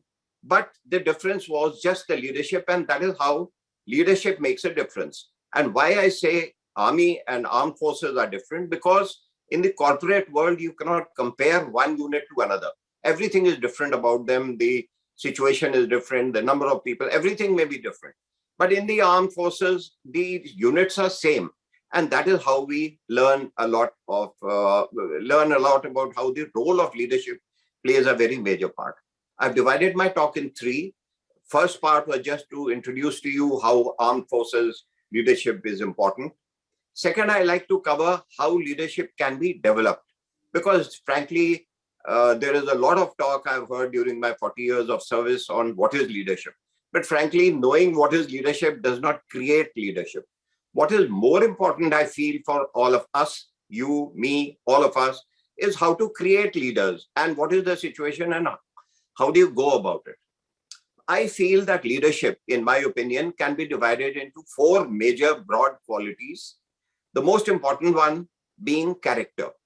In character, as you know, it is the most important quality, and it is the earlier you develop it, the better it is possible. The greater the age, thereafter the improvement becomes a little difficult.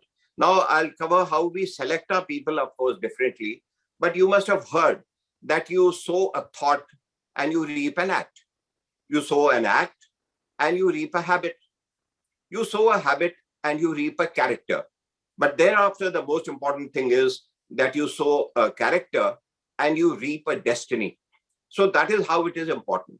I also wish to highlight that merely theory does not build up character.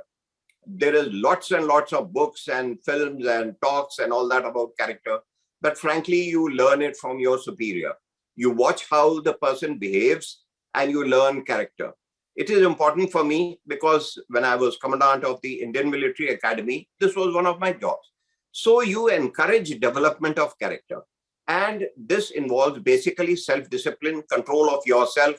Even when you go, let's say, and go and park outside in the crowded area, you tend to violate the rules. Now, that is where your character, frankly, comes in. You kindly do not mind it. But the fact is that you don't mind violating the rules, but you go and park in a wrong place. Actually, that is not really developing character. If you control yourself and you say that, no, I'll choose the correct right, the difficult right, instead of the easier wrong, you are taking one step forward towards improvement of character. And the better example you set, the better will be the development of character in your organization amongst the people. So what I'm trying to say is that development of character, one for yourself and one for your subordinates, because we are talking about leadership and I'm now talking about development of leadership. So I am now trying to tell you, if you want to develop character in your subordinates, this is how you may like to do it. If you make an excuse, a lame excuse, the same person is going to make a lame excuse. And he will say, hey, don't ever underestimate a junior. They know you better than what you know yourself. Well, that's my experience. Okay, next I come to professional knowledge. Now, professional knowledge improves with time.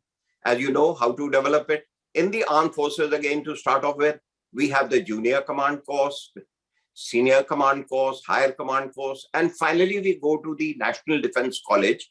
In the National Defense College, various people from all arms and services, various Indian administrative service, police service, people from the accounts, people from friendly foreign countries, large number of people come. Why? Because you widen your horizon when you interact with them. Let's say when I interact with you, I'm really learning something.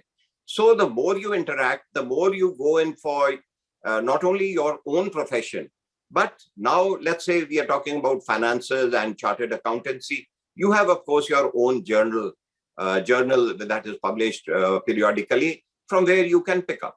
But then you also know, you have to know a little bit about the corporate world, because you will be called upon maybe to give advice, not only based on the finances, or rather about the finances, but I am sure you will know much more about the corporate world itself. So the more advice you are able to give, which is based on your professional knowledge, the greater is your value.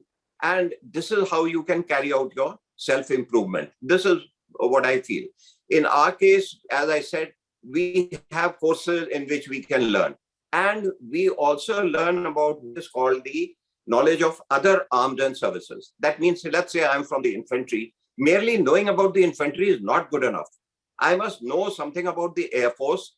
Otherwise, I cannot get the best out of the Air Force. Similarly, let's say when we have the Air Force, they cannot provide the best support unless they know about the Army.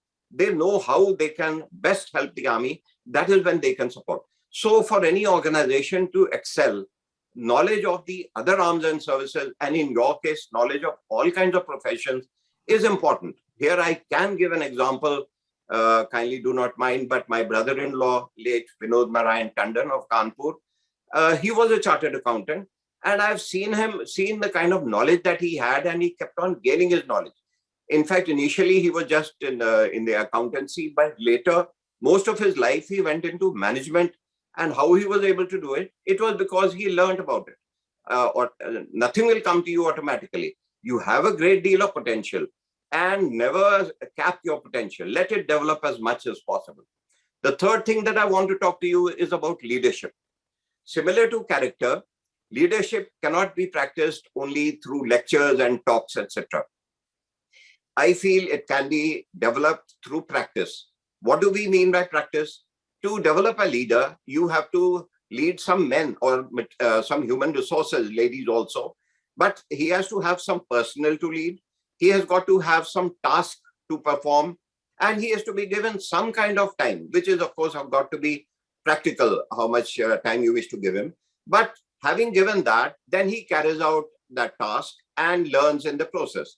Now you must not come down heavily on him or her if he does not do it all that well. Actually, you should realize that he needs more improvement, and the people who cannot perform all that well, if you wish to develop them, then you have to give them more practice. Why do I say that? In the armed forces, it is not good enough for us, let's say, if only one squadron or one airbase performs extremely well. It is important for all squadrons to perform well. That is when the organization performs well. We cannot capture one part of a feature and say that, well, Charlie company did extremely well, but Delta company failed. Well, the feature is not captured, that's all. Because from the feature which the enemy continues to hold, he will launch a counterattack and dislodge you even from what you have captured. Therefore, it is important for your entire organization to do well. Not good enough for a few gladiators, I wish to call them something, some people who are much better to do well. That is not good enough. It is better for all to perform. Of course, all are not the same. So there will be differences, but that's all right. That's in every organization. The fourth thing that you need to develop is your personality. Personality is not, of course, just the physical personality, but it also means the mental personality, or we call it, let's say, your compassion, your human qualities. I could put that as part of the personality, actually. Actually, in psychology, the personality means something a little different from what we normally understand, that is the physical personality. This is, I suppose, the easiest to understand. I really don't wish to highlight too much on how you can develop. This is, I think, quite easy, but if there is a question, of course, I'll handle that. Now, in your organization, when you develop all the leaders, please remember that raising of morale or raising of the spirit is important. As I was giving you an example about General Model, I remember reading about it, that one of the reasons why he succeeded was not only it was the crisp precision of his orders, but he was also present everywhere. And whether it was walking, whether it was on a tank, on a horseback, or a car, but he was present. But the important thing that I wish you to understand is that after some time, even when he was not present, his presence was felt. So that is what you wish to develop in yourself, that if you are a leader and if the people acknowledge you as a leader, accept you as a leader, then even when you are not present, they will feel your presence and they will act accordingly, which I think is more than enough. There's nothing more that you should expect. Develop faith in the organization means let the subordinates must have faith in you. I'll give you an example. It's a personal example, but then we all know about ourselves more than others. I was commanding a brigade. This was in the Baramulla sector of Jammu and Kashmir. And there was an adverse incident that happened. It was early morning, and I reported to my general officer, who was a major general, and it was at 6:20 in the morning. I gave him the report. He understood it. For the first time, he did not shout at me and tell me how useless we were, and he accepted it. We put the phone down and we decided how to go about dealing with the situation. There is a method of doing it. Thereafter, I got another call from him 20 minutes later, which was at 6:40. And he asked me, what time did this happen?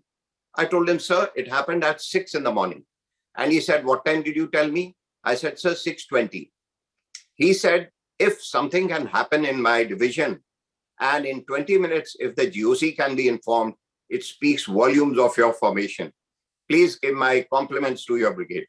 For the first time, instead of getting a rocket, I got a medal, call it a medal, which is far more important than any medal that you can give.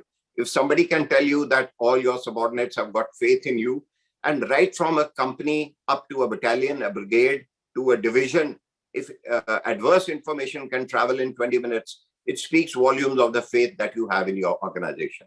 So you have to develop it. If you shout at a person the moment he comes and speaks to you something, well, he will or she will hesitate. So you have to encourage, listen, and then carry on further. More on that when we talk about adversity. Now, assessment versus guidance. Even in the armed forces, this is, I will say, a folly. we spend more time in assessing a person and saying he's good, bad, she's not good, she's got this kind of a weakness and all that. Now, I would suggest that instead of doing that, spend more time in guiding a person. Of course, there will be some people who will be what we call, to use the army language, beyond economical repair. That means no use. Well, that you have to then, there are other means of dealing with them. But what I wish to say is that try your level best to bring the person up. Thereafter, well, if he doesn't come up, then you take action. But in most cases, you will find that he will come up. This is at least my what I understand about it. Now I come to dealing with adversity. Ladies and gentlemen, adversity are absolutely unavoidable. In every organization, you will feel that there will be adversity. And many times we feel that a crisis has developed. And we often hear a thing called crisis management and crisis management group.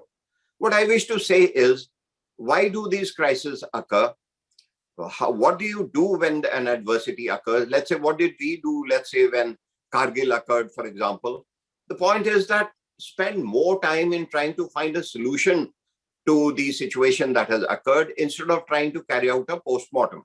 You can do as much post-mortem as you feel like later, there's enough time. But whatever, when you get the report, whatever minute you spend in trying to carry out to sort of criticize somebody that this is his fault, her fault, you are losing time. Spend all your time in trying to find a solution to that particular problem. Also, what may be crisis for one person may well be routine for another. So there is nothing about a crisis that is in the crisis itself or the situation itself. It depends more on your ability to handle it.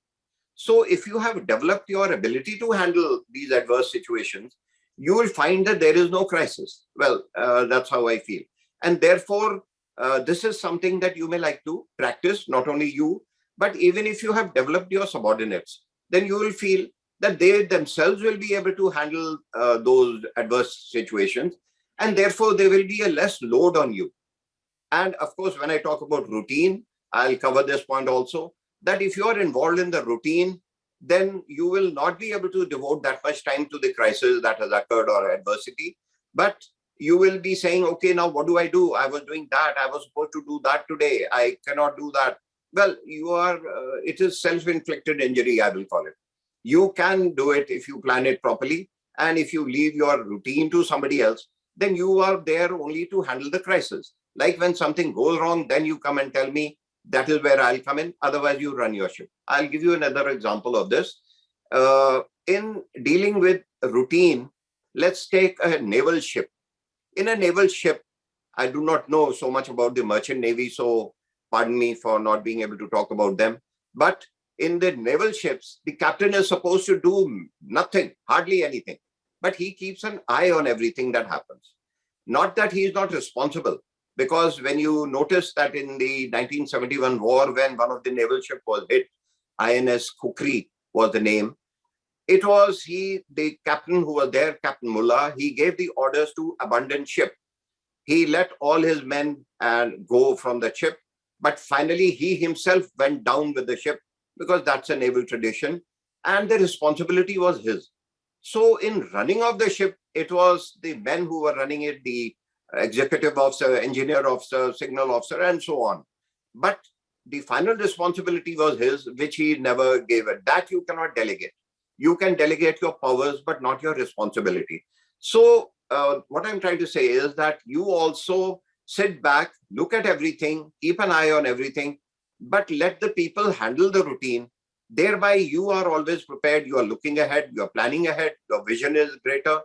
And you are able to handle the adversity much better. Another point I have is about punishments and incentives.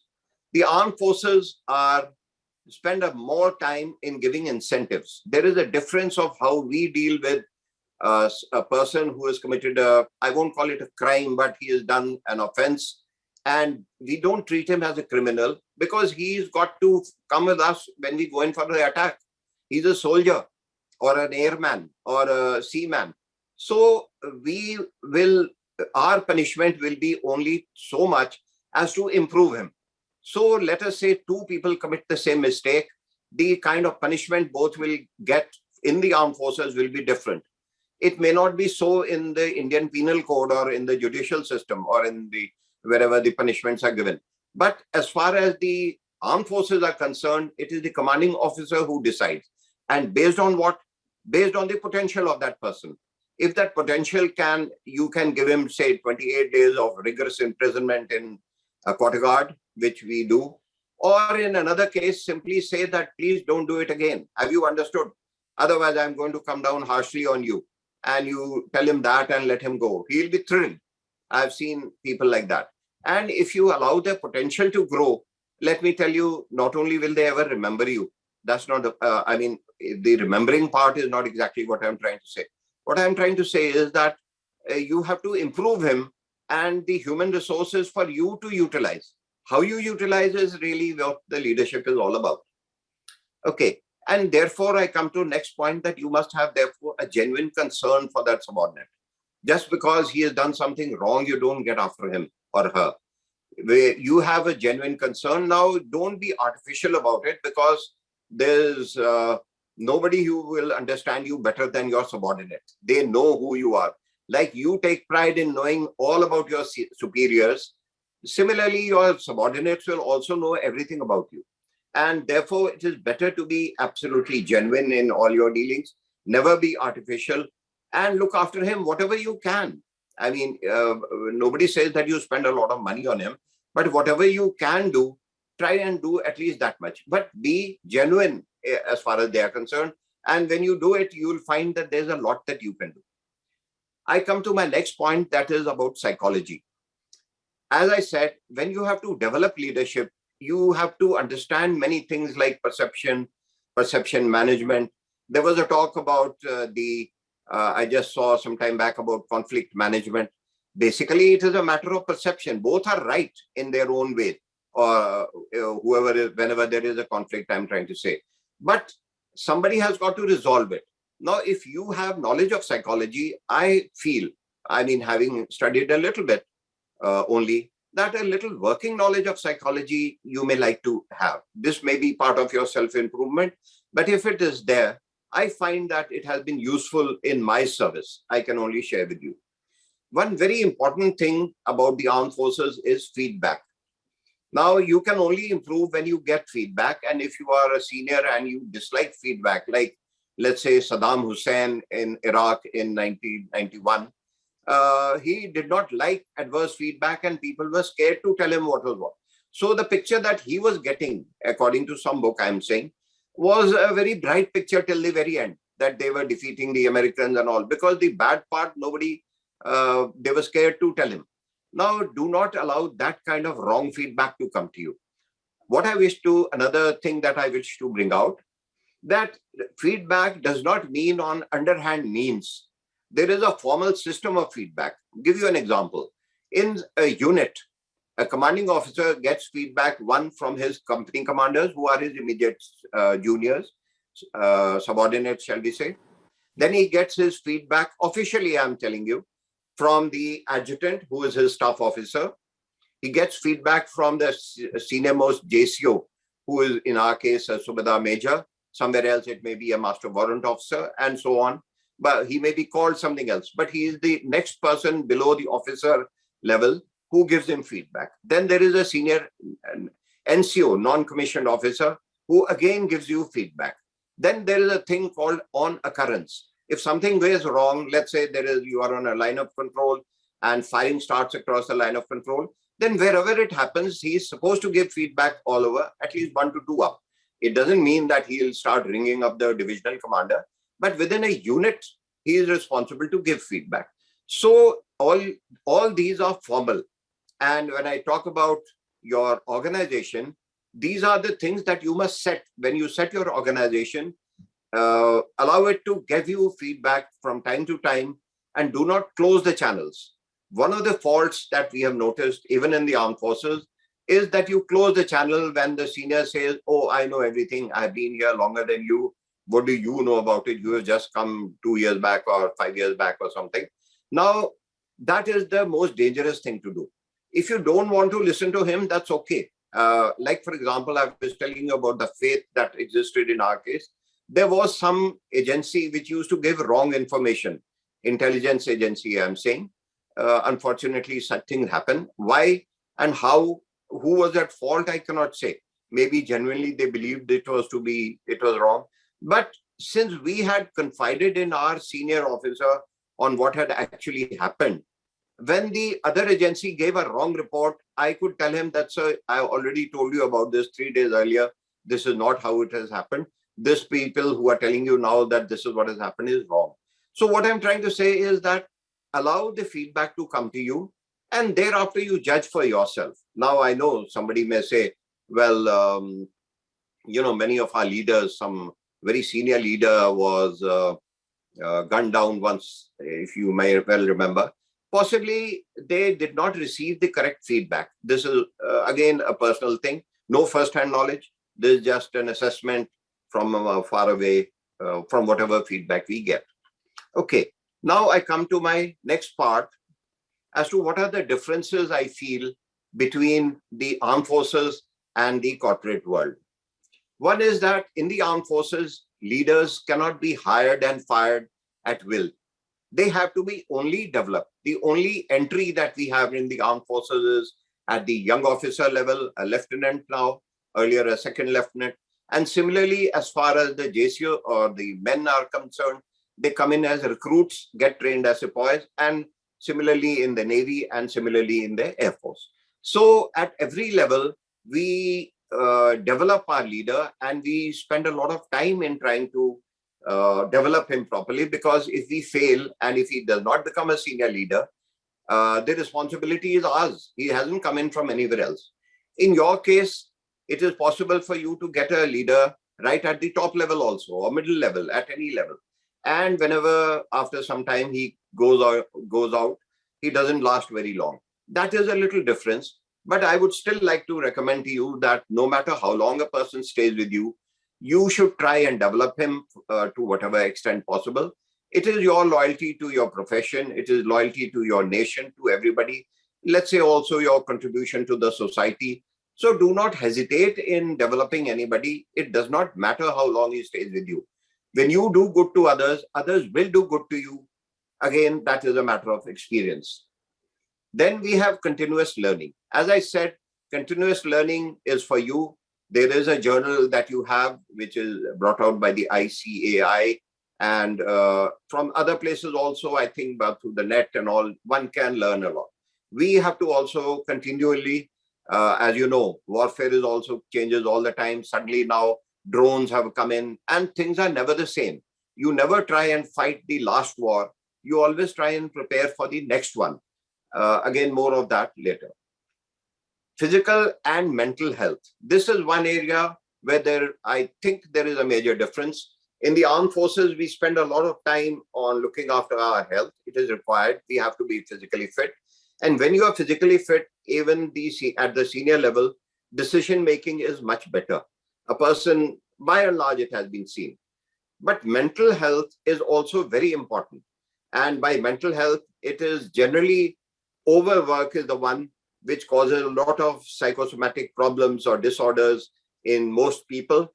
Luckily, not so many in the armed forces, but in the corporate world, one is horrified to find how much people suffer.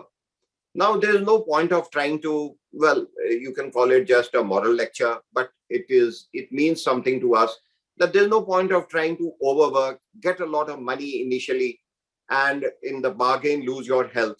And thereafter, spend all the money that you have gained in trying to regain your health. All that money that you have earned, frankly, ultimately will go to the medical people in the hospitals and all that. Now, that seems, maybe I'm being a little over-simplistic. That is not really all that much. But then keep a good balance is what one can recommend. Do as much work as you wish to, and as much work you do, the better you will be. I agree with that. But then draw a line somewhere and do not compromise on your health. At least that is what I wish to recommend. Okay, now get the system right. As I said, a leader does not do by supervising on a daily basis. but sets up the whole system, organizes it in a manner that whenever, even if he's not there, the system runs on its own. That is what speaks about very good leadership. And even when the leader is no longer there, that system runs well. That is a tribute to that particular leader. So get the system right. And I gave you the example of the naval ship. I hope you understand that. Then create an organizational culture where everybody wants to excel. They don't want to do what we otherwise used to call sarkari work, or just about put in minimum possible effort to get through and get your pay. No, try and make sure that everybody wants to excel and believe in the why theory. That means that everybody wants to do well. Everybody does not have to be driven to do well. That is a basic belief if you have. That is how your seniors and superiors and your subordinates will treat you. You also treat them in a similar manner. Do not overtax the hard workers. This is another flaw that I have found. I will say it's even in the armed forces. I give you an example where every subunit of yours has to succeed if your whole organization has to succeed. Let's say if there is a little failure at the level of in the armed forces, the mortars or the machine guns or the artillery or the air force, well, ultimately it may not succeed. So it is the teamwork which matters. In your case, you have to create that team. It becomes a little difficult in your case. In our case, the advantage is that a person is in that unit for a very long time, or he is in that service for a long time. Even if he goes away, he comes back to that particular unit in many cases. In some cases, it is a little different. But in those cases where it is a little different, there also the service is not too big. So they move in a circle and sometime or the other come together. In your case, you have to build a team all the time. Maybe your camaraderie may not be that much, but you must make efforts to make your team. And in the team, please remember, there is something we call it the Chetwood motto. It is also related to your priorities. The Chetwood motto says that the country or the nation comes first, always and every time. The safety, honor, and welfare of your country comes first, always and every time. The comfort, ease, and safety of the men you command come next. Your own personal comfort, ease, and safety comes last, always and every time. Now, that's something that is taught, and those of you who might have seen in the Indian Military Academy, that credo is written. It was given to the Indian Military Academy by Sir Philip Chetwood, who was the Commander-in-Chief in 1932, 33, 34. That is when the IMA was raised. But coming to the point that in your case also, try and remember these priorities and give them. If you contribute, you will also benefit from it. Even if you don't, it's your contribution to the society. That's my humble submission. Okay, so now I come to interview technique. What I wish to talk about interview technique is, you have to hire leaders. As I said that in your case, you will get leaders and periodically you will get them. In the armed forces, we have a very scientific method of selecting our leaders, which is through three systems: group testing, what is called a psychologist, which is actually not a psychologist, and the interview technique. In your cases, in many cases, there will be possibly a written exam and it will be followed by an interview. I'm talking about the people that you select. Normally, it is the interview. In the interview, again, because of lack of knowledge of what you are looking for, also a little bit of psychology helps. You are basically trying to gain information in an interview. You're not trying to show off. Sometimes I have noticed that there is a tendency to get into a little discussion. I won't call it an argument, but discussion with the candidate who is in front of you. And you try and impress him. If he says something that you do not agree, you try and say, no, but this happened at that time. The point is, the interviewing officer or the interviewer is best who speaks minimum and who gets maximum possible inputs from the candidate. The personality is shown by a person's speech. Whatever he speaks is what shows his personality. So if you do not allow him to speak and you start speaking, you are getting no input. He speaks maximum time, you get maximum possible inputs and it talks about it. And whenever you are satisfied, you be done with it. Another little fault I noticed is that at times we go in more for professional knowledge. At times we go in for general knowledge more than his character. I would say that professional knowledge is something that is not very difficult to find out. Very simple, I think. But character is that what you should be looking for. And not just because he says something, you are looking for actually assessment of how you can make out whether he is right or not. And that needs a little bit of knowledge of psychology, as I said. Similarly, when you yourself have to appear for an interview, you must always try and visualize what is it that the interviewer is maybe looking for. And at least 9 times out of 10, I think you will be right. Maybe there may be one odd thing which you cannot predict. And we hope for the best that the person is a professional. You are yourself a professional. So you help him and save his time in trying to put across whatever you wish to. Now, for the candidate who comes to you, it is similar, but then you have to look for maximum inputs, and that is how you can select your team. Having selected the team, then you make him part and make him feel part of the team, give him all the benefits, don't treat him, don't tick him off too much, and let him be happy in the team. Well, that is thereafter, really speaking, it is a matter of the team, and every team is different. But if you are aware that, yes, you have to create a team, I'm sure you will be able to do it. And with practice, it will improve further. So that is another area where you can say that how to develop a team is part of the training. And the earlier you start practicing, the better you can do it. Right. Now, respect everyone. Again, it's connected to some of the things that I've already said, that respect your junior, respect your senior, and that has to be genuine. Do not insult the intelligence of anybody that, oh, you didn't know this and all that. Well, more than that. Okay, I spoke about loyalty, loyalty to the nation, loyalty to your organization.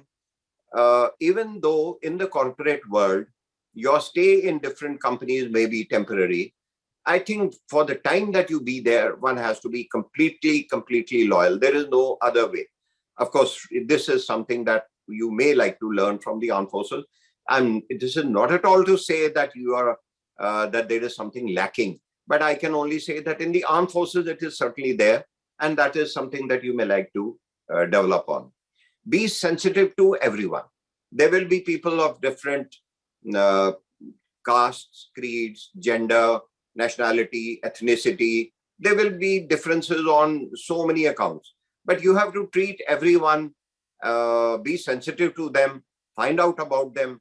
And here is something that you may like to learn from the British people. The British could exploit every community in India. We say that they divided and ruled. I will say that they learned about every community and they exploited them to the best. If they turned against the other, well, that is one sad part of it.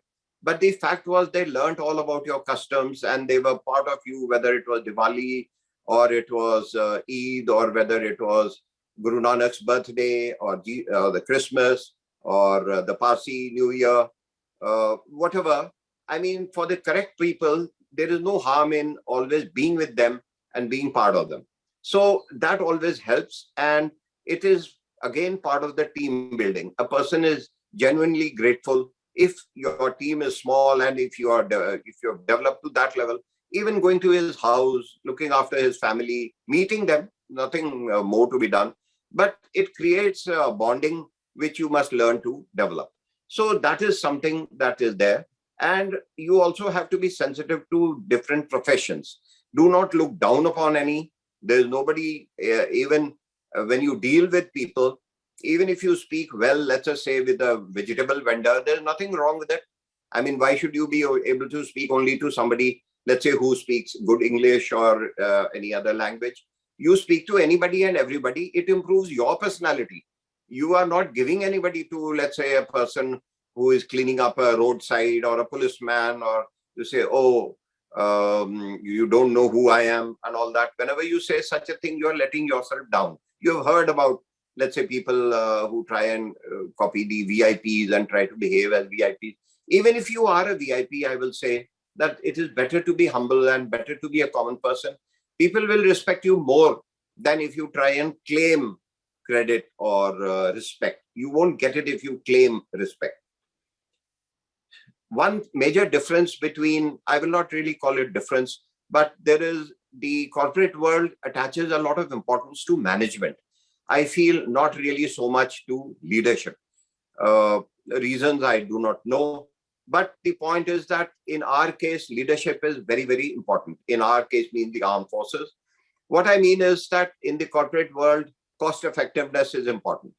In our case, loss of a life is, I would not like it, no matter how much cost I spend, no matter how many artillery shells are fired, how many aircraft attack a particular feature. But if I can save a couple of lives, that is far more important. For me, let's say I have commanded a brigade, I just mentioned some time back.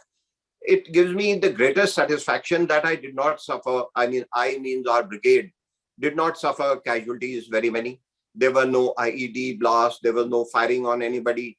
There was as much normalcy as possible. And that is what gives us great satisfaction. Another thing that gives me great satisfaction is that wherever I've been, my subordinates have risen to very high levels. How did they rise? Of course, the potential was with them. I'm not trying to at all for a minute say that I trained them and therefore they went up. No. But I am only saying that I recognize the potential. I did not seal them, shall we say. I allowed them to develop. And finally, they did well. So you take pride in these things. You won't get any direct benefit from them, but the amount of self-satisfaction that you get out of them at the end will be far more valuable than anything else that can be given to you. And least of all these medals and all that we get. But that's again, of course, important because, as I said, we attach a lot of importance to incentives. And all these recognitions that come to you are certainly in way of incentive, which also brings me to a point that never hesitate in giving credit to your subordinate. That does not mean the credit will ever go away from you because you are the head of that organization and people know it. Do not underestimate your seniors, as I just mentioned some time back. So give maximum possible credit and bring up your subordinates. He or she will perform far better in future. And your team, like we said, that how do you create a team? You will be able to establish better camaraderie if you allow a person to develop below you. So I come to the end. I feel leadership is the most important factor of all. If I go back again to the armed forces, I'll say that I put leadership equal to all other factors put together. Whether it is, you have had examples of nations, for example, you take Vietnam, a small nation, not very many resources with them, but they were able to, with proper and good leadership, develop whatever potential was there. They defeated the French in 1954 at the Battle of Dien Bien Phu. Thereafter, in 1975, they were able to defeat the United States of America. And in 1979, when the Chinese had come into North Vietnam, initially, again, the attacks failed. But then a leader was selected. That was General An. General An had been a regimental commander in the Battle of Dien Bien Phu under General Jia. But later, General An went, trained a division, again, did something that I had mentioned earlier about Kargil, about Jalpuri. And he trained the division and then launched the attack. And he sent the Chinese back across the border, back into China. So here was a small country, and there are many other such examples, who could put, just due to very good leadership, who could bring all the resources together and organize his army or the organization and defeat a much, much larger force. That is the role of leadership. Thank you. I would love to answer any questions if there are any. Anyone would like to ask questions? Thank you. No, I'm open to questions. Means. Hello. Yeah. Yes, sir. Sir, good, great inputs. Sir, it is told that in the Kargil war, actually, Israel had helped India through their fighter jets. There is a video in YouTube also available. Israel had actually helped India in the Kargil war with their fighter jets. Because they were fighting in the Tiger Hill, in the top of the hill, where it was difficult. So actually, there is a video in YouTube that actually Israel, Vajpayee, I think was PM then, and Israel had helped us in the Kargil. Actually, is it true, sir? Yeah, that is true. That is true. The jets had come in and they dropped their best possible equipment that they. Yeah, sir. Sorry, is somebody else saying something? No, sir. Okay. I'll add on to this because the Israelis had given us laser designation pods to the Mirage 2000 aircraft, and which was able to destroy the Tiger Hill concentrations and also other concentrations of logistics support. So that's what I think he means, that they didn't give their jets or they didn't give their aircraft, but they gave us laser designation pods and bombs and weapon systems. Okay, I haven't exactly. Sorry. Okay. Yeah, what the Air Commodore says is true. The Air Force swung into action, and as you know, they in the initial thing they were a bit surprised once again, like the Israelis were surprised in 1973. Here also a couple of surface-to-air missiles surprised us. But having said that, thereafter the aircraft took proper precautions. Now, when the Indian Air Force swung into action, it was not just the Kargil heights that were to be destroyed. They were fully prepared for an all-out war against Pakistan. In other words, it was the complete air war was fought, though it did not actually take place. But why it did not take place was because we were fully prepared. In other words, across the entire Western Front, we were prepared to launch, and which is initially there was a bit of delay in preparing. Because as I said, once again, all the time you're not exactly prepared to launch, but we could have launched. The Air Force had to strike. Now, all weapons are different. You see, an Air Force will strike from a height, which has to be air to ground. Then they got hold of precision weapons, precision guided weapons, PGMs, and they designated the targets and thereafter launched precision missiles. But then the important thing that we learned even from the from the 91 war of Gulf was that all these precision equipment are based on the intelligence that you have, your ability to designate that target. So the Air Force is ideally suited for area targets, such as, say, gun areas, administrative areas. There is a very important area called Munto Dhalo, which was an administrative base in the Batalik sector. Now, a decision was taken at that time not to cross the line of control or also, for that matter, the international border. There is a difference between, as you know, line of control and international border. So because of that, the Air Force had to keep on our side of the line of control, and which imposed a little bit of restriction on them, but they got over the problems thanks to their professionalism, and they destroyed as much as they could. Now, even you have heard, even let's say the other weapons like artillery. Now, when you fire a direct firing weapon, well, the point is that you can only hit a thing that is directly seen. You can't destroy something that is in the depth area. You cannot, everything cannot be destroyed by every weapon. And finally, it is right from the Air Force, you have the artillery. Then in every battalion and in every company, when they go in for attack, they create a thing called a fire base. What happens in the fire base? You put your machine guns, you put your mortars, you put your ATGMs, that is anti-tank guided missiles. And we also used our air defense guns for that matter. And it's a combined action of everybody. That is where the teamwork comes in. It is no single person like artillery says, we did this, we did that. Every single element of the armed forces are utilized to the optimum for victory, and which is important. So it was very much used, since I do not know which exact video you're talking about, but I'll only say that the contribution was very much there. If I hope that answers the question. I hope that was the question. Right, sir. And also one more small question, follow-up, is China, India in the conflict in the Galwan Valley last year. So now, even now, it is not resolved even after multiple talks. So how do you think India should handle this, sir?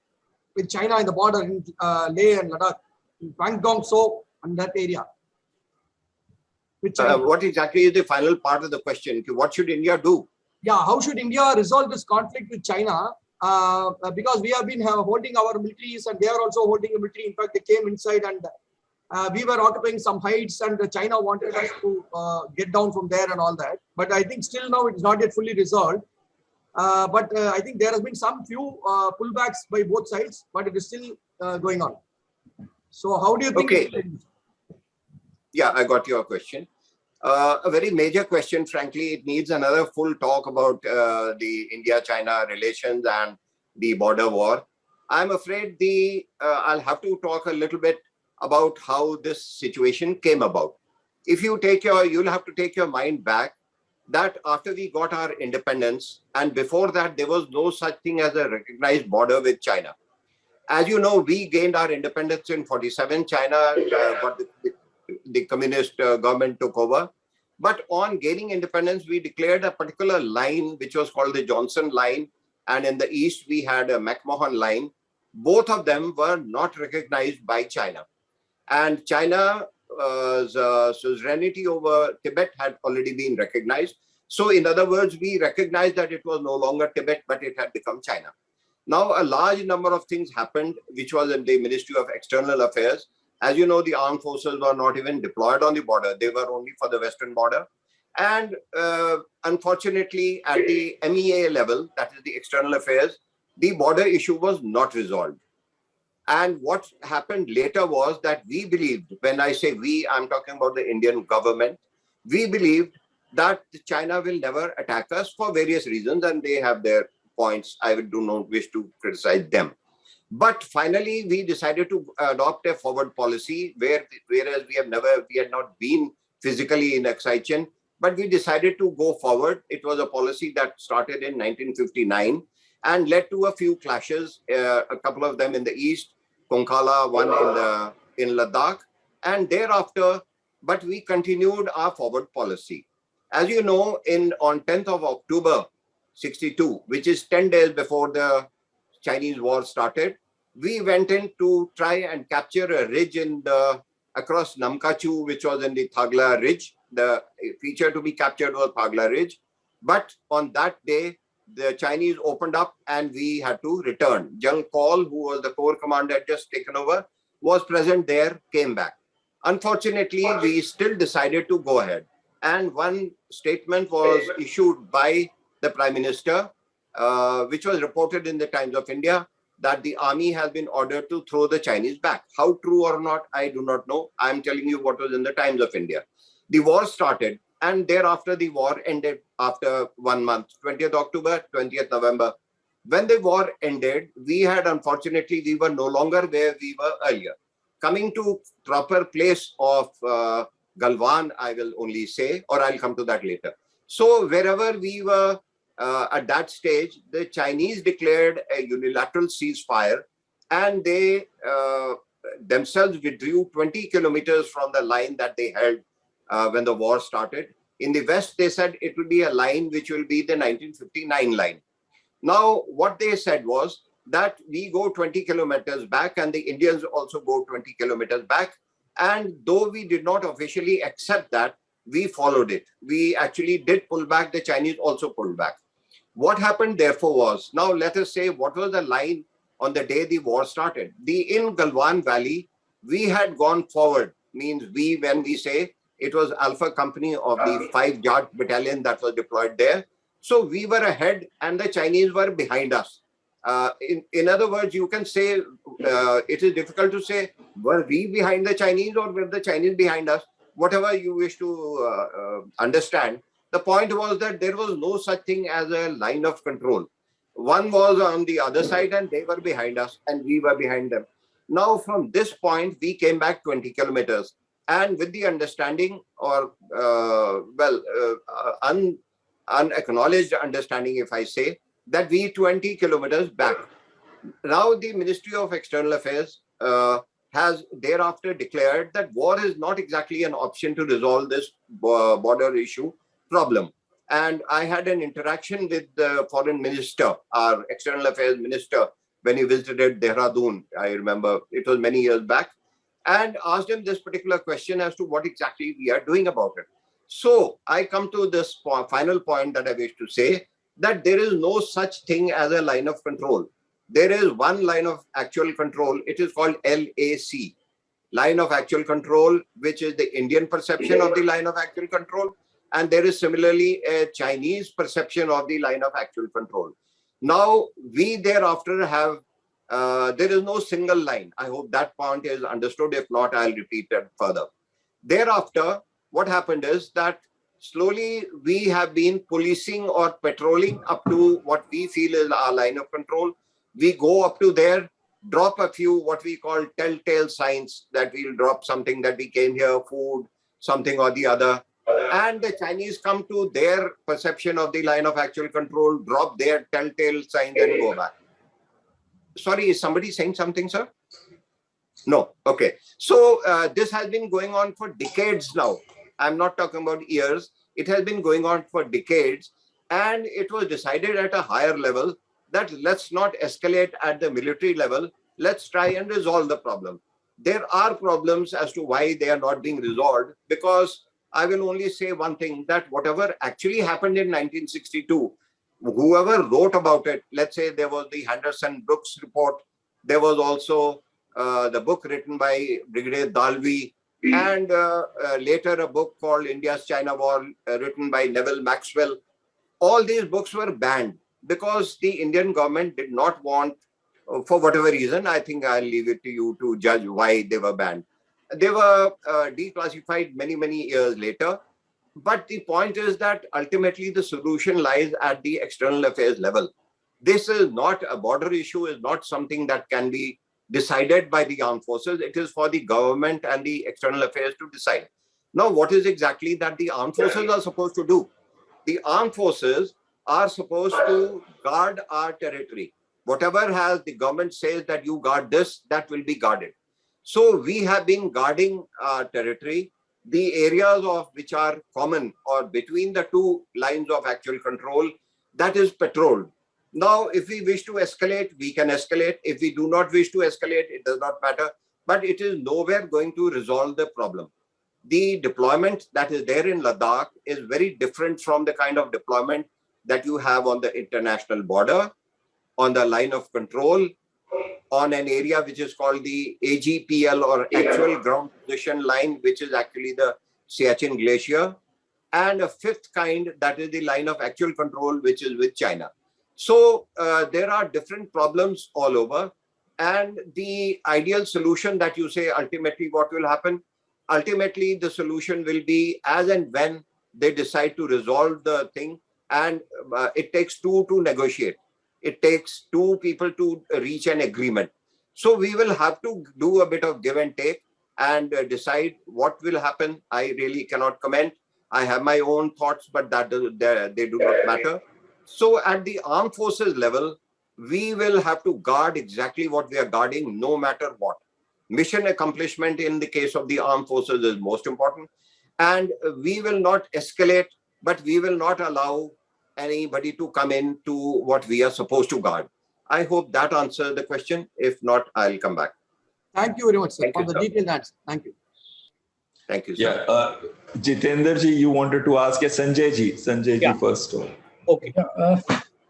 Good evening, Namaskar. Actually, I work for ONGC and I have got rather two subordinates who are Kargil heroes. Both one leg is amputated for both of them, and they play cricket, they play badminton. They won a medal in Paralympics also in the last Paralympics, not this one. And the one of them went for Everest expedition also. So my question to you is, sir, finance सिखा सकते हैं, leadership सिखा सकते हैं, सब सिखा सकते हैं, कि जिगरा, ये कलेजा आप लोग कहाँ पे डेवलप करते हैं और कैसे डेवलप करते हैं? the will power, the जिगर जो कलेजा लेके आते हैं सर आपके officers and your non commissioned officers, ये कहाँ डेवलप करते हैं सर, कैसे डेवलप करते हैं? Well, every individual is luckily, we are grateful to you, sir. Luckily, we do our jobs as much as possible. And if we see, this is what the armed forces are really about.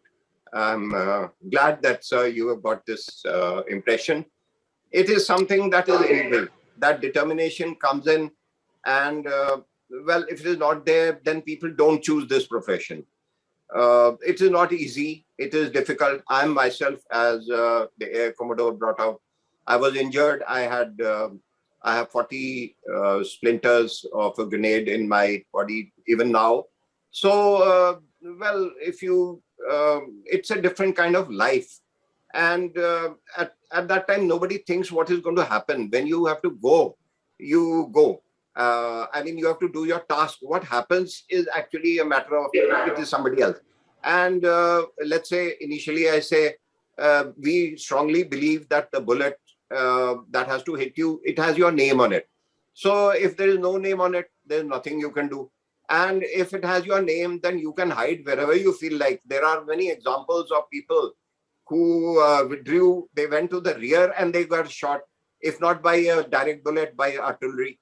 So when you go and perform your task, somehow there, that is in fact another very interesting point that you brought up, that even if a leader feels a little bit of fear, he cannot exhibit that fear. He has to be brave, even if at times he has to pretend to be brave. Well, he does that, because if he doesn't, the whole organization collapses. And the moment he goes ahead, the men go further than him. There are examples of men going in front of the officers and saying that, sir, you are more important. This is not your job. We will do this. So you just be there. And let me tell you, the men know you. You don't have to go and behave as the Bollywood heroes or Hollywood heroes. It's a little different. You just be there and take control of the situation. Let's say when the firing starts and you start saying, okay, find out from where has it come, who has done it. I happened to face this situation when I had 3 months of service.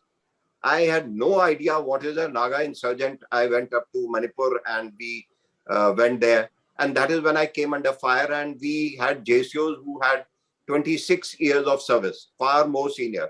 I did not have even 1 month of service. It's fresh from IMA. I had no idea what is Nagaland and what is insurgency. But then when you land up there, you just have that. And that is where the training helps, I think.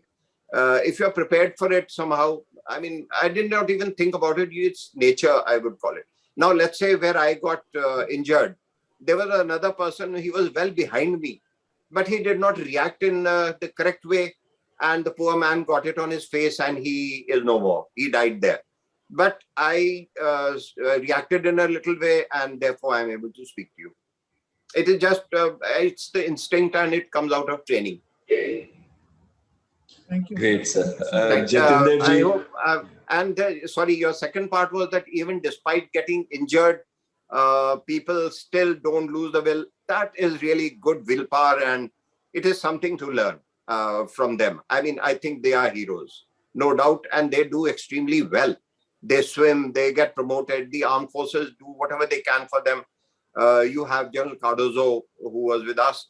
Without any legs, he goes for his BPET, that he runs 2 miles along with the others. He does swimming in Delhi. He plays tennis, I believe. Whatever you want, you can do. There is no limit to it. Thank you, sir. Sanjay. Sanjay Bharti. Yeah. Thank you so much. Jitender ji, last question. Jitender ji. Sir, so my question is also similar to what Mr. Sanjay is telling, but a little bit in a different mode. So, sir, you talked about the leadership, and then you talked that you develop the leadership skills. So and a part of it may be coming from the training, but whether this simply training makes them leader or you do something else, and then how people get ready to give their life. So what kind of process you adopt that people develop to a leader, and to an extent that they are willing to give their life. So what process or training, or I mean, how you develop and how we can adopt it? Okay. Yeah. how we adopt it is, well, the systems are set. For example, we have very long periods of training. Firstly, it is a voluntary service. So a person who initially comes in, he has that knowledge already that this kind of a thing can happen. And let's say when a person takes off, every single flight of a, let's say a pilot, a fighter pilot, he doesn't know whether he's going to come back or not. But that does not stop him from flying. He goes and, okay, I'll answer it in a little, I'll share my thoughts with you. The initial training trains him for whatever best he can perform. And he is trained for mission accomplishment, something that I mentioned a little while back. And whatever else happens, happens incidentally. It is not that he goes, it is a wrong thing for us to say that he goes and gives up his life. They jolly well, I have been always telling everybody, nobody is supposed to give up his life. Why should you give your life up? You are supposed to live, and you live for yourself. You do your task to the best. If something happens to you, it happens. That's all. Where, let's say, and we try, how we build up our units is when we try our level best and we arrange things in a manner so that the risk is minimized. That is the point. That by getting all the artillery fire support, the air support, arranging for fire bases, attacking from an area from where we come across minimum people. What I mean is that, let us say the enemy is deployed like this. Now, if you attack frontally perpendicular to the deployment, the number of casualties will be very high. But if you attack the same thing from this side, now it is very narrow. So if you attack, let us say, from a different direction, it is narrow. Who plans this? It is the commander who plans it. So you plan everything in such a manner that the risk is minimized. Thereafter, everybody knows that whatever has to happen has to happen. And even our men, everybody knows that if you have to get a bullet, please get it in your chest. Don't get it in your back. That is what parents tell their children, that if you have to get it, you will get it. That is where I just mentioned that everybody does not die. Everybody die in Kargil? No. Where did they die? But it is a point that I have, which personally I am trying to follow up, that in India, our casualties are high. I mean, we need to be a little, we need to focus on this more. In other nations, I've seen the casualties are not really that high. So that is an area where we are ourselves concerned, and we try and get the best possible equipment. And whenever we falter and there are more casualties, there is a fault there, which we need to be very, very careful about. Like, for example, in my whole brigade, out of 4 battalions in my whole sector, I lost only 4 men in my entire brigade. I'm talking about Baramulla, because I decided that I don't want to lose men. And no matter what happens, if I capture hundreds or more people, hundreds more will come in across Pakistan. And if I capture lots of weapons, people will send more weapons across, and in Pakistan, obviously. So I have to make sure that I don't want to lose my men. Now, develop your tactics accordingly and try and lose minimum possible men. Now, what I'm trying to say, and coming to your question, now this gives strength or the moral courage to that person that everything possible is being done to give us maximum possible safety, survivability in battle. So that is what you can do. And then the men are well, brave. And that is again the why theory. All people are brave. Actually, the officers also, everyone. If you are there, I'm sure you will also perform equally well. Let me assure you, provided, of course, you undergo a little training. So I've seen the training right from recruit level to young officer level, and from young officer level right up to the battalion or unit commander level. So at every level you emphasize, and there isn't too much time spent on these casualties and all that. By the way, if a bullet hits you, it is only 15% of your body where it can cause a fatal injury. In your whole, let's say when you are standing and you get a bullet, and it's more in the front part of your body. So that is something that I used to teach somewhere where, let's say in terrorism, if you avoid, let's say, crowded areas, let's say you turn your back towards the munition, the death rate may be minimized. You may get hurt. I've got hurt. But then just because I turned on seeing a particular grenade, I got it in the back. Now that is instinct and that is training. Right? So this will come, this willpower comes. Plus, you look after the people who become casualties. Those who do not look after casualties, their people are not that much motivated. And motivation is very, very important. You will do well, don't worry. Great. So I think they would have loved to ask you more and more questions, but they have been having a very long day.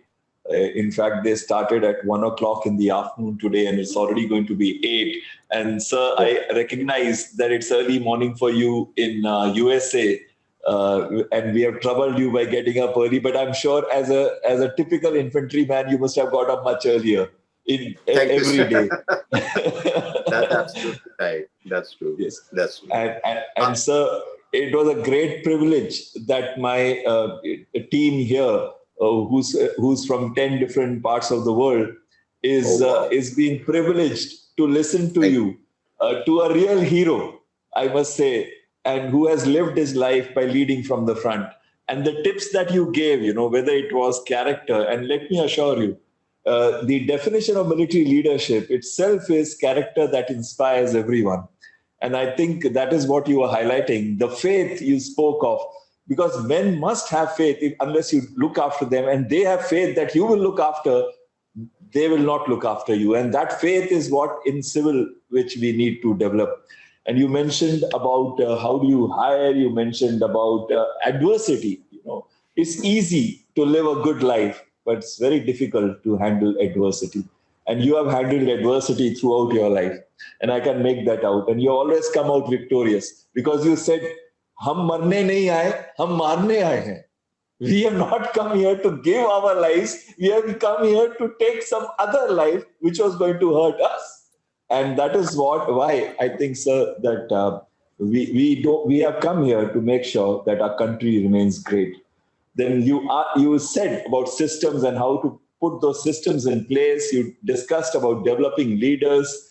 And it is one of the quality of great leaders is that he does not develop followers. He develops leaders. And that is what you told us. And that is the lesson which I want each one of you to carry home today. We are not here to develop followers. Please don't be political leaders. They look after votes and they look after themselves. They don't look after you. I can assure you that. Yes. Be leaders. Leaders who develop, not followers, but develop leaders. So even in your team, develop leaders. So we are very grateful to you, very thankful to you, and we are very, very honored that you are part of us today in our training session. Thank you and Jai Hind, sir. Thank you, sir. Thank you. Jai Hind to everyone. Okay. My request to everybody else is just two points here. First is feedback, please do give. And second is name of the negotiator you must give tomorrow by 5 p.m. Name of the negotiator. Yes, sir, you could do that. Thank you. Thank you very much, sir. Thank you. And all the best to all of you. Jai Hind. Jai Hind. Jai Hind, sir. Jai Hind, sir. Okay, any questions of the syllabus part, not on leadership? Anything about the next week you want to ask, check? Remember, by tomorrow you have to give me the name of the negotiator. 5 p.m. And then I will give you the names of the numbers of each other so that you could talk to them and plan for your negotiation presentation. Should we all say Jai Hind? Jai Hind. Jai Hind. Jai Hind, sir. Jai Hind. Jai ICI. Jai ICA. Jai ICA. Jai Hind, sir.